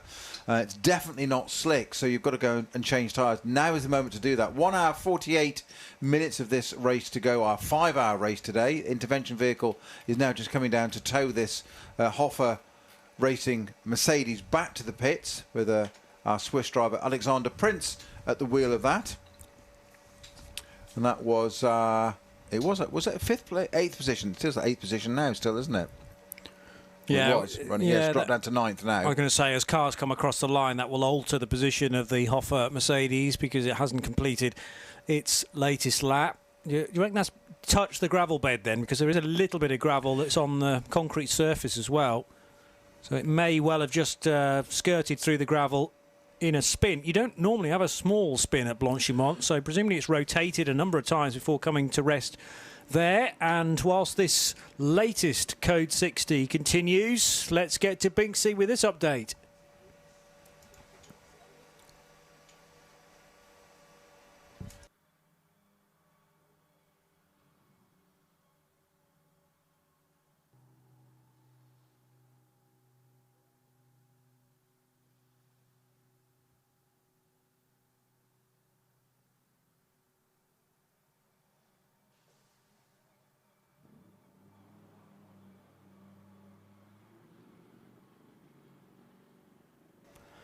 We'll get to Binksy in due course. I know she's talking away, but not getting to air at the moment, I'm afraid. So rather than you enjoy, well, you're probably enjoying the race engines in the meantime. The Hoffer Mercedes has got going again and is now in pit lane. It was towed there by one of the big pickups, and that is permitted in this championship, I'll remind you. Yeah, we've got less than a minute to go before the Code 60 is ending, just from race director. Interesting, John, it wasn't towed there. It was towed out onto the track, and then it drove off on its own steam. So there it is, coming in now on its own. They're shaking helpfully shaking all the gravel out of it. You can see it all flying out of it all the way down the pit lane for everybody else to pick up. Could have waited till your box and then let the mechanics clear that out. But so you were right, John, it had actually touched the gravel. They're going to do a driver change on that. Alexander Prinz is going to come out of that car. We're not sure who's going into. They're going on to wets, notably. Now, interestingly, the tyre selection they brought out for that Hoffer number 11 car, the Vortex itself, that's now spun as well. But the tyre selection for that Hoffer AMG Mercedes was wets on the left-hand side, slicks on the right-hand side. Really? Yes, as in they can't possibly be putting those on that. It'd be the wrong way around. You wouldn't do that anyway. That was what was in the pit lane looking down, so that's what the mechanics brought out to the car. Yeah. I'm not implying for a minute that's what's going to get fitted, but that's what came out. It'd be interesting to know whether very clear. Is there anything in the regulations to say that you can't mix I was going to say compounds there? In the World Endurance Championship, for instance, the hypercars often put the hard slick tyre on the left and the medium slick tyre on the right. What you can't do is put wets on one side of the car and slicks on the other, because that just ends up being dangerous. Well, I can say it's a safety issue. I mean, compound mixing is one thing, absolutely. But I can't see why you'd want to do that and why it would be allowed. But that's what the team, whether the team just picked up the wrong tyre or something. But that long shot down the pit lane where the car stopped, all the gravel was coming out of it. It was a wet on the left and a slick on the right, and that'll be interesting. Did they bring both out to the working apron to make their mind up at the very last moment? That is the potential as well, to say let's get them both to the front of the garage and then almost we can allow the driver to decide. Surely, with the amount of sunshine bathing the start and finish line now, it slicks all day, isn't it? At least for the next 5 minutes. And the thing is, yes, a stint lasts an hour, but you have to make the decision based on what the weather's doing right now, unless you have every faith in your weather forecast and you know it's going to make a nosedive or indeed an uplift of epic proportions. If you've got a massive black cloud over the back section of Spa and you know that that's going to dump all its contents onto the road surface in the next stint, then maybe you'll be brave and say, well, it's slicks right now, but we're going to need wets within 10 or 15 minutes. That is always the tricky thing, though, when you hold a sport outdoors. What on earth is the weather going to do next? BMW on the long run up the Kemmel Straight towards the right and left and right complex at Le Com corner is the 419 BMW of Rob Verhoeven for Hankook Motorsport, and that BMW M4 is 5th in the GT4s. GT4 led by the Porsche Cayman from Lion Speed GP, and in second position is the Simpson Motorsport BMW M4 for Vasily Vladikin, and an attempt to get Diana Binks on air for an update from the pit lane didn't go necessarily so well last time around, so let's try that again. Let's try it again. Can you hear me this time? I think you can. Johnny, can you hear me? Well, I mean, I can hear you all the time, Bigsy. That's the complication, unfortunately. I hear you whether you're going to air or not, so just keep talking. Okay, I'll just talk. The 992 Baskusen racing car that was being repaired went out on track. That's what I told you about 5-6 minutes ago. But it has just come back in to the pit lane, and the team are obviously taking that back in to the garage, which is a bit of a shame. So there's obviously clearly still some issues there. So they're just backing that in. That's the NKPP 992. And they've been working really hard on that, and they were really keen to get it back out. But there's clearly some other issues there, so I'll let the team work on that, and then I'll find out what's going on. A couple of other cars that came into the pit lane earlier, I think it was the HY Racing, I think I told you, I don't know if you heard it, but the 169, that did go out on wet tyres. I know you've been talking about the transitions, you know, between the wet and dry, and that most people would be on dry, but HY Racing 169, the Porsche Cayman GTS, that was on wet tyres. Now, as we're here, the 795 Team CMR, the Lawrence Tomlinson Ginetta G56 Cup car has had the team again working frantically on that since that came in, so that's probably been in the garage around about 40 minutes as well. But they've just wheeled that car out onto the apron, and they're just going to jack that up. And no, back down. They've got new tyres cleared on that. There's 6 on that car. They're just waiting for a second before they fire up the engine. There it goes, and that car is now back out there on track, and it's got Freddie Tomlinson behind the wheel. Diana, just picking up on your thread there of the cars that have gone on to slicks, and the Ginetta being one of them. But Johnny just mentioned a few moments ago before we threw to you in the pits there that the start-finish straight bathed in sunshine, but the other side of the track at Le Com and down the hill to the old Rouvage, Bruxelles, and Jackie Eakes corner and down to Pouhon, that's absolutely greasy as you'd wish for. So is it slicks? It's a mix all the way round, and the more we see that, the number 400 McLaren just coming into its box there. Looks like that's game over for now with 1 hour and 40 to go. But yeah, so completely mixed conditions on the track, and this just makes it even more complicated for just not the drivers but strategists, team principals. What do you do? Because it's beautiful sunlight, and we can see as the Lamborghini heads down to past the pits there, the old pits down through a road, completely dry line, no need to run wide there, absolutely fine, perfect dry line, not through a Rouge, through Raidillon. It's still dry on Raidillon on the approach up to Le Com, but by the time you get to Le Com, quite apart from the fact that there's now the added complication of a whole ton of gravel on the track there, so somebody has run wide on the turn into Le Com, and it's not just marbles, there's a load of gravel dragged on there, and now all of a sudden through the left-hand part of Le Com, number 44 Lamborghini squeezing a 992 Porsche there. Now the spray everywhere as they go down through the second part of this, down the hill to Bruxelles. And again, the Lamborghini front end twitching there, not getting the grip as he's turning in. The track condition totally different from the beginning of the Kemmel to the end of the Kemmel straight there. And there's that transition. And now it's a struggle through the Jackie Eakes left-hand turn, which is tighter than you think. And there's not a lot of runoff area on the right-hand side there. So all about exit speed. You've got to be really careful coming there. As it comes to Pouhon now, Now there it looks really planted in the higher speed corners. They did the low speed corner. Interesting. Before we know it, it'll be back at Blanchard where it's all back into nice bright sunlight again.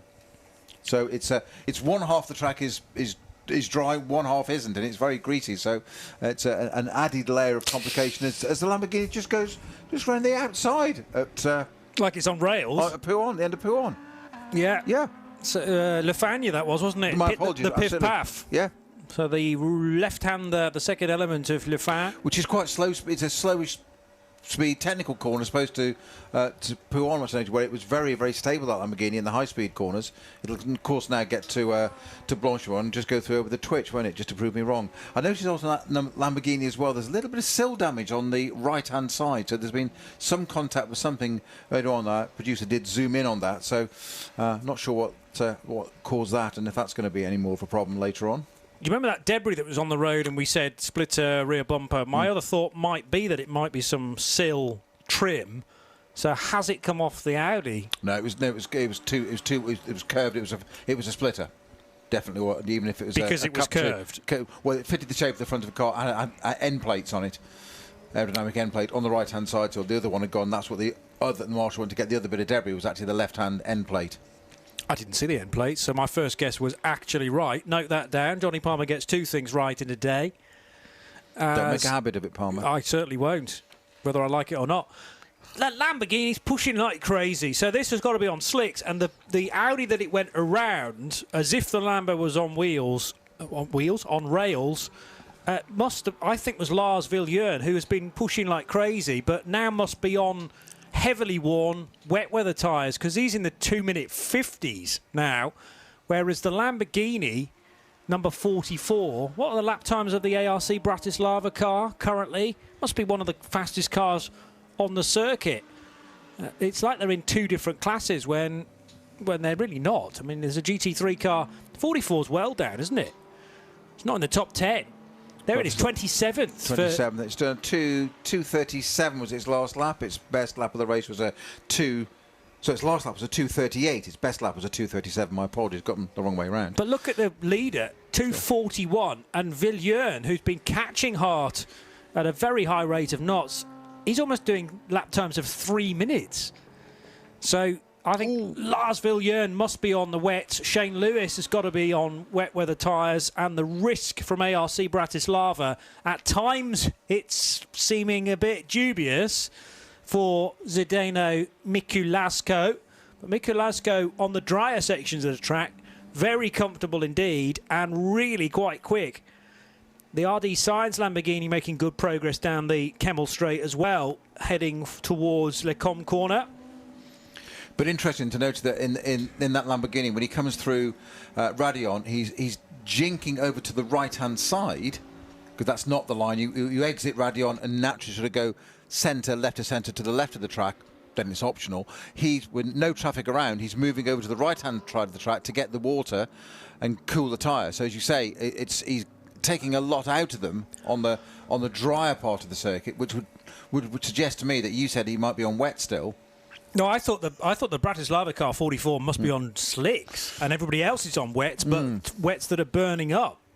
We don't know for sure, but that Lambo's making really good pace, and I think sticking to the drier racing line. However, it's going to change again, so there's no doubt about the fact that, you know, once you've made a decision, that'll probably be fine for the first 20 minutes, and then everything will change because it's Spa. Here's the 701 Vortex, which appears to be slow, coming out of Le Com corner and into Bruxelles. Definitely lacking in speed. Yeah, we would expect this GTX car to be approaching the Jackie X corner much faster than this. It's Lionel Amrouche, Frenchman, 39th overall, but second in the GTX division. The problem in GTX is that everyone is trying to track the 911 Porsche of currently Martin Schluter, and the other GTX runners are way, way down, including Lionel, who has now got a bigger problem in the 701. Let's head back to the pit lane to die. Yeah, we were chatting there. You were talking earlier about the number 400 GT4 Alpha Racing McLaren that had come into the garage. I've just caught up with Ryan, who's part of the McLaren customer racing team, to find out what was happening. The car has actually gone back out on track and rejoined the race, Ryan. But what was the problem? We had a very, very slow fuel fill on our first green flag fill, so we lost 6 minutes to the line speed car, which around here is an eternity. So we sort of take the pain now, fix it, back into the race. So I think we should be okay to the end now. Up to this point, how satisfied were you with the performance that you've seen? Really good. I think obviously Daniel's a very good driver, so he did a very good job in the first couple of hours. Got a good gap over the other 3 cars, and then Eric as well. You know, was very strong in the dry. Obviously, conditions are very, very mixed at the moment, so it's all about keeping it on at the moment and getting to the intervention break. Obviously, the real stuff happens tomorrow, so yeah, we'll see. Is it difficult to get a real read on the strategy? It's interesting here because obviously you have a lot of variables with the Code 60 and the different fuel times, and then also the tyre choice at the moment is obviously up in the air because the sun's come out for 5 minutes. You know, we could have snow in 10 minutes like the weather we've had here this week, so yeah, it's definitely a tricky race so far. Thanks, Ryan. No problem. Thank you, Binksy. And with 90 minutes to go, they may well be concentrating now on what they can do tomorrow to recover that situation. Was that a football analogy, 90 minutes to go? I'm not just coincidental. I mean, I'm not watching. Just coincidental. I'm not watching the football or anything to do with the League One scores today, even though I sort of put my phone aside there. My phone's doing a lot this weekend.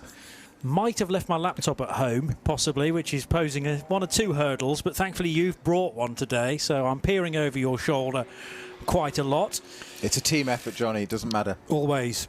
Martin Rump's back at the wheel of the 84 EBM Porsche, I notice. So that is starting. He's going to start to light the timing screen up. Martin with a very impressive 45-minute stint. Remember, I expected him to be in for 60, 65 minutes.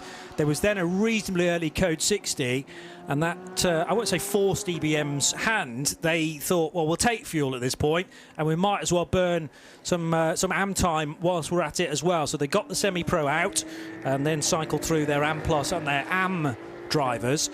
And now the 84 car is back in the hands of Martin Rump. It doesn't seem to be wanting to head away from the dry line there, so certainly they would have fitted slicks to that car. And again, I would have expected EBM to feature slightly more heavily in this race to this point, so this is the chance now to try and get it back in the running. 84 still outside the top 10, in fact it's 23rd, so some work to do. They are entered as a GT3 Pro-Am car as well, so effectively fighting the Jutta Racing Audi and the RD Sainz Lamborghini for Nicolo Michelin.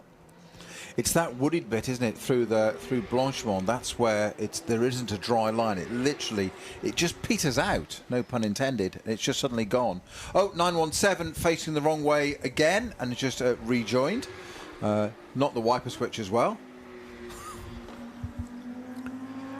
Yeah, and there's That's an Orchid car, isn't it? It is. It is the Orchid car. It's quite a vivid. Daniel Gillot's at the wheel. Quite a vivid red mark on the wheel arch there, which is not part of the paint scheme or the wrap. So does that suggest it's had a little bit of a blow with one of the tyre walls as well? The tyre walls are the same colours as the curbing here to echo the Belgian flag, so red and yellow. And you know, there's definitely evidence of maybe a glancing blow with more so on the rear. Blow, yes. So, but it's had more than one incident today, that Porsche. Remember when it was stopped at the run out of Eau Rouge too, and posing the ARC Bratislava Lamborghini somewhat of a problem. Still, even on the dry line, Jonathan Hui has got a handful from this Car Collection Motorsport Porsche, the number 80 car, having to correct his steering or the direction of the car almost constantly, is able then to allow the power to kick in coming out of Campus and Curve Paul Frere, and the 80 car puts a lap on the BMW from Simpson Motorsport. And a great advantage for us to see there coming through that area where the dry line just disappears, as I said, and by the time you get to the really fast left-hand apex of Blanchemont, that's where there's just absolutely it's not just no dry line, it's just greasy. arrive at the bus stop, which starts to dry up remarkably. So we've got great in-car footage here, just literally getting driver's eye view of how the track is.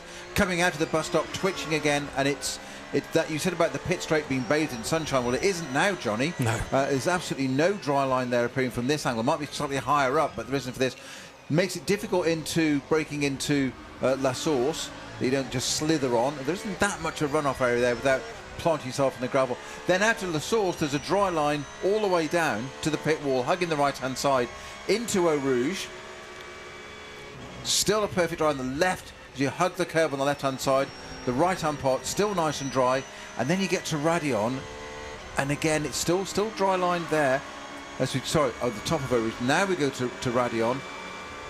And then it's suddenly different again. And this is where we go uphill, as it were, into the wood, heavily wooded on the right-hand side of the track, where it retains all that moisture that's in the air. And it's a mismatch of track conditions there. Now we've got something in the barriers, a code 60 straight away, and we've got something in the barriers. Saw very quickly. Diana with a quick update for us from the pits.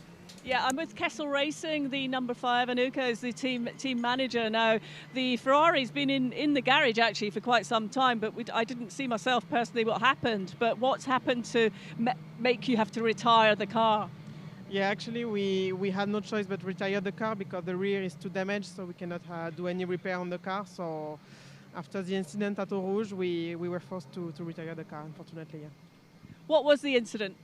Actually, at this moment, the rain was quite heavy, and especially in this zone, it's very dangerous. So he has a lot of water, in this corner. So even if he slowed down even more than the previous lap, he lost the car due to aquaplaning, something he couldn't control. And unfortunately, yeah, at this point, you cannot do anything. So. Huge disappointment for you all. Obviously, we chatted to your driver out there on the grid, and he was very sort of, aware that caution was needed at the beginning. So sad to see you have to end the race so quickly. Yeah, especially after a very good start and a very good stint indeed at the beginning. So we were expecting more, but let's say that this is race, this is Spa. So we cannot expect more. He did a very good job, and he was not lucky, and it's not his fault on this point. Well, that's a real shame. Sorry to see that it's ended early for you. But thanks for updating us. No problem. Thank you.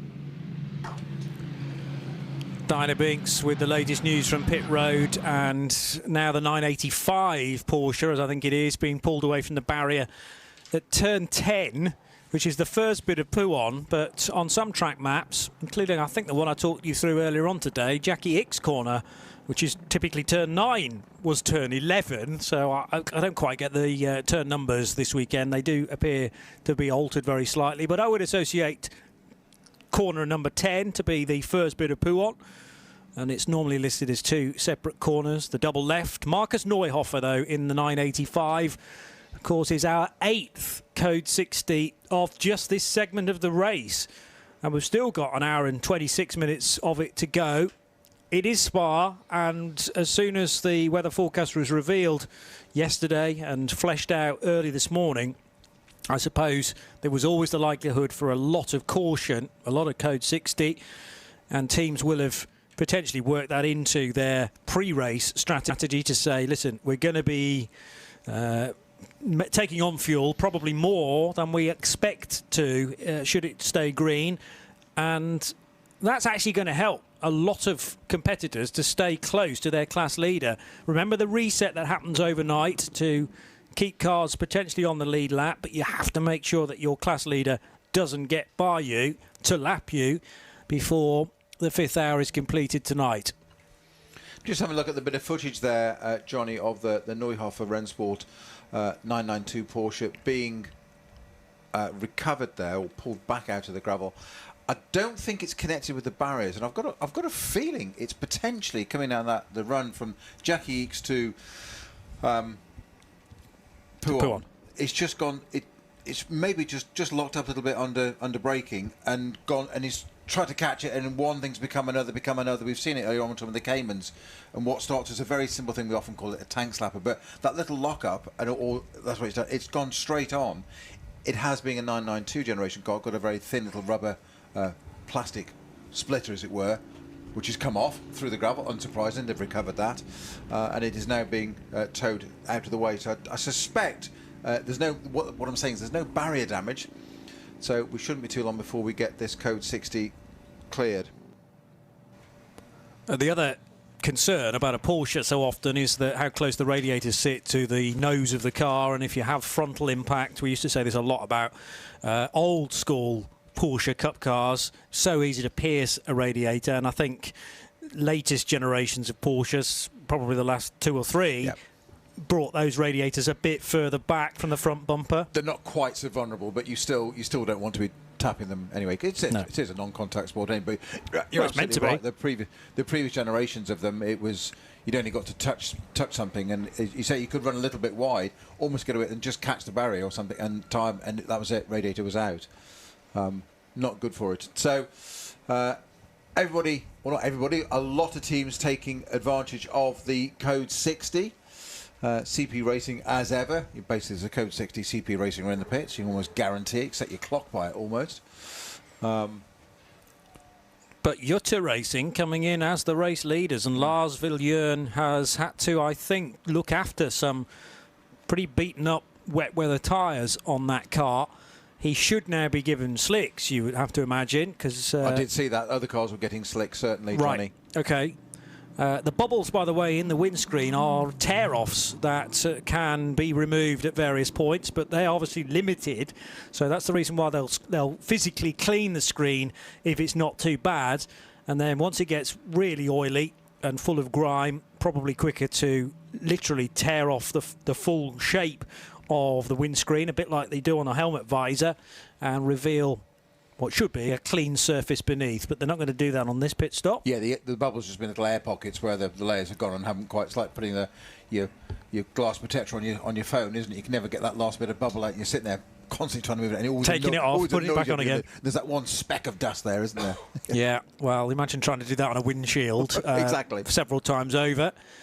903 can go back to full speed now. That's one of the Red Ant Racing Porsches, because we are now back to green flag running after code 60 number 8, and the 903 is the straight 992 entry, which did so well in qualifying yesterday for Yannick and Ayrton Redont and Julius Adomavicius, the Lithuanian, joining them this weekend. They are all semi-pros in that car, so should be doing rather well. The 903 car is, perhaps unsurprisingly, leading the 992s as a whole, and Yannick Redont has just taken that car for an outlap. An hour and 22 minutes to go, and here's Diana Binks from the pits.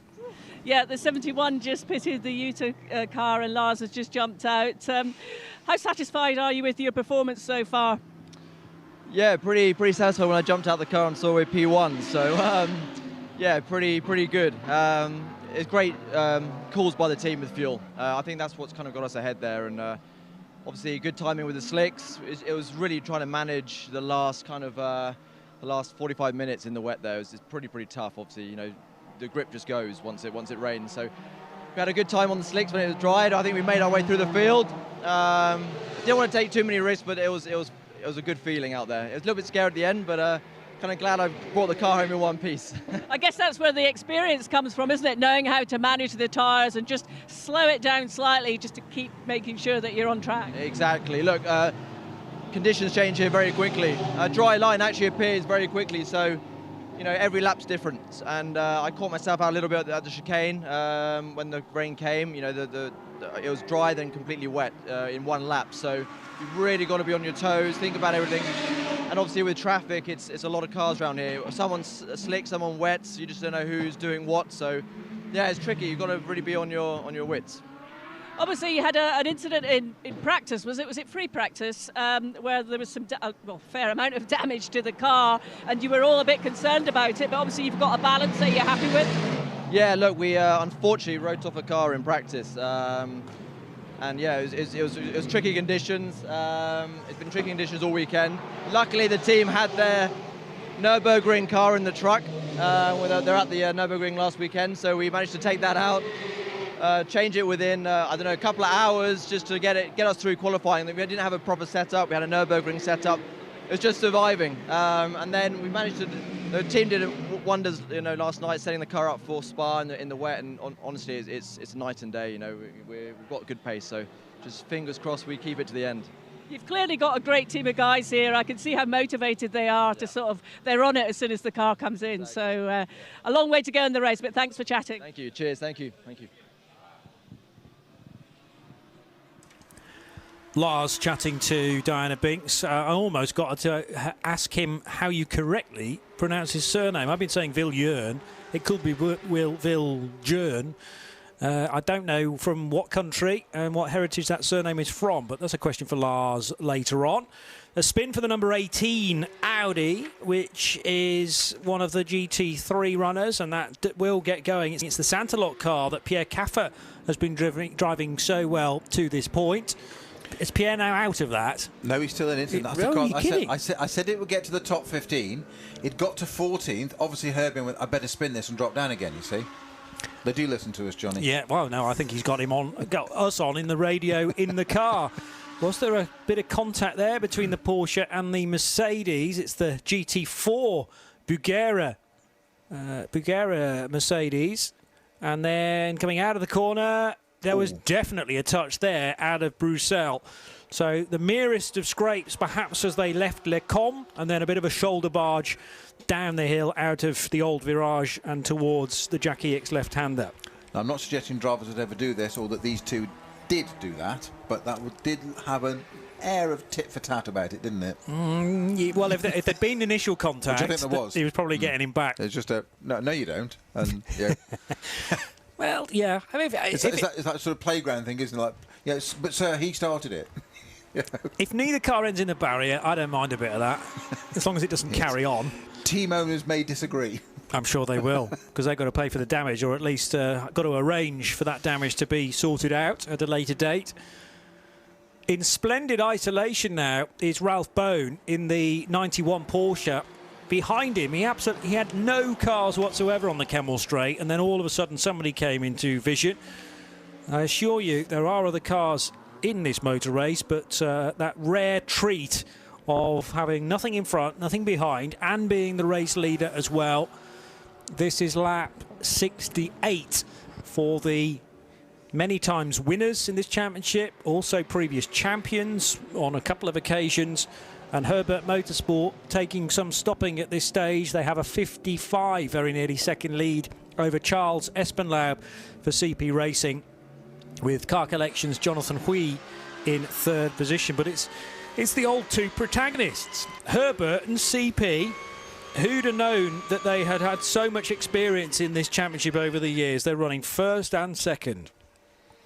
Well, we said, didn't we, or you did particularly, Johnny, that at the start of this race that I think it was 18th the CP Racing Mercedes started. Oh, now there's debris on the... Is that on the Kemmel Straight? Yes. It is. So a Mercedes is about to run over it if it doesn't move in front of the GT4 BMW. So there's a bit of debris there, and that doesn't look like there's anything off at the side of the track. There's no yellow flag. We're still all green. Nothing's parked at the side of the track. So that would suggest now, we just saw a few minutes ago while Diana was doing her piece from the pits, that it was... we had 969, the GDL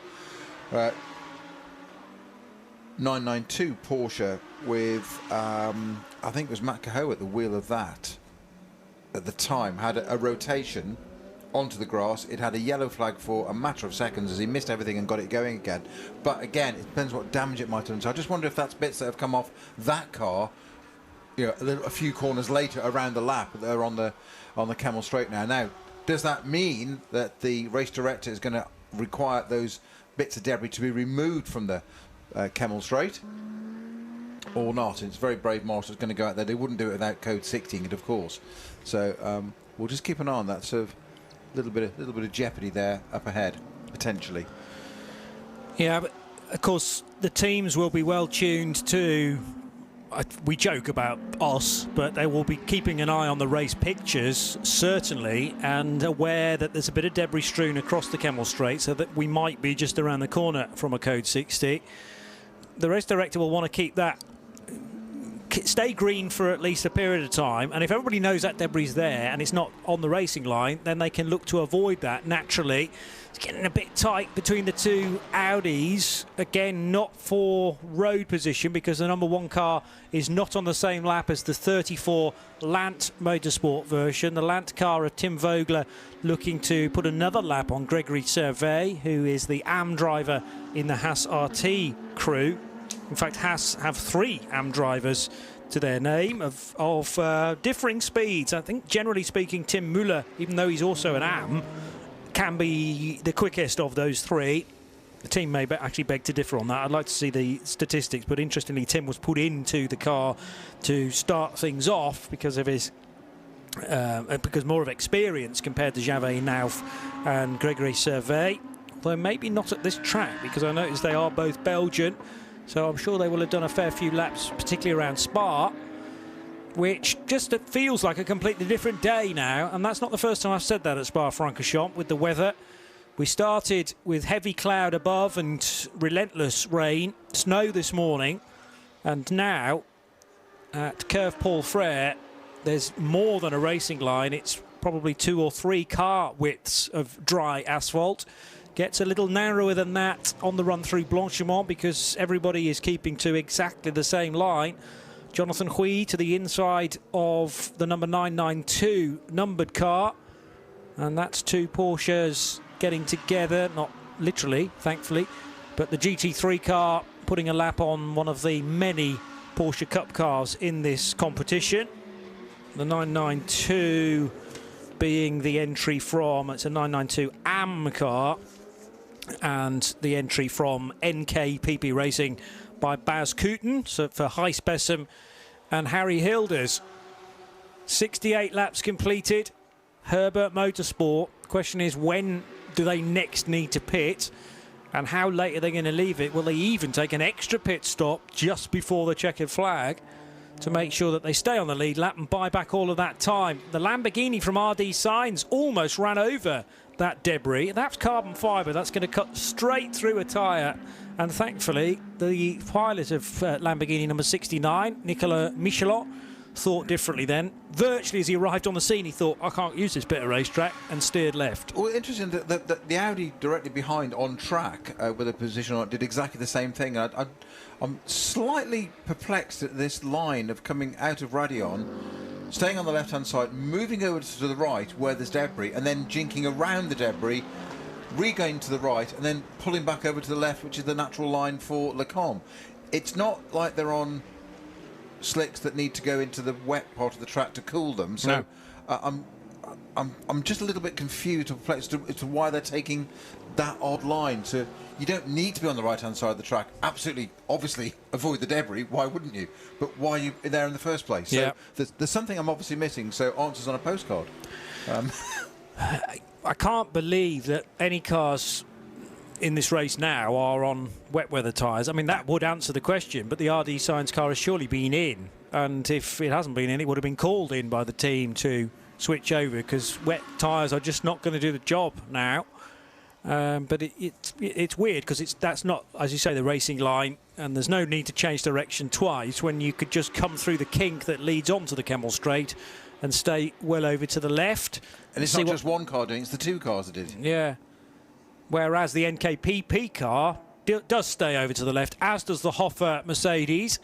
Now, which of the Porsches is shadowing the Mercedes every move? Could be the 84 EBM car. No, it's not. It's the 903, which leads 992, Yannick Redont.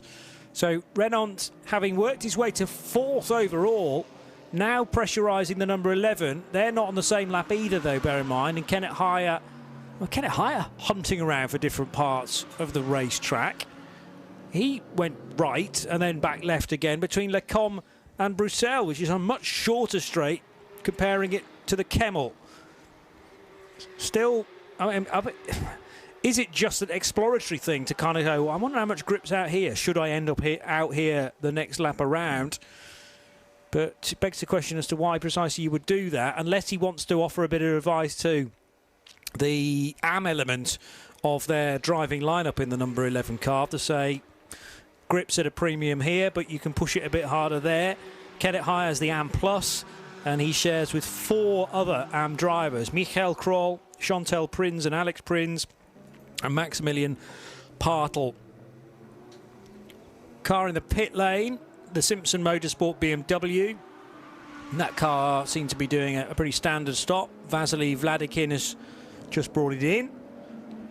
As down the hill into Bruxelles corner goes the Lant Motorsport Audi of Tim Vogler. He started the race at 10-1 much earlier on this afternoon. We're running through to 10-6 tonight. And that will see 5 hours of the race done and dusted. The Audi's hunting out for the damper parts of the racetrack as well. Can't be on wets. Although, I mean, it's a little bit sideways coming out of Puon, almost drier stuff. If those wets are overheating, then maybe that's just kicking the tail out a little bit. But there was a definite move there to the wetter part of the racetrack for Tim Vogler. Well, everything would suggest from the body language that the car's on wets, but I'll be surprised if it is, if that makes any sense. Yeah. It's an odd tyre choice to be on at this stage. Curiouser and curiouser, as the old phrase goes. And maybe Binksy will be able to provide some answers to whether any of the teams are deciding to stick to wet weather. The RD Signs Lambo, again, is on the wet. Yeah. And that was at a different part of the racetrack. This is the approach to Blanchimont. So that 69 Lamborghini, I think, is just not wanting to pit because they're not in the fuel window yet. And they're trying to live with these grooved tyres, but they must be in a right old state of disrepair now. I mean, that was a definite change of direction to pick the wet part of the track, wasn't it? You just wouldn't go there for any other reason. There was nothing to avoid or go round or overtake or miss. That was a pick it up. So we can just see it coming across the pit straight now. It hasn't got a great deal of straight line speed. 34 going through already. These two are on different laps. Obviously, they lap themselves. The Lamborghini still got its, interestingly, got its weather light flashing as well. From the rear? Yeah. The rain light? Yeah, the rain light, thank you. That was the word I was looking for. Which isn't triggered by what tyres you put it. Now, the two Audis just swapped position again. Binksy, we're talking about whether it's still possible for cars to be on wet weather tyres. I don't know whether you've spoken to some of the teams, but the 34 Audi and the 69 Lamborghini are definitely hunting around for the cooler parts of the racetrack. They must be on wets. Yeah, so what's the general word in the pit? I haven't got the answer to that just yet. Sorry, Seb. I'm just bashing Seb out of the way. Sorry, I've been in the CWS engineering garage, the 178, and Dan Morris has just jumped out of the car. The car's actually in the garage at the moment. So let me get to that point first. Dan, what happened? Power steering. Power steering? Power steering out on Rouge. So power steering just went, lost it, and yeah, it was a bit of an airy moment. Went a bit wide, but yeah, it comes straight in. Guys are working on it now. So they'll be getting that car back out. I know what Colin's like. He'll do everything he can to make sure whatever needs to be fixed is fixed. Oh, yeah. Oh, definitely. We'll get it back out there. They're still trying to identify the actual fault first, and hopefully it's going to be a quick fix because we're doing quite well out there. It was a little bit sketchy, especially when the rain started again, and we decided to stay out on slicks, which was, yeah, a bit airy, but it was good fun, enjoyed it. How challenging is this circuit in the conditions that it's in? Well, it's my first time here, so it's very challenging.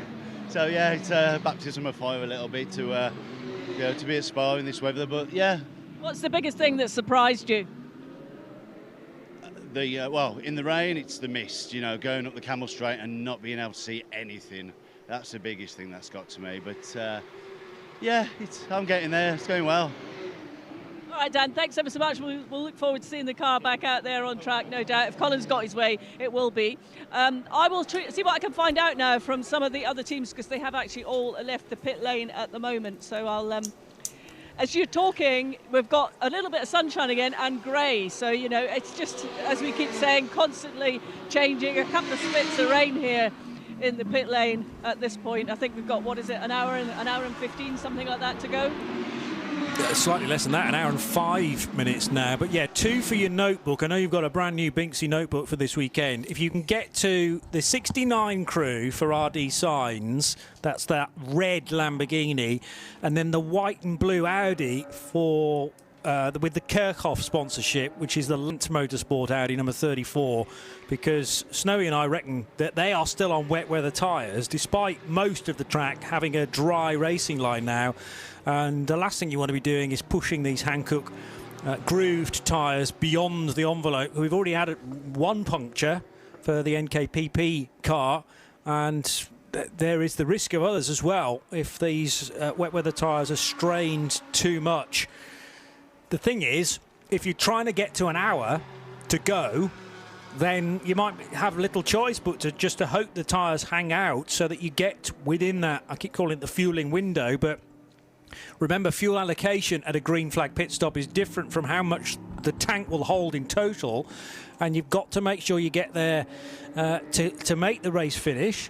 But also, some teams will choose to take fuel like 15 minutes out from the end of the race. There is a rule that says you can't pit in the final 10 minutes of today's race. I'm pretty sure that's still the case. It was at Mugello. So no option to pit very, very close to the checkered flag, like on the final lap, but you can pit maybe 10 minutes to go. And one or two will do that, I'm sure, to take advantage and then gain all of that back just as soon as the checkered flag is displayed. That's one of those little intricacies of this type of motor race when it's split across 2 separate days.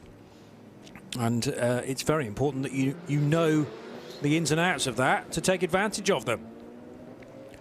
Just there was a camera shot there of some of the Porsches going past Lawrence Tomlinson in the Team CMR Ginetta G56 and appeared to be going quite slowly. He's on an outlap, so that might just simply be that. So I'll just keep an eye on that. That's third in its GTX class. So now with a eponymous team owner of Ginetta, rebuilt the brand extraordinarily, Lawrence Tomlinson.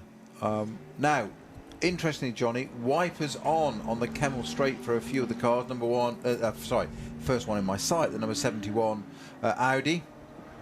That's our 5th place car with Lucas Sundahl at the wheel. That's the U-Turk Racing, the Swedish-driven car of the R8. That's got its wiper on full time now. The Vortex behind it hasn't.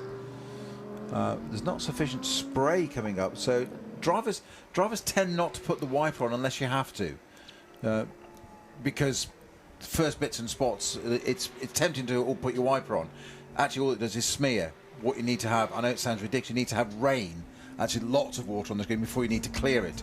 Otherwise, it can actually be detrimental, and you're driving at a certain pace. You want to be able to see where you're going. I will tell you a story about going through Blanchimont in a Viper with no wiper at all during the 24-hour race. Really? Yes. Was that in the 2003? One it rained heavily, and the wiper motor packed up. Basically, it wasn't clearing very well, so they did this fantastic technical fix at the pit stop for me when I got in the car when Magnus Vollander got out of it. And that was because it's a metal wiper arm. It wasn't. They bent the arm to give it more tension onto the screen. That then smeared the rubber across the screen and burnt the motor out. Brilliant. So you can't see at all, and then you've got the wiper stuck. Mercifully, it was over to the right. It's a left-hand drive car. But I remember coming through Blanchimont at about 175 mile an hour at 2-3 o'clock in the morning in the pouring rain with no wiper. And daft as it sounds, the faster you went, the better it was because it cleared of the screen. It's when you slowed down for the bus stop and everything came onto the screen again, you're like, I can't see anything. So you go down the pit straight hoping it will clear for the source. Surely the bus stop in those days was just muscle memory anyway, so you didn't need to see where you were going. No, but it's the breaking point. Yeah, okay. Yeah, I can understand that. But again, you're at high speed. Looking out the left-hand window and counting the marker boards, the Proxima signs, it was that sponsored the 24-hour in those days. Of how many? There's 7 of them. I need to count 5 and then brake. Just make sure you've got the first one. Otherwise, you. Or that spectator up on the bank in the bright blue jacket, who of course has gone the next lap around. Don't use moving things as your reference point, because that's always going to end badly. What, like the torch that Walkinshaw used for a race to get them to win the 24-hour for Win Percy? What was he using the torch for? Where to brake? Well, where to aim for at the top, because it was so misty and wet. And as Win Percy was coming down, the BMWs were starting to catch.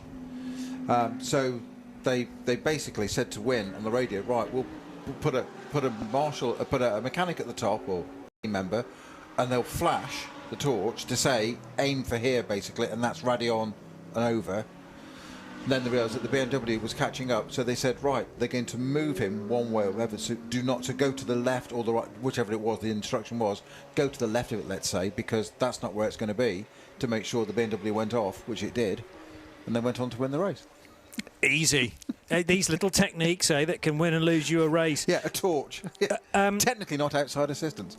We're inside the final hour, and just to confirm that you are unable to make a pit stop. That's either a pit stop with a team and or refueling inside the final 10 minutes. So anything that's between now and 50 minutes from now is fine, but otherwise it's going to be a 2-lap penalty. Thanks to Paul Truswell, who is listening, for full confirmation of that. I knew it was a rule in Mugello.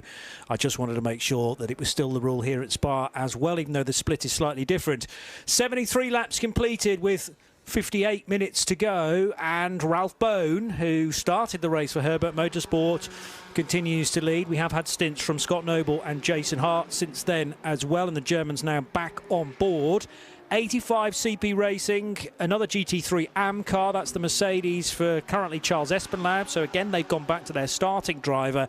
That car runs second. And then Jonathan Hui, 3 drivers from Hong Kong there in the number 80 Car Collection Motorsport GT3 AM car. So it's 3 AMs, isn't it, out front? Making a bit of a mockery of the Pro-Am driver lineup, but it might be that the Pro-Am combos use more of their pros tomorrow in the real important hours of the race. Yannick Redont for Red Ant Racing leads their class, the 992 division, in car 903. Then it's Jutta Racing's Audi for Lucas Sundal, 5th, number 71. They spent the time, of course, leading the race. And then E2P Racing, number 90, for Pablo Buguera, is running in 6th place, ahead of the RD Signs Cholet Racing Team, Nicola Michelon, number 69, and the Lance Motorsport Tim Vogler-driven 34 Audi. They're the 2 cars, 69 and 34, that we reckon are still on wet weather tyres. Yannick Mettler in the Car Collection Motorsport Porsche is running 9th, car 12. They've also had a spell leading the race. Hoffa Racing's Mercedes, Kenneth Heyer, the AM Plus in that 5-driver lineup, is in 10th, car number 11. The sister Red Ant Racing Porsche, number 904, 11th, ahead of the Haas RT car for Gregory Servet, number 1. Hans Weiss Motorsport of the Netherlands for Paul Meyer, 13th. Another Porsche Cup car, 992 AM for Patrick Grutter, and SRS Team Zorg Rennsport is 14th. The EBM GT3 Porsche for Martin Rump is 15th, car 84, and then it's the Porsche Baltic 993 car of Lithuania in 16th position.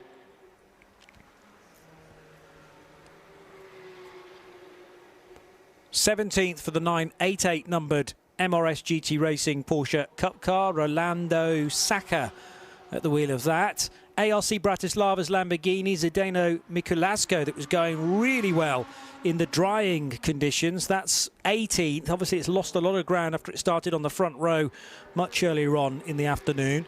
Amadeo Pampanini, now in command of the 967 HRT Performance Porsche. That's 19th, ahead of the Santaloc GT3 car for Elia Earhart, 18. RPM Racing's Nick Johnson and the 907 Bright Green Porsche is 21st, ahead of Bob Herber in the Baz Kooten offering, 925. 23rd is the 908 Seb Lajou by Duvo Racing Porsche, and the best of the GTXs remains the 911 example for Georg Goder now. 719 is 24th overall. Then it's Dennis Bone for Lion Speed. He leads GT4 in the 424 Porsche Cayman, the 718 Cayman GT4 Club Sport. Dallas Carroll in 969 for GDL Racing is 26th. The MP Racing Mercedes, David Gosner, 27th, ahead of Ricardo Bruins for Hankook competition. Orchid Racing Team's Alexandre Motet, who has, well, that car as a whole has been in the wars at times. It's got quite a bit of red paint over the what was pristine bodywork from, we think, a bit of a glancing blow with the barrier. Olivier Dons for Speed Lover, 979 is 30th. Then another GT4 car, the all-white Simpson Motorsport BMW number 438. And Holmgard Motorsports Porsche for Marlon Menden, back at the wheel in the 902. He's 32nd. Next up, it's the Bugera ZM Racing Mercedes. The team flagged from Emrati flagged, and it's David Fezecki, though, of the Czech Republic currently doing the driving. Hannover Motorsport 419 for Chris Verhoeven is 34th. Then the 400 McLaren of Alfab Racing, and SRS Team Zorg Rennsport second car for Benito Tagel, Mexican driver, is 36th. Lionel Amrouche, the first of the Vortex, 37th. Neuhofer Rennsport for Marcus Neuhofer, 38th. Daniel Morris, we're just hearing from him with Binksy. The CWS engineering car is 39th. And then HY Racing's Porsche Cayman completes the 40. And then the final few runners, Team CMR's Lawrence Tomlinson's Ginetta G56, 41st. Arno Gomez for the second Vortex crew, 702, is 42nd. And NKPP Racing's car has been off the road, causing at least one code 60 already. That does appear to be running again. Kessel Racing, big crash for that Ferrari, and the Red Camel Porsche did not take the start of the race. 53.5 minutes still to go. And there's been an awful lot happening for the first segment of the 12 hours of Spa-Francorchamps, including, most recently, for the McLaren Artura, which, now, is that just a tyre rubbing and disintegrating on the front left, or is it something more significant? It looks to be further down on the... Is it actually a suspension failure? Because the tyre maybe is still inflated. What do you reckon? I'm not sure whether it's the angle, but it does look like the wheel's further back in the wheel arch than it should be, but it is. The tyre is flat, though, isn't it? The tyre is deflating as well, so it might just be that it was just turning a little bit through the left, through the left-hand part of the com there. Just while you were reading out all the running order, the result class positions, Johnny, Diana did a bit of research for us and some detective work on. Thank you, Diana, down the pits, and she can confirm that we were right. Number 69, Lamborghini, RD Signs Lamborghini, is running wets and have continued on wets, and they are happy to do so. Dan is trying to find out whether Land Motorsport in the Audi R8, the 34 entry, is doing the same. But so we've got a slow GT4 BMW on the pit straight by the F1 pitch, just about to cross the line, and it's turning itself off there. Yes, indeed. Alt Control, delete, reset, lights off, means it's back on again, and the Luminank reignites on the windscreen. And we've also got the 967, one of the 992 Porsches, sorry. It's just had a rotation like the Vortex did coming out of La Source. Swap round, this is Amedeo Pampanini in the HRT Performance 967 Porsche. 992 AM class, just coming out of La Source, full rotation round, 180 degrees, back into the pit lane as he rejoined, just knocking a cone out onto the track, which may need to be moved, but I doubt it. People shouldn't be there at the moment. That car's running with its hazards on now. This is the 967. 967 carries on, as you say, with the winker going. But what happened to the Lambo, number 44, straight on the Le Com corner? That's why the escape road is there. But they've stuck a couple of tyre bales in it to make sure it's not actually faster to go that way, rather than sticking to the racetrack. So you've got to wiggle your way through the tyre barriers, the tyre bales, and rejoin. But that was coming in way too hot for the 44 Lambo of Zdeno Mikuláško. He did well eventually to scrub enough speed off.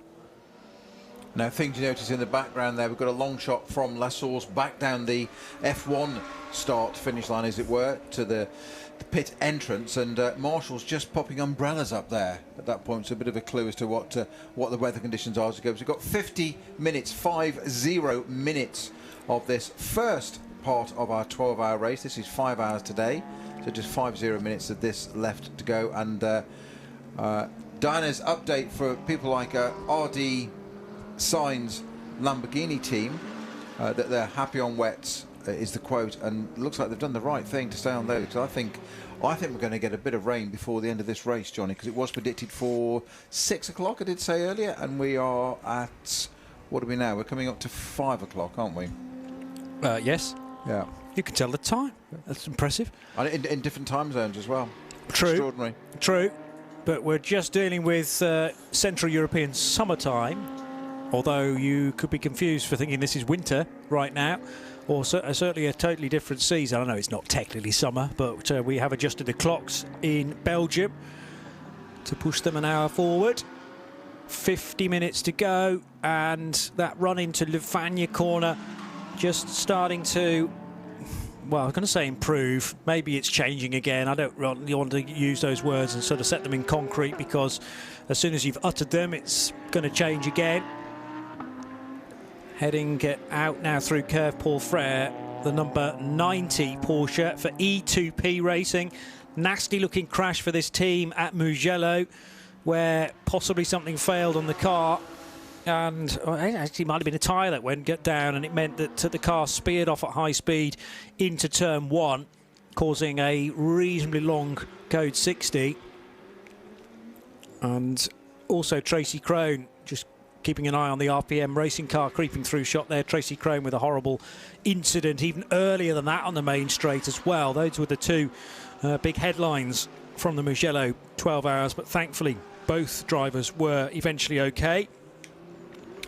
9:27 is just heading out of La Source to begin another lap. The 927 Heiko Eichenberg allocated car, the SRS Sorg Rennsport machine. SRS Sorg Rennsport.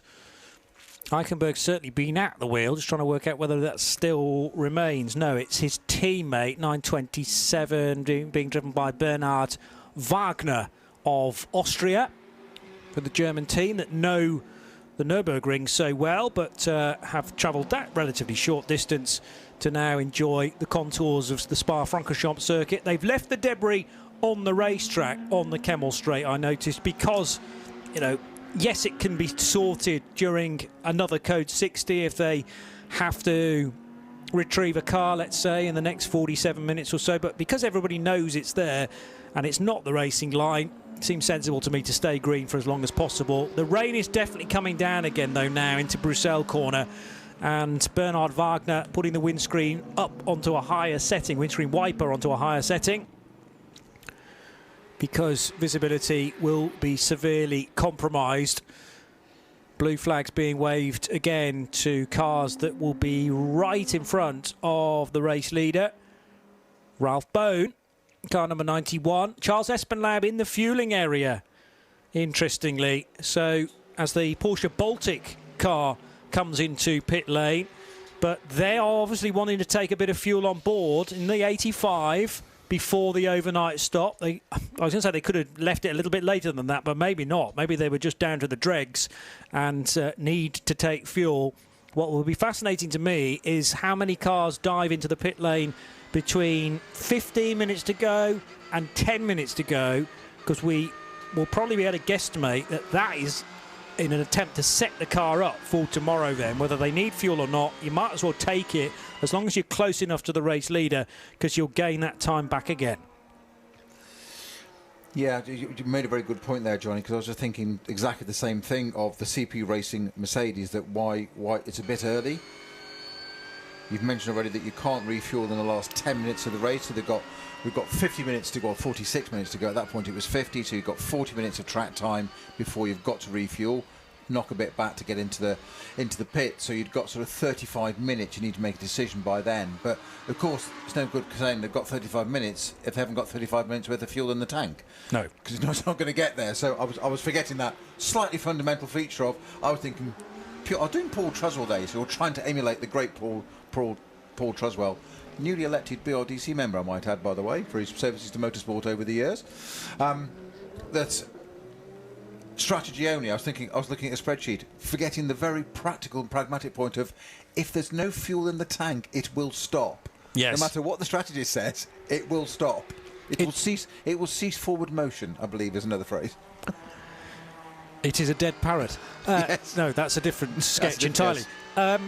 it's very easy to kind of end up down blind alleys thinking, you know, to sort of outthink yourself really and go, right, what's the optimum time to pit here? And then forget that you really are outside the pit window because there's literally no fuel left in it. So their hand has been forced. There may be other teams, though, Herbert Motorsport perhaps, they're pitting with 45 minutes to go. Will they actually choose to pit again? Even though they burn half a tank, we'll find out in 30 minutes' time whether they do that. Binksy was very close to that Herbert Motorsport pit stop, though, for the 91.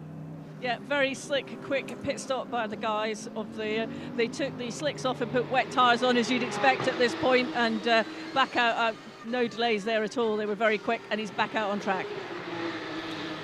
And in the pit lane, Binksy, is it notably wetter again? You know, is it pounding down like you sent me a video of it earlier on?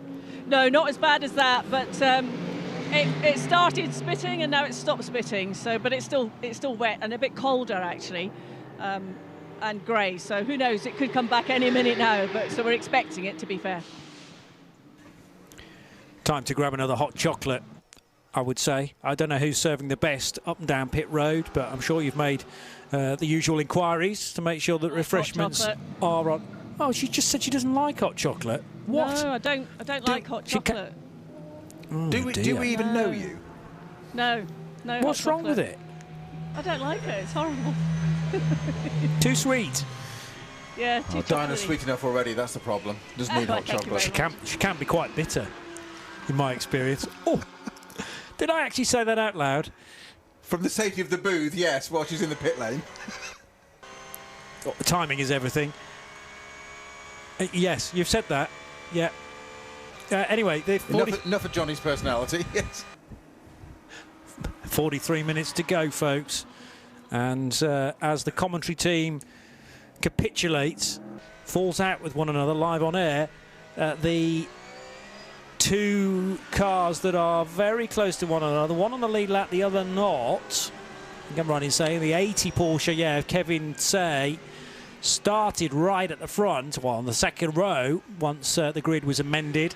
And the Charles Espenlaub Mercedes has just lost a place to a fellow Mercedes, actually, from Hoffa Racing. Yeah, but it pitted from second. Don't forget, it's done its pit stop now, so that's dropped down. It's 8th now, but it's already got a pit stop in hand. The 7 in front haven't. I'm glad you're paying attention. I had forgotten that briefly, but they needed fuel. Again, they might have the option, because they've pitted so far out from the checkered flag, will they come in again, as long as they do it before 10 minutes to go, to top it off once more? They'll have to work out whether that's actually worth doing.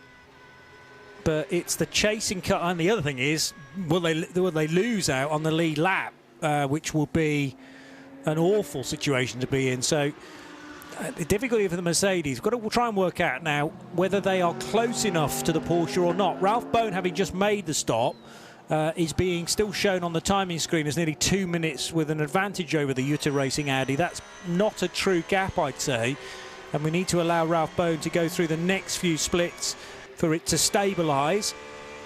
Herbert Porsche, Jutta Racing Audi and the RD size Lamborghini, as now the GT4 class leader is very slow. That's the Lion Speed GP Cayman, which has a significant advantage in GT4 over all the other runners. But Dennis Bone looked to have been off the road there, and that was Pouon. Has he spun the car, or was it just a slight off? But definitely leaving Pouon at a much reduced speed. Oh, sponsor delight this race, that car, because it's had so much airtime, hasn't it? True, yeah. One way or the other. But the issue is they definitely want to be leading their category overnight. So let's hope that that's not been a costly mistake, or maybe it clashed with another car. Again, only caught the back end of that incident, but you do not want a scary moment. All the Lion Speed mechanics will have been straight looking at the screen thinking, are we still going? Are we still going? But it did return to the racetrack. And Lucas Sundahl in the 71 Jutta Racing Audi to the race lead now. I did wonder that. So Ralph Bone, having just made that stop for Herbert Motorsport, have to measure their position in this race to a new leader. Jutta Racing leading by 7 seconds over this car, the RD Signs Cholet Racing Team, Nicolas Michelin. He begins a new lap now. And when he gets to the Camel Straight, 7 seconds, might be able to see the Utah Racing Audi away in the distance. But this is tricky as well. To say that you've got to finish on the lead lap at the end of 5 hours, the problem is that measuring stick is changing all the time because we're getting a different leader as more and more pit stops start to happen. So you've got to scan 40 minutes into the future and work out which car's likely to be in the lead if it hasn't blinked and come in for a pit stop.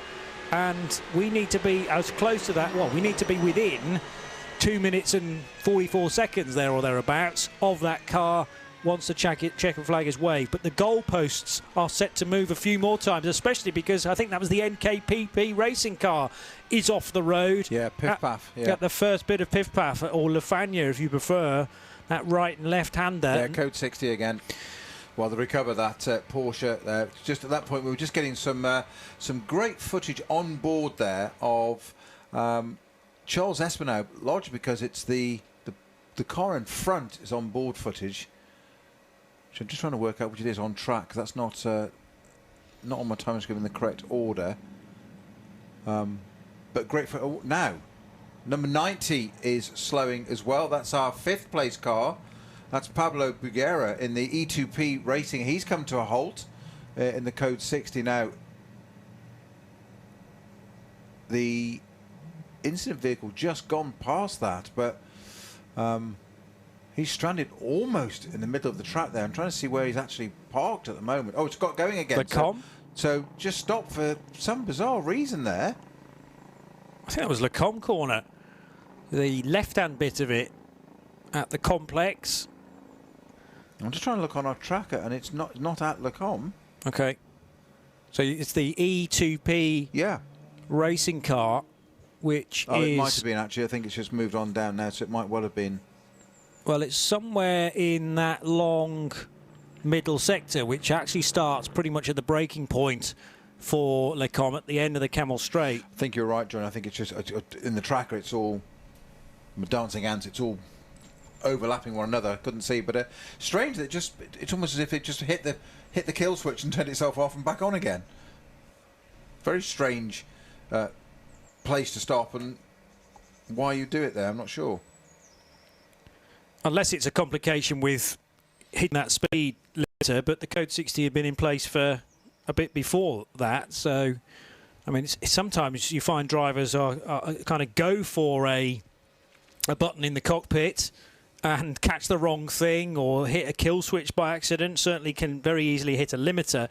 I'm unsure as to whether some of these cars actually carry 2 limiters, because they do. Yeah, they do, because you've got a pit lane speed limiter. And in fact, I can vouch from experience this, having driven a GT4 car in an Aston this time last year and in test at Donington, and I've gone out to the pits, taken the limiter off. In the days when I used to do it, you had to press and hold the limiter, whereas now you press it and turn it on.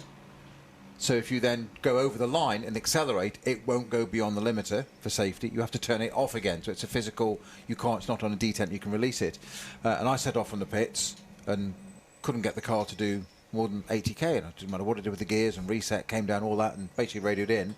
And it was young Tom Canning who was sort of with me on the day, AMR Young Driver Programme, and he said, oh yes, he said, and there's a yellow button on the steering wheel on a GT4 car which is full course yellow, which is basically lit to 80k. Did it say FCY within it? In very small, yes, but you know. Well, yeah, it's a new concept. I was looking down the road, not looking at the wheel. Yeah, and it's just like, oh, okay. And he said, mate, you just turn that on. Oh, turn that off. Fine, idiot. But then have to remember to put the limiter on again, go out to the pits, even though it's a test day. That's it's always the process. So that's what you should be doing, and then turn it off. But a full course yellow button. It's clever witchcraft. Is that a press and hold for the full course yellow, or literally you can just catch it by accident and it'll kick in? That's exactly my point. With the thumb, I've been changing ABS settings and whatever, and I'd obviously, with a gloved thumb, it just obviously does not, and it's to turn it on so that you can't then, obviously under full course yellow regulations, safety car, wherever it may be, like this code 60 here, you can't then break the rules. So the team, you're not getting any problems. You just got to turn it off again, and that's all it was. And to turn it off, press and just hold? Press the button again. Oh, yeah, just press. Just turn it off again. Yeah, it's that simple. But And Code 60, well, actually Full Course Yellow came out of this idea of Code 60 that the Dutch Supercar Challenge initially thought of, and Creventic adopted it, and then it's now gone through all of global motor racing, including Formula One, with their virtual safety car. But that is a speed-limited caution, which can then sometimes be followed by an actual safety car. Interestingly, in the World Endurance Championship this year and the European Le Mans Series, for the first time, we've got a virtual safety car as well. But the difference between a virtual safety car in the WEC and a Full Course Yellow is that a virtual safety car is absolutely and categorically followed by a safety car. So it's a means of getting into the safety car more quickly without having to wait for the car to actually come out onto the racetrack, pick up the right car when somebody might be in a very vulnerable position. Far better to just neutralise the race as soon as possible and then send the safety car out at a later point, probably 2 laps later. But Code 60 came first, and it's very important to point that out when we're with the 24H Series again this weekend for their second European race of the season. We're back to green though now, so a single press of the Code 60 button should release it. Maybe that does go to explain why the E2P racing car though was weirdly stopped at the top of the hill at Le Combe corner and couldn't fire straight back into life, and the 90 car of Pablo Buguera will certainly have lost ground because of that. Jutta Racing have pitted, I noticed, from the race lead, so they came in during the Code 60. At what point they landed in the fueling area, I'm not quite sure, because they will hope that this can be a full fuel fill. It may only be, well, all they're going to do is re-present the card to get the full fuel fill now that we've gone back to green. Yellow flags briefly shown early on in the lap at turn 3, but they've been withdrawn, so hopefully we won't need a caution following a caution.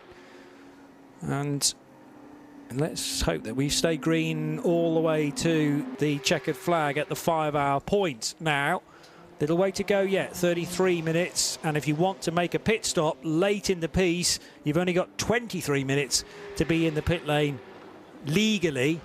Otherwise, unless you want to be slapped with a 2-lap penalty, and that would be horrendous, having worked so hard for the opening 5 hours to ensure that you're still in the reckoning. RD Sainz, the new race leader, Nicolo Michelin for the Cholet Racing team in their all-red Lamborghini from Lucas Sundal, but it remains to be seen when Lucas, or indeed another driver for Jutta Racing, re-emerge. Be surprised if Jutta are doing a driver change, frankly. I think that car headed probably right past the team and into fuel. But that smacks to me of getting a little bit of fuel in before the overnight pause, and sure enough, the Jutta Racing car's back in the race again. So that was fuel and fuel only in the Heritage pits for Lucas Sundal. Has he hung on to second place? We will keep you posted on that. On the graphics tower, rather suggests the Jutta car has slipped further down the order, maybe to 5th place, and is now on an out lap. The Lant Audi also pitted on that lap, number 34. Did they choose to take slick tyres at that point, or was that again just for fuel, as the Lant car goes through the latest split and jumps ahead of the Jutta car as well? So Jutta will have been doing their calculations as late as possible to say we can afford to get fuel here and not miss out on the lead lap, because what I've got to do now is total together the time increments. That should still be okay, because we've got about a minute separating the RD Sainz Lambo and the E2P Porsche, then about 30 seconds it turns out, 35 seconds let's say, and then a minute and 9, 27 seconds and 2 seconds. We're still not quite up to a full lap distance of 2 minutes 40. So I'm going to guess that we've still got 6 cars on the lead lap before I'm fully confident about that estimation. We'll see them over the line at the end of 82 laps, 83 laps as it will be in a moment or two. 82 completed now for the RD Sainz Lambo. 3 seconds back is the Herbert Porsche, and a further 34 seconds back to the E2P racing car. Where is Jutta in the mixture? Likely to come through not in 5th, because that's now CP Racing. And the CP Racing Mercedes hasn't pitted again. Remember, it stopped with about 50-odd minutes still to go. And CP Racing, at least in our graphics, shown as now the 5th placed car. And of course, they put it just before that code 60, so they've saved a little bit more fuel there, running behind the code 60 for good point, yeah, a few minutes there. It's not a much, but it's every little bit helps. It certainly played into their hands of not needing to pit again, so that means suggests they might need to pit earlier in tomorrow's race. Of course, that's 7 hours long. It's a little bit of a different thing again. How do Herbert play this? Do they set the crosshair on the leader? They don't need to. They're around the outside of Blanchimont to take the race lead. Well, surely that's got to be down to tyres more than anything else, because the Lamborghini didn't have the speed coming out of Curve Paul Frere. Sorry about the escalation of commentary there, but all of a sudden I was thrown a picture of the two cars side by side, and the 91 car to the outside line, the wetter line, and swoops into the race lead. A very dominant and confident manoeuvre there from Ralph Bone, and Michelin appearing to have no answers. Well, not at the moment, no. The Lamborghini taking the tighter line down to the inside for La Source, but to no great advantage there. And if anything, the Herbert car, I would say, is pulling away a couple of car lengths already, which, as you say, that was just down to tyres and just that eternal search for grip of just round the outside. We talked about Blanchimont not really being a place to overtake that much, or you've got to be super confident. Well, he certainly was in that. Ralph Bone super confident around the outside of the Lamborghini there to take the race lead, as you said. So 91 back in the race lead. So it's the Porsche from the Lamborghini, Porsche, and then 2 Mercedes. Charles Espinal now up to, say, 5th place in the CP Racing American entry. I don't think they're done yet as well for this race in terms of position. We've got just under 30 minutes to go, so 28 minutes to go, so 18 minutes left to pit stop. Yeah. And presumably we've got to have started that pit stop within... Oh yeah, it can run into the... Run into the 10 minutes, but you've just got to have started it. So it's like taking a timed lap. If you cross the line with 1 second to go, you're allowed to complete that lap. You have to cross pit in with 10 minutes to go, yeah, not pit out with 10 minutes to go. So yes, the pit stop can extend. But these are the things that really matter, don't they? Because it's, there's a set distance, and there'll be a time, because it's a limited speed, as to how long the pit from pit in to pit out is, plus refueling. That's what all the clever bits do with things like cells on algorithms and I don't know, stuff like that. So you almost sounded like you knew what you were talking about there, but I know for a fact you don't. No, we all know I don't. I've been in trousers a few times, and it's just a bit of osmosis.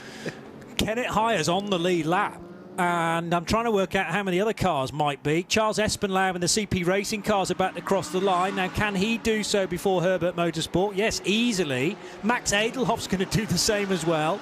Ivan Shakoma, yeah, lead lap for him too. And how far down has Lucas Sundal rejoined? Well, that's going to be nip and tuck now. 25 seconds we'd expect him to be back across the line, whereas Ralph Bone is less than that time.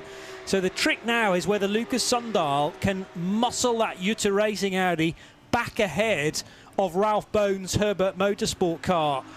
Because if he can, we might have 8 cars on the lead lap and all starting literally neck and neck tomorrow morning for the continuation of this 12-hour race. I do like these split races. We were introduced to this concept a few years ago at Mugello, where it was only 3 hours run on the Friday night, so it was much easier to stay on the lead lap in that version of it. 3 hours on day 1, 9 hours on day 2. We've had a 4+8 as well. And then it started to get really complicated, because in Mugello it was 6.5 and 5.5. I mean, how on earth do you manage a race like that with the pause overnight being at such an awkward point? But the teams sort of embrace that challenge as well. And that's a straight fight now between Charles Espenlaub in the Mercedes and Max Edelhoff in the 34 Lance Motorsport Audi. Which is quicker. The Audi is much quicker than the Mercedes. Well, Max Edelhoff is a bit of a hot shoe in that 34 car, and I can understand why they put him into that car for the closing stint to the high line of Pouhon. And that first element of the double left-hander, but that was a precarious place to put the Audi to make sure that Espenlaub would seen it in the and the Audi for the moment stays behind the American Racing. Now, whether it was intentional or not, but Charles Espinaub had the left-hand indicator on, which I know sounds really odd on a racetrack, but you will sometimes do that. There's no point in defending a position. You'll indicate your intention to stay out of the way. So maybe that's why Edelhoff went to the outside there. So I think that's probably been concluded now. We switched to a different view on track now, but I would not be at all surprised if Edelhoff in the Land Audi has got ahead of CP Racing Charles Espinaub's Mercedes. I'm not suggesting that Charles was being slow, but it's got more fuel on board necessarily there. It's thinking strategy for the end of this race, but the Audi was definitely the quicker car on track there and trying to find its way through. So Herbert it is that are leading with that bold move from Ralph Bone around the outside of Blanchimont just on the previous lap.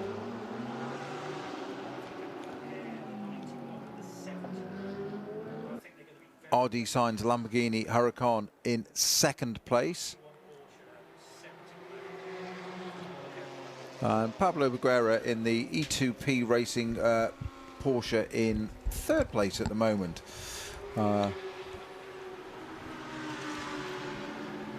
Kenneth Hayer it is that's in the Hoffer Mercedes in fifth.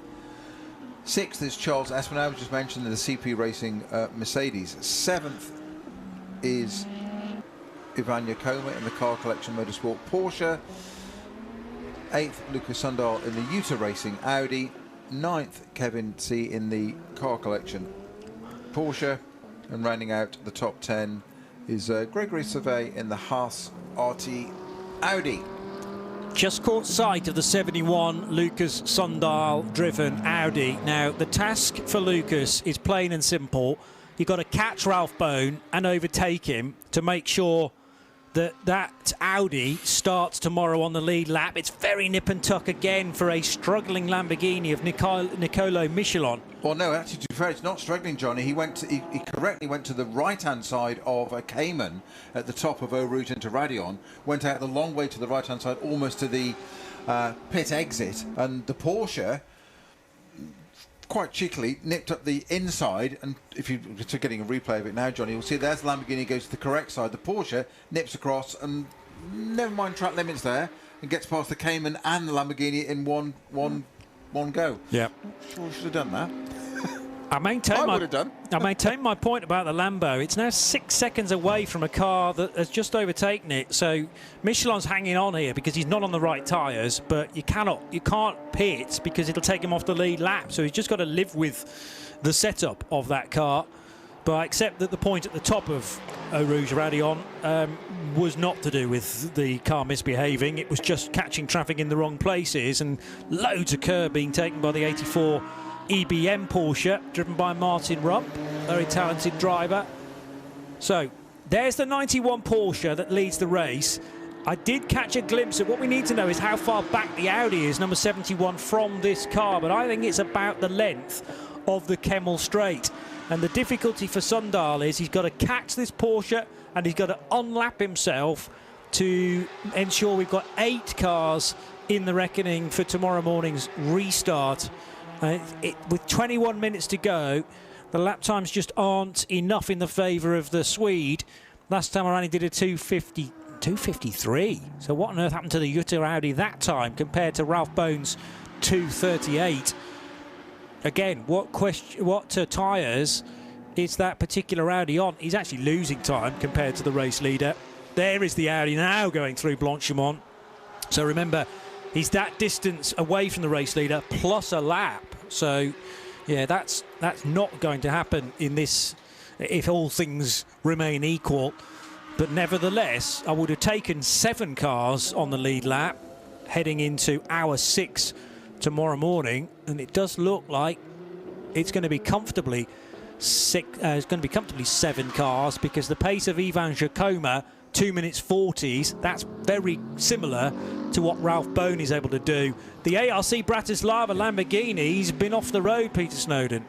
Yeah, I'm just trying to see where that is. That's I'm trying to see where it is on the track. He's just been off there. He's just certainly run very, very wide. Was that Jackie Eakes?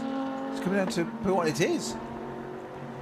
So left-hander to after Bruxelles, and you swing out of Bruxelles. And I've said before, it's like a downhill Druids, if you know Brands Hatchet in the UK, which is an uphill hairpin. You loop around and come back down again. I've always said Rivage, Bruxelles as it's now called, is like a downhill Druids, and it's very easy to just run out of space there and run wide. But you go all the way out onto the left to the exit, switch over to the right-hand side, and that Jackie Eakes left-hander, which is the approach to the hill down to Puon, it kind of draws you in. It looks like a really fast corner when you approach, but it's a very fast approach, but a very tight apex with not much runoff on the right-hand side. So you've got to get it right. So to get your exit speed is crucial.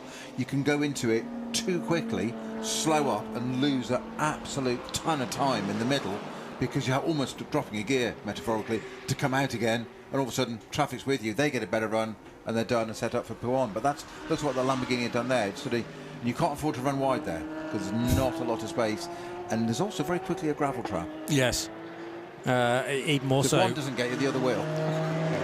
Yeah, I mean, if you're fighting a gravel trap, there's only going to be one winner there. Max Edelhoff, by the way, got ahead of Charles Espenlaub. I don't know whether we mentioned that, but the youngster in the Lant Motorsport Audi is now in front, and I say youngster. Max Edelhoff, 28 now, not really a youngster. It feels like it's only 5 minutes since he joined the championship, but it's probably been 5 or 6 years now. So the CP Racing car is back to 6th. Got to try and stay ahead of Ivan Jacoma and certainly ahead of Lucas Sundal. That is the game now for those top 7 cars. Do not let this stealth-like Porsche from Herbert overtake you and potentially take you out of the mix for tomorrow's restart. And the question mark remains, does Ralph Bone come in the next 8 minutes to take a bit more fuel on board so that they don't need to do that early doors tomorrow in the opening phase of the race? Oh, the Simpson BMW's gone straight on at La Source, and there's debris on the road as well, so that maybe tells us it's gone off with some contact too, and is stopped now on the runoff area as the Jutta Racing Audi arrives on the scene. Double waved yellows to warn of that, and that little bit of... Oh, there's another. Sorry, I hadn't seen that Porsche off at all. Porsche on the left-hand side, which I'm guessing the two have collected now. The driver getting out of the 438 BMW. It's Dallas Carroll, I think, in the GDL racing car, only because the Lumin rank is displaying 21, so the car 21st in the order, and that across the line was the GDL racing Porsche. Yeah, you're right. Number 969, and it's code 60 with 17.5 minutes to go. So if Herbert were hoping to get in before the final 10 minutes starts to elapse, then it might be that they get in and it can only take 25% worth of fuel. So now they'll be weighing up whether that's worth doing or not. I suppose you're going to lose less time, and you're only going to fall a bit back down the order. That's exactly what E2P Racing are doing. So E2P Racing, now confident that they're not going to give away the lead lap, can come in and at least put 25% worth of fuel in. Depending on how long it takes, they're not going to clear 2 cars by the time E2P get to the fueling area, so it can't be a green flag fuel allocation. Well, there's 3 elements to this, isn't there? Because there's 2 cars to clear, neither of which are heavily damaged. There's no barrier repairs. Easy. Tick. Done. There's a bit of debris on the track, though. So it's still got to get a marshal out there to do that physically, whether we can do it all simultaneously or not. But, so we've got 16 minutes to go, of which only 6 of those you can use as track time. The rest, otherwise you've got to be in the pits and refueling, or you don't. So, and there's a Porsche just running down... And the Vortex running with at least a couple of wheels down the grass. Bizarrely, actually physically doing a bit of rallycross there at very slow speed. But as in, why? Why would you do that?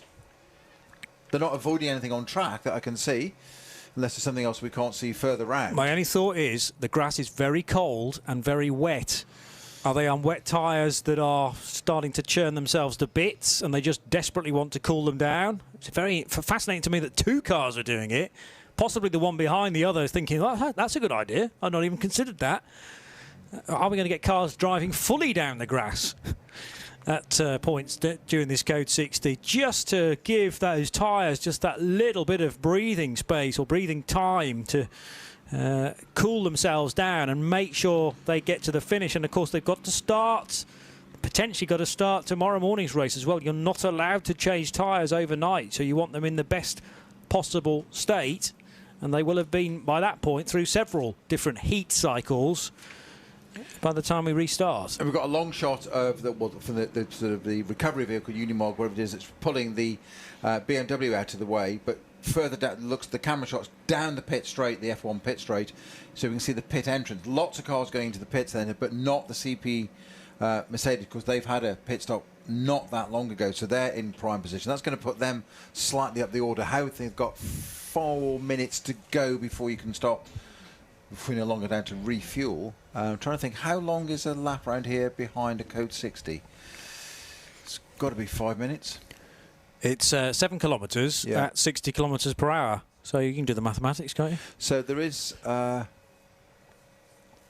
yes. I'm time over distance equals speed. Maybe.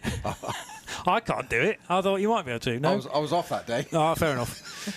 I was doing sport. Yes. Well, that makes sense, doesn't it? Yeah. You've had a career in it ever since, so...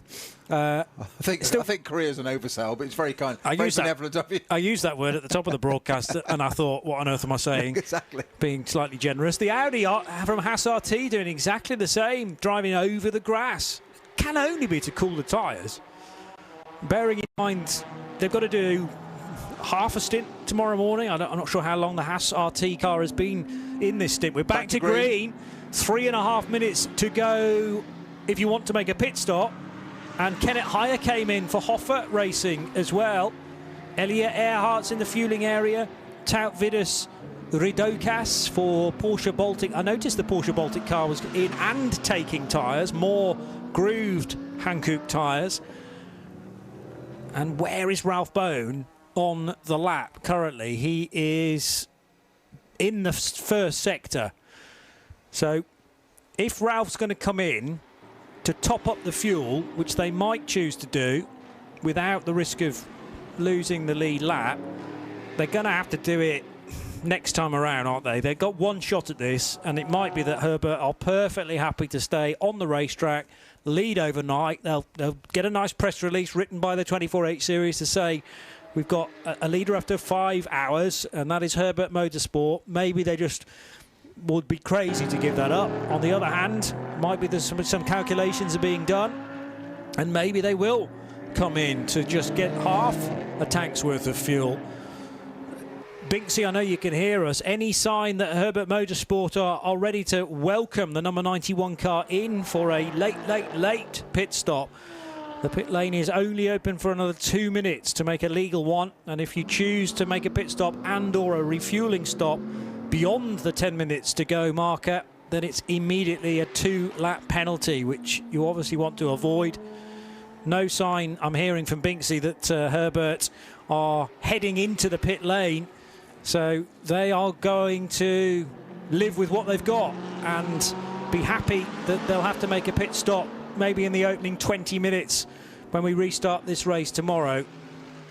But, and the only downside to that is that they've got a 10-second lead at the moment that will completely evaporate by the time we get going again tomorrow. But it's not a big lead to give up, in actual fact. In the grand scheme of things, 10 seconds is not really anything at all. Exactly. In a 2.5-minute lap, if you were sort of 2 minutes up, you'd be a little bit peeved. Or peeved, exactly. That you go to bed having just done all that work and it's lost. As you say, for a matter of a few 10.699 seconds, not worth worrying about.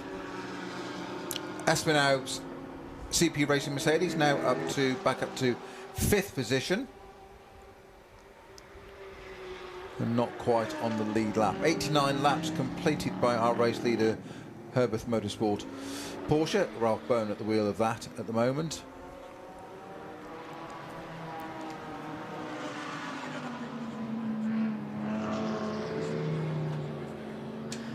Ralph Bone out front by actually 18 seconds now. Nicolas Michelin. And it's the 90 car of Pablo Buguera together with Max Edelhoff absolutely together So the 28-year-old from Lant Motorsport, sorry to rub that in, Max, is really pressurising Bugera for this third position overnight. But Ralph Bone not for stopping out of La Source corner. And the Audi has certainly looked like, the white and blue Audi that is, certainly looked like the most racy of the leading batch of cars. Top 6 remain on the lead lap. Lucas Sundal too far back, I'd say, although he has just got ahead of Kenneth Higher. And that's an interesting pit stop for me from Hoffa, because they came in, maybe they just desperately needed fuel, but it's taken them off the lead lap, Hoffa Racing. They are a GT3 AM car, so effectively battling with Herbert Motorsport. But if they needed fuel, they were probably given very little choice but to pit and to kiss goodbye to that leading batch of 7 cars. So we may be down to 6 now. We are inside the final 10 minutes, so unless you've made your fuel stop or your pit stop to change tyres and change drivers, that's it. And the real nightmare scenario now will be that the heavens absolutely open, dump a load of rain on the track surface, and you're on slicks, because you're not allowed to pit now between now and the checkered flag. So you're going to have to lump it. There doesn't appear to be anything from the sky that suggests a big twist in the conditions, thankfully. But that is something else to bear in mind with the current rule set that we had in Mugello. We've got again in Spa, and remember there's a 12-hour race later on in the season as well at Misano, a brand new venue for the 24-hour series to visit. Portimao and Barcelona are 24-hour races, so we don't have the added complication and the enjoyable complication of the overnight pause. You just power on through on the Algarve and in Catalonia later on in the season. Ralph Bone over the line. He has now completed 90 laps. And what are we saying? With 8 minutes still to go, 3 more? 3 more, including this one. Yeah. Yeah. There or thereabouts.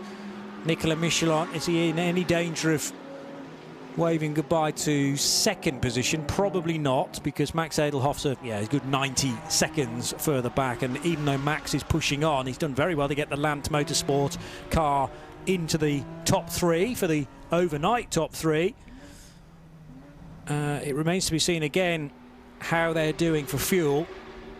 But Max Edelhoff, he's going to be the big winner, well, along with those behind him. But, you know, you've got a 90-second gap to the race leader, which you reset to virtually nothing. He'll start on the second row.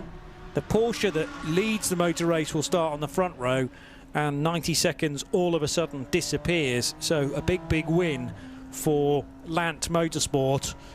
And likewise, other reasonable gaps include Ivan Jacoma. No, he's only 3 seconds away from Charles Espenlaub. But yeah, Edelhoff, Bugera, Espenlaub and Jacoma will be on the boot list of the race leaders at the restart tomorrow.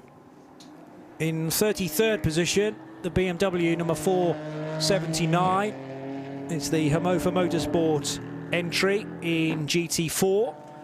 Heading into the right-hander at Curve Paul Frere now, the 419 BMW. And a brief glimpse with brand new tyres of the Porsche Baltic entry. So they gave that car new wet weather tyres.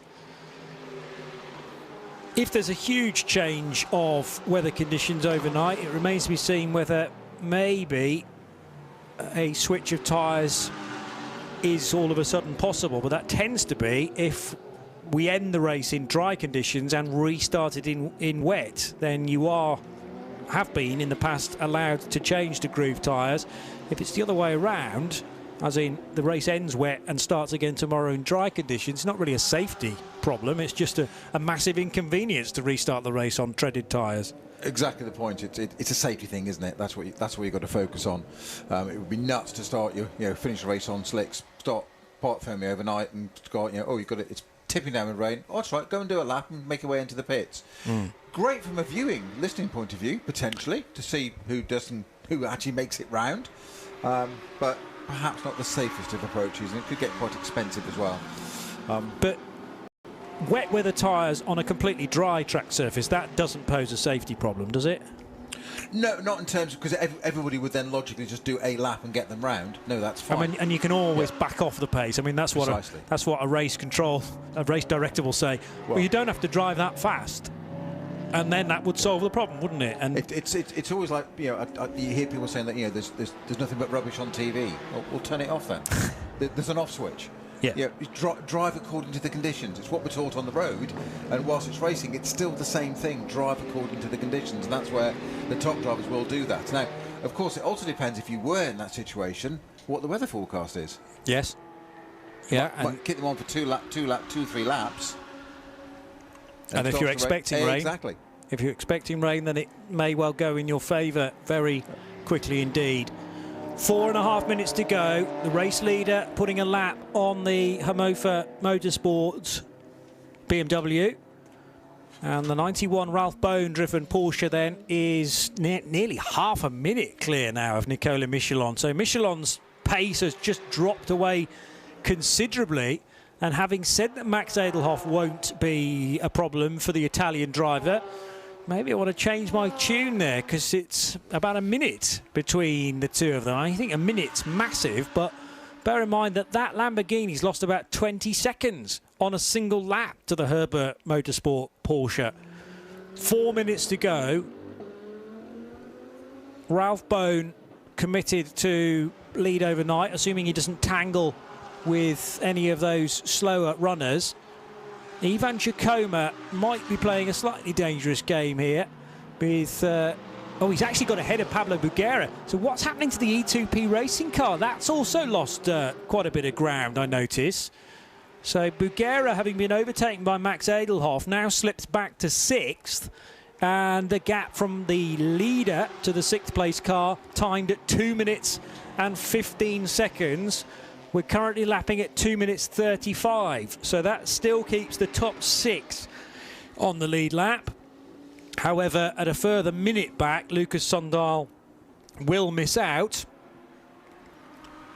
Now, battle for 4th position here. Ivan Giacomo saying the car collection Porsche now just 1.2 seconds off Charles Espinau's amount aboard the Mercedes, CP Racing Mercedes now, and the Porsche looking quite tasty and quite a bit quicker there. There's 2 and less than 2 minutes to go, 2:40, and straight down the inside at Bruxelles. In fact, Charles Espinau, I think they literally drove out of the way to let that Porsche come through. So whilst he's 4th on the road on on the time scheme, he's not on the road. Ivan Giacomo in the number 12 Car Collection Motorsport Porsche has just taken that position from Espinau. I did think the CP Racing Mercedes might end up 3rd. It had pitted from 2nd, if you remember, dropped back down to 8th. We've got everything to shake out and sort out. I thought it might end up just on the metaphorical podium today, as it were, as in the top 3 there isn't a podium. It's now going to be 5th, though. Yeah, but still within touching distance of the race leader, and waiting again for the Ralph Bone Porsche to cross the line, which is just done for the 92nd time. So likely now with 2 minutes and 40, well, 2 minutes 40, let's call a lap time. So we are inside now the final lap potentially as Ralph Bone crossed the line. Is it going to be 93 laps? Is it going to be 94 laps completed by Ralph Bone and as many as 5 other cars to keep them all on the lead lap? Lucas Sundal, Kenneth Heyer, Gregory Servet, likely to be those that will start very close to the front row, but they will have, in reality, a full lap between them. And then in terms of the 992s, what sort of gaps are we talking? Well, the 2 Red Ant Racing Porsches are only separated by 40 seconds, and the 992 AM leader is only 2 seconds further back. So Edwin Schilt of the Netherlands has done well to just about stay on the coattails of the 2 992 leaders. They'll all start on the lead lap within 992 tomorrow as well. GTX and GT4 could be a different story, though, because of the dominance so far of the GTX leader, the 911 Racing Porsche of Georg Goda currently, and the Lion Speed Porsche 718 Cayman. What's the gap between those cars? 30 seconds, another 30 seconds. Yeah, it's too much. I think we'll have a GT4 leader by a clear lap by the end of this. Now, strange line for Charles Espinal coming out of the bus stop chicane there. You've got your right, you've got your left onto the pit straight. You tend to flow out onto the right-hand side by the pit entrance and down the pit straight, taking a very, very tight line as he did the last lap. And it's actually... Charles Espinal is 4 seconds off the pace of the car collection Porsche in front of Ivan Yakoma in that lap alone. I know he's been overtaken, but 4 seconds off the pace. I just wonder if there's any issue with that Mercedes in the last, literally, minutes of this race. In fact, the clock has now stopped down to 0. So it will be 94 laps in total. Ralph Bone down at Bruxelles corner now. 35 seconds clear, and again Max Edelhoff just a little bit closer to the RD Sainz Cholet Racing Team Lamborghini, but I don't think they're going to get close enough for Max to make a meaningful attack. Nicolo Michelin might actually be saving a bit of fuel now that he knows he's going to buy all that time back anyway, so you might as well continue around at 80% of your absolute pace. It's all rather academic at this stage. As long as he stays ahead, well, as long as he stays on the lead lap, doesn't really matter a great deal when they're all re-gridded tomorrow. Bone, the race leader, 35 seconds further back, Nicolo Michelin, but also remaining on the lead lap, the Lance Motorsport Audi, the car collection Porsche of Giacomo, Charles Espinal, assuming he makes the finish in the CP Racing Mercedes. We have got slight concerns about his lap speed right now, and the E2P Racing Porsche should be close enough to this car as the checkered flag cements them into position. The problem for Jutta Racing and Hoffa Racing and Haas RT in their Audi, their Mercedes and the other Audi for Haas RT is that they're just going to miss out from being in the ideal starting position tomorrow. We should have at least 3 992s on their class lead lap tomorrow as well. So this is all set up very nicely for part 2 of the 2024 12 Hours of Spa-Francorchamps. But the overnight leader will be the 91 Herbert Motorsport Porsche. I'm sure I've uttered that sentence several times over the years. Herbert play an absolute blinder to be ahead by, as it turns out, 35 seconds. It'll be a matter of meters tomorrow morning, but a tremendous, well, 2 stints really, and maybe a bit more than that from Ralph Bone. He kicked things off, remember, earlier on this afternoon and drove it expertly well and completes today's part of the race together with his AM teammate Scott Noble and the semi-pro Jason Hart in the 91 all-black Porsche. Over the line in second, Nicolo Michelin does hang on in the RD Sainz Cholet Racing Team. They will be high-fiving in the Lithuanian squad because that looked unlikely for a period of time. The Lambo was hemorrhaging time, but they just had to hang on to it, and it eventually finishes 37 seconds further back and about a further 40 seconds adrift the Lance Motorsport Audi, which was powering on nicely for Max Edelhoff. Jutta Racing and Lucas Sundahl have seen the checkered flag, which tells me that they have only managed to complete 93 laps, unlike the 6 cars ahead of it on the road. So they've got a full lap to try and make back up again in tomorrow's 7 hours. The same goes for Hoffa Racing and Gregory Servet in the Haas RT car. But in the moment, we'll get confirmation that Max Edelhoff completes 94 laps and therefore will start with very little deficit at all back to the Herbert Motorsport car. And Ivan Giacomo, Charles Espinal, Pablo Buguera will all be home with 94 laps to their name, setting things up perfectly for tomorrow's 7 hours, Snowy. Well, I don't think it could get more exciting for, you know, this is just 5 hours of a 12-hour race. Not even halfway through it. No. Ridiculously. But, I mean, it's thrown everything at us. Weather and wheels falling off and all sorts of spins. One sad loss for the Kessel Ferrari. That was a fairly hefty shunt going in backwards, but driver absolutely, because Rossi, wasn't it, was in that? It was, Nicola Rossi, yeah. Rossi. He was okay. Absolutely okay, which is the only thing that really matters at the end of the day. The car can be rebuilt, but shame to see such a strong team out. But It's just been incident packed, hasn't it? I mean, what did we say? 6, 7 code 60s? Or was it 8? Oh no, it was 8 and possibly 9 by the end of it. Yeah.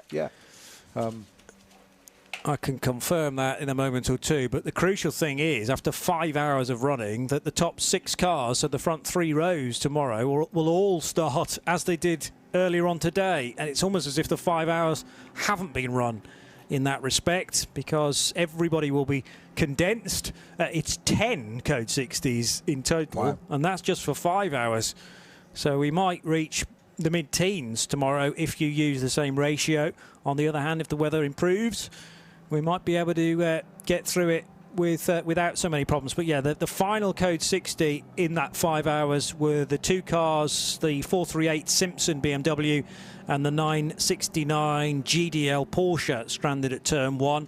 We never did find out whether they made contact with one another to force them off the racetrack, but it certainly caused the code 60 in order to recover them. And it's the little wins that matter in the commentary booth as well. I did say that the Santalot Junior team, Audi, would finish, I predicted, in the top 15 in this first section of the race, the 5 hours. Where's it finished? 15th? 15th. You've done this before, I'm sure. Both behind the wheel, Yes, behind the wheel and behind the microphone. And, well, your guesstimation of 15th, Elea Earhart has come up trumps there for the Santilok Junior team. The cars then are heading round on their slowing down lap. And what's the mood down in the Herbert Motorsport crew? We'll find that out in just a tick, because Diana Binks, I'm sure, is not too far away from the 2 American teammates of Ralph Bone. Just want to make sure that Kenneth Heyer is able to get back to Parc Ferme, because the 11 Hoffa Racing Mercedes is starting to slow down. Now, that car definitely stopped for fuel, so it's unlikely to be a problem in that respect. Herbert are back, though, and into the paddock, and now driving into the Parc Ferme area. Oh, they're using that concreted area between the various different levels of the paddock at Spa-Francorchamps to park the cars overnight. Peter Fry, brief glimpse of him to make sure. A very overly qualified parking attendant, Peter Fry there. Yes, because he is nice and high up in the Creventic organisation, but he has always mucked in ever since first becoming part of the group. And Gary Willems is there as well. So some of the big wigs from the 24/8 got series. the big hitters out, haven't they? They today? certainly have, yeah, as car parking attendants. And this might be one of the most expensive car parks in the world. Well, possibly not in the world right now, but it'll be worth a bob or two as they work their way in. It's very easy to glance off the concrete pillars there, so you've got to be mindful of where they are too.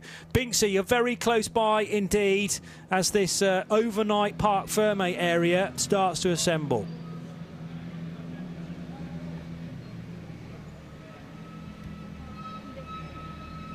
Okay. I'm hoping you can hear me, Johnny. If you can, please let me know. As I say, that's not the... Oh, yes, we can. Go on, Binksy. Yeah. You'll need to... I'll just let Ralph take his helmet off there. He's just parked the car down here. We've had this is the Parc Ferme area for tonight, so they leave the cars here overnight, as you already know. So just a little bit of a detour downstairs. Ralph, how satisfied are you with your performance today? Well, under these conditions in Spa, this is a very special race, and I never did this before, and so I'm very happy to finish like this today. How difficult was that first part of the race?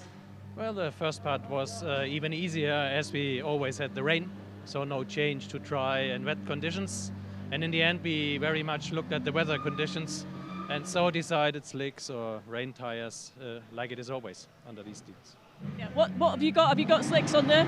Sorry? Have you got slicks on the car? No. You've got wets now? At the end, yes. In between, we had also slicks, but, well, it's changing a lot these days. How challenging is it? Challenging. Spa is always challenging, you know. It's not an easy track under these conditions especially, and the competition is also good. So let's see what will happen tomorrow. What's the strategy for tomorrow? Drive through. We might be in for more of a unpredictable weather situation, so we'll have to take it as it comes, I guess. Well, we have one weather guy with us, always looking at the data, but in the end, reality is what counts, and let's see, start good tomorrow and then see what the race will bring. Well done on part one. Thank you. Ralph Bone, terrific performance from him. He began the car from the grid, and although didn't take the race lead at that point, he was really sticking with the key players. And Herbert, as I mentioned, have just worked that out to perfection. I'm not sure whether it all went to plan, whether you chat to them and say that they will admit that it all went to plan, but looking back on it, they could not have wished really for a better Saturday. They'll lead by a matter of metres, as mentioned. It's in the archives, it will go down as a 37.3 second gap over the RD Signs Cholet Racing team. Nicolo Michelon really hanging on to that car. It'd be great to have a word with Nicolo to find out how that car was behaving, but not entirely to his liking would be my guess. The 69 RD Signs car, though, did finish in second, and we'll start there tomorrow ahead of the Lant Motorsport Audi of Max Edelhoff. He overtook at least 2 cars, maybe 3, during his closing stint, number 34. Then Ivan Shakoman, the number 12 Car Collection Motorsport. Remember, that car had a couple of spins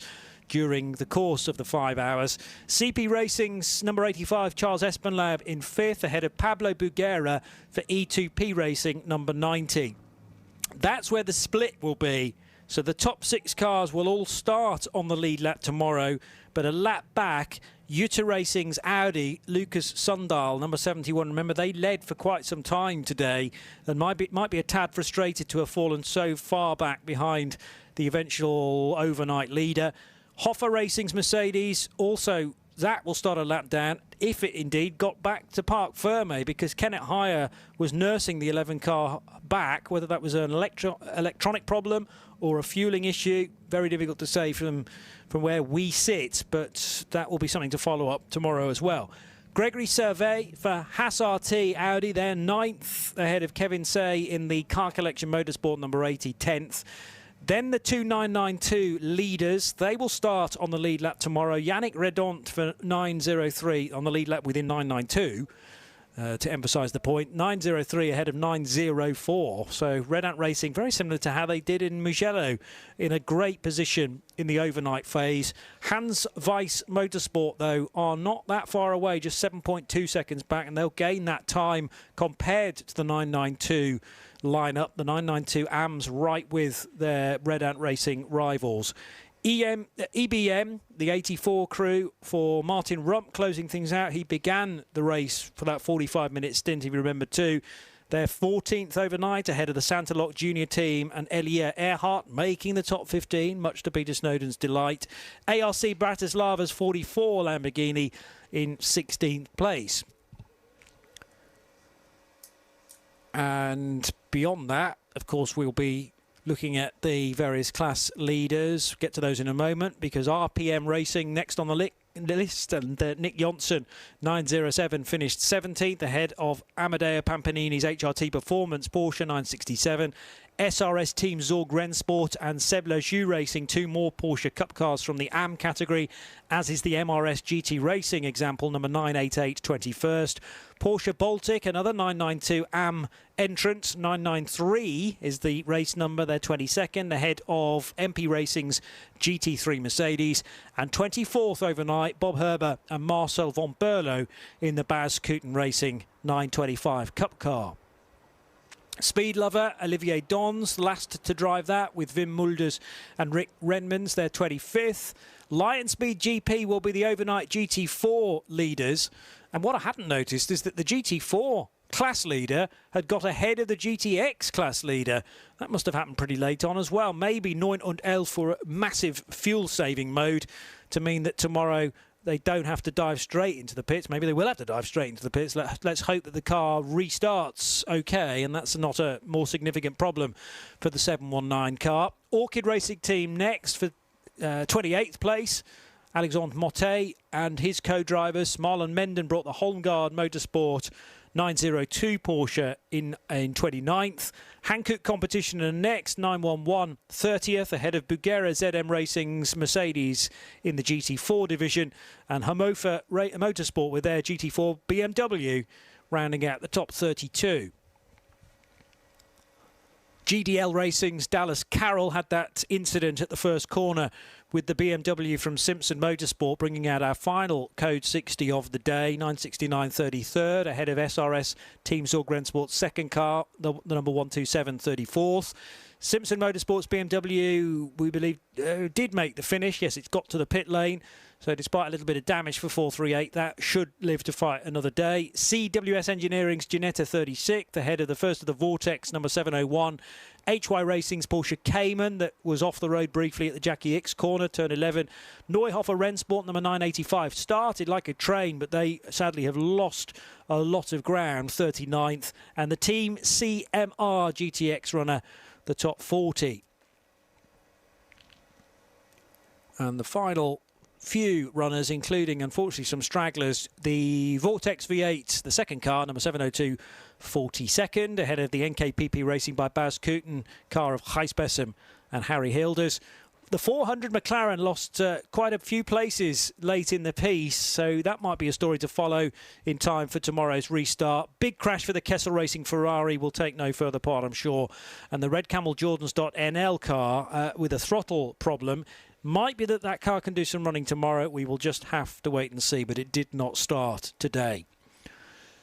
And after 5 hours of action-packed racing around the Spa-Francorchamps circuit, a chance to reflect on all of what has happened so far.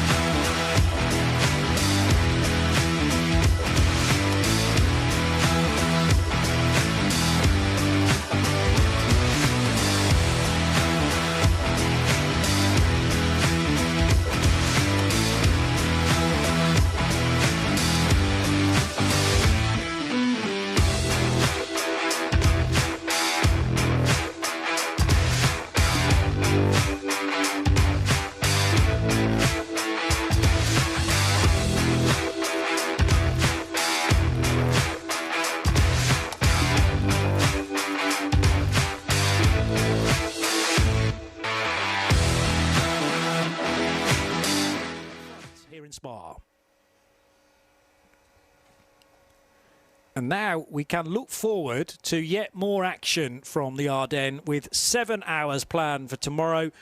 We'll start our build-up at 10:30 GMT +2, by the way. That graphic's slightly out because we're +2 because we're now into summertime.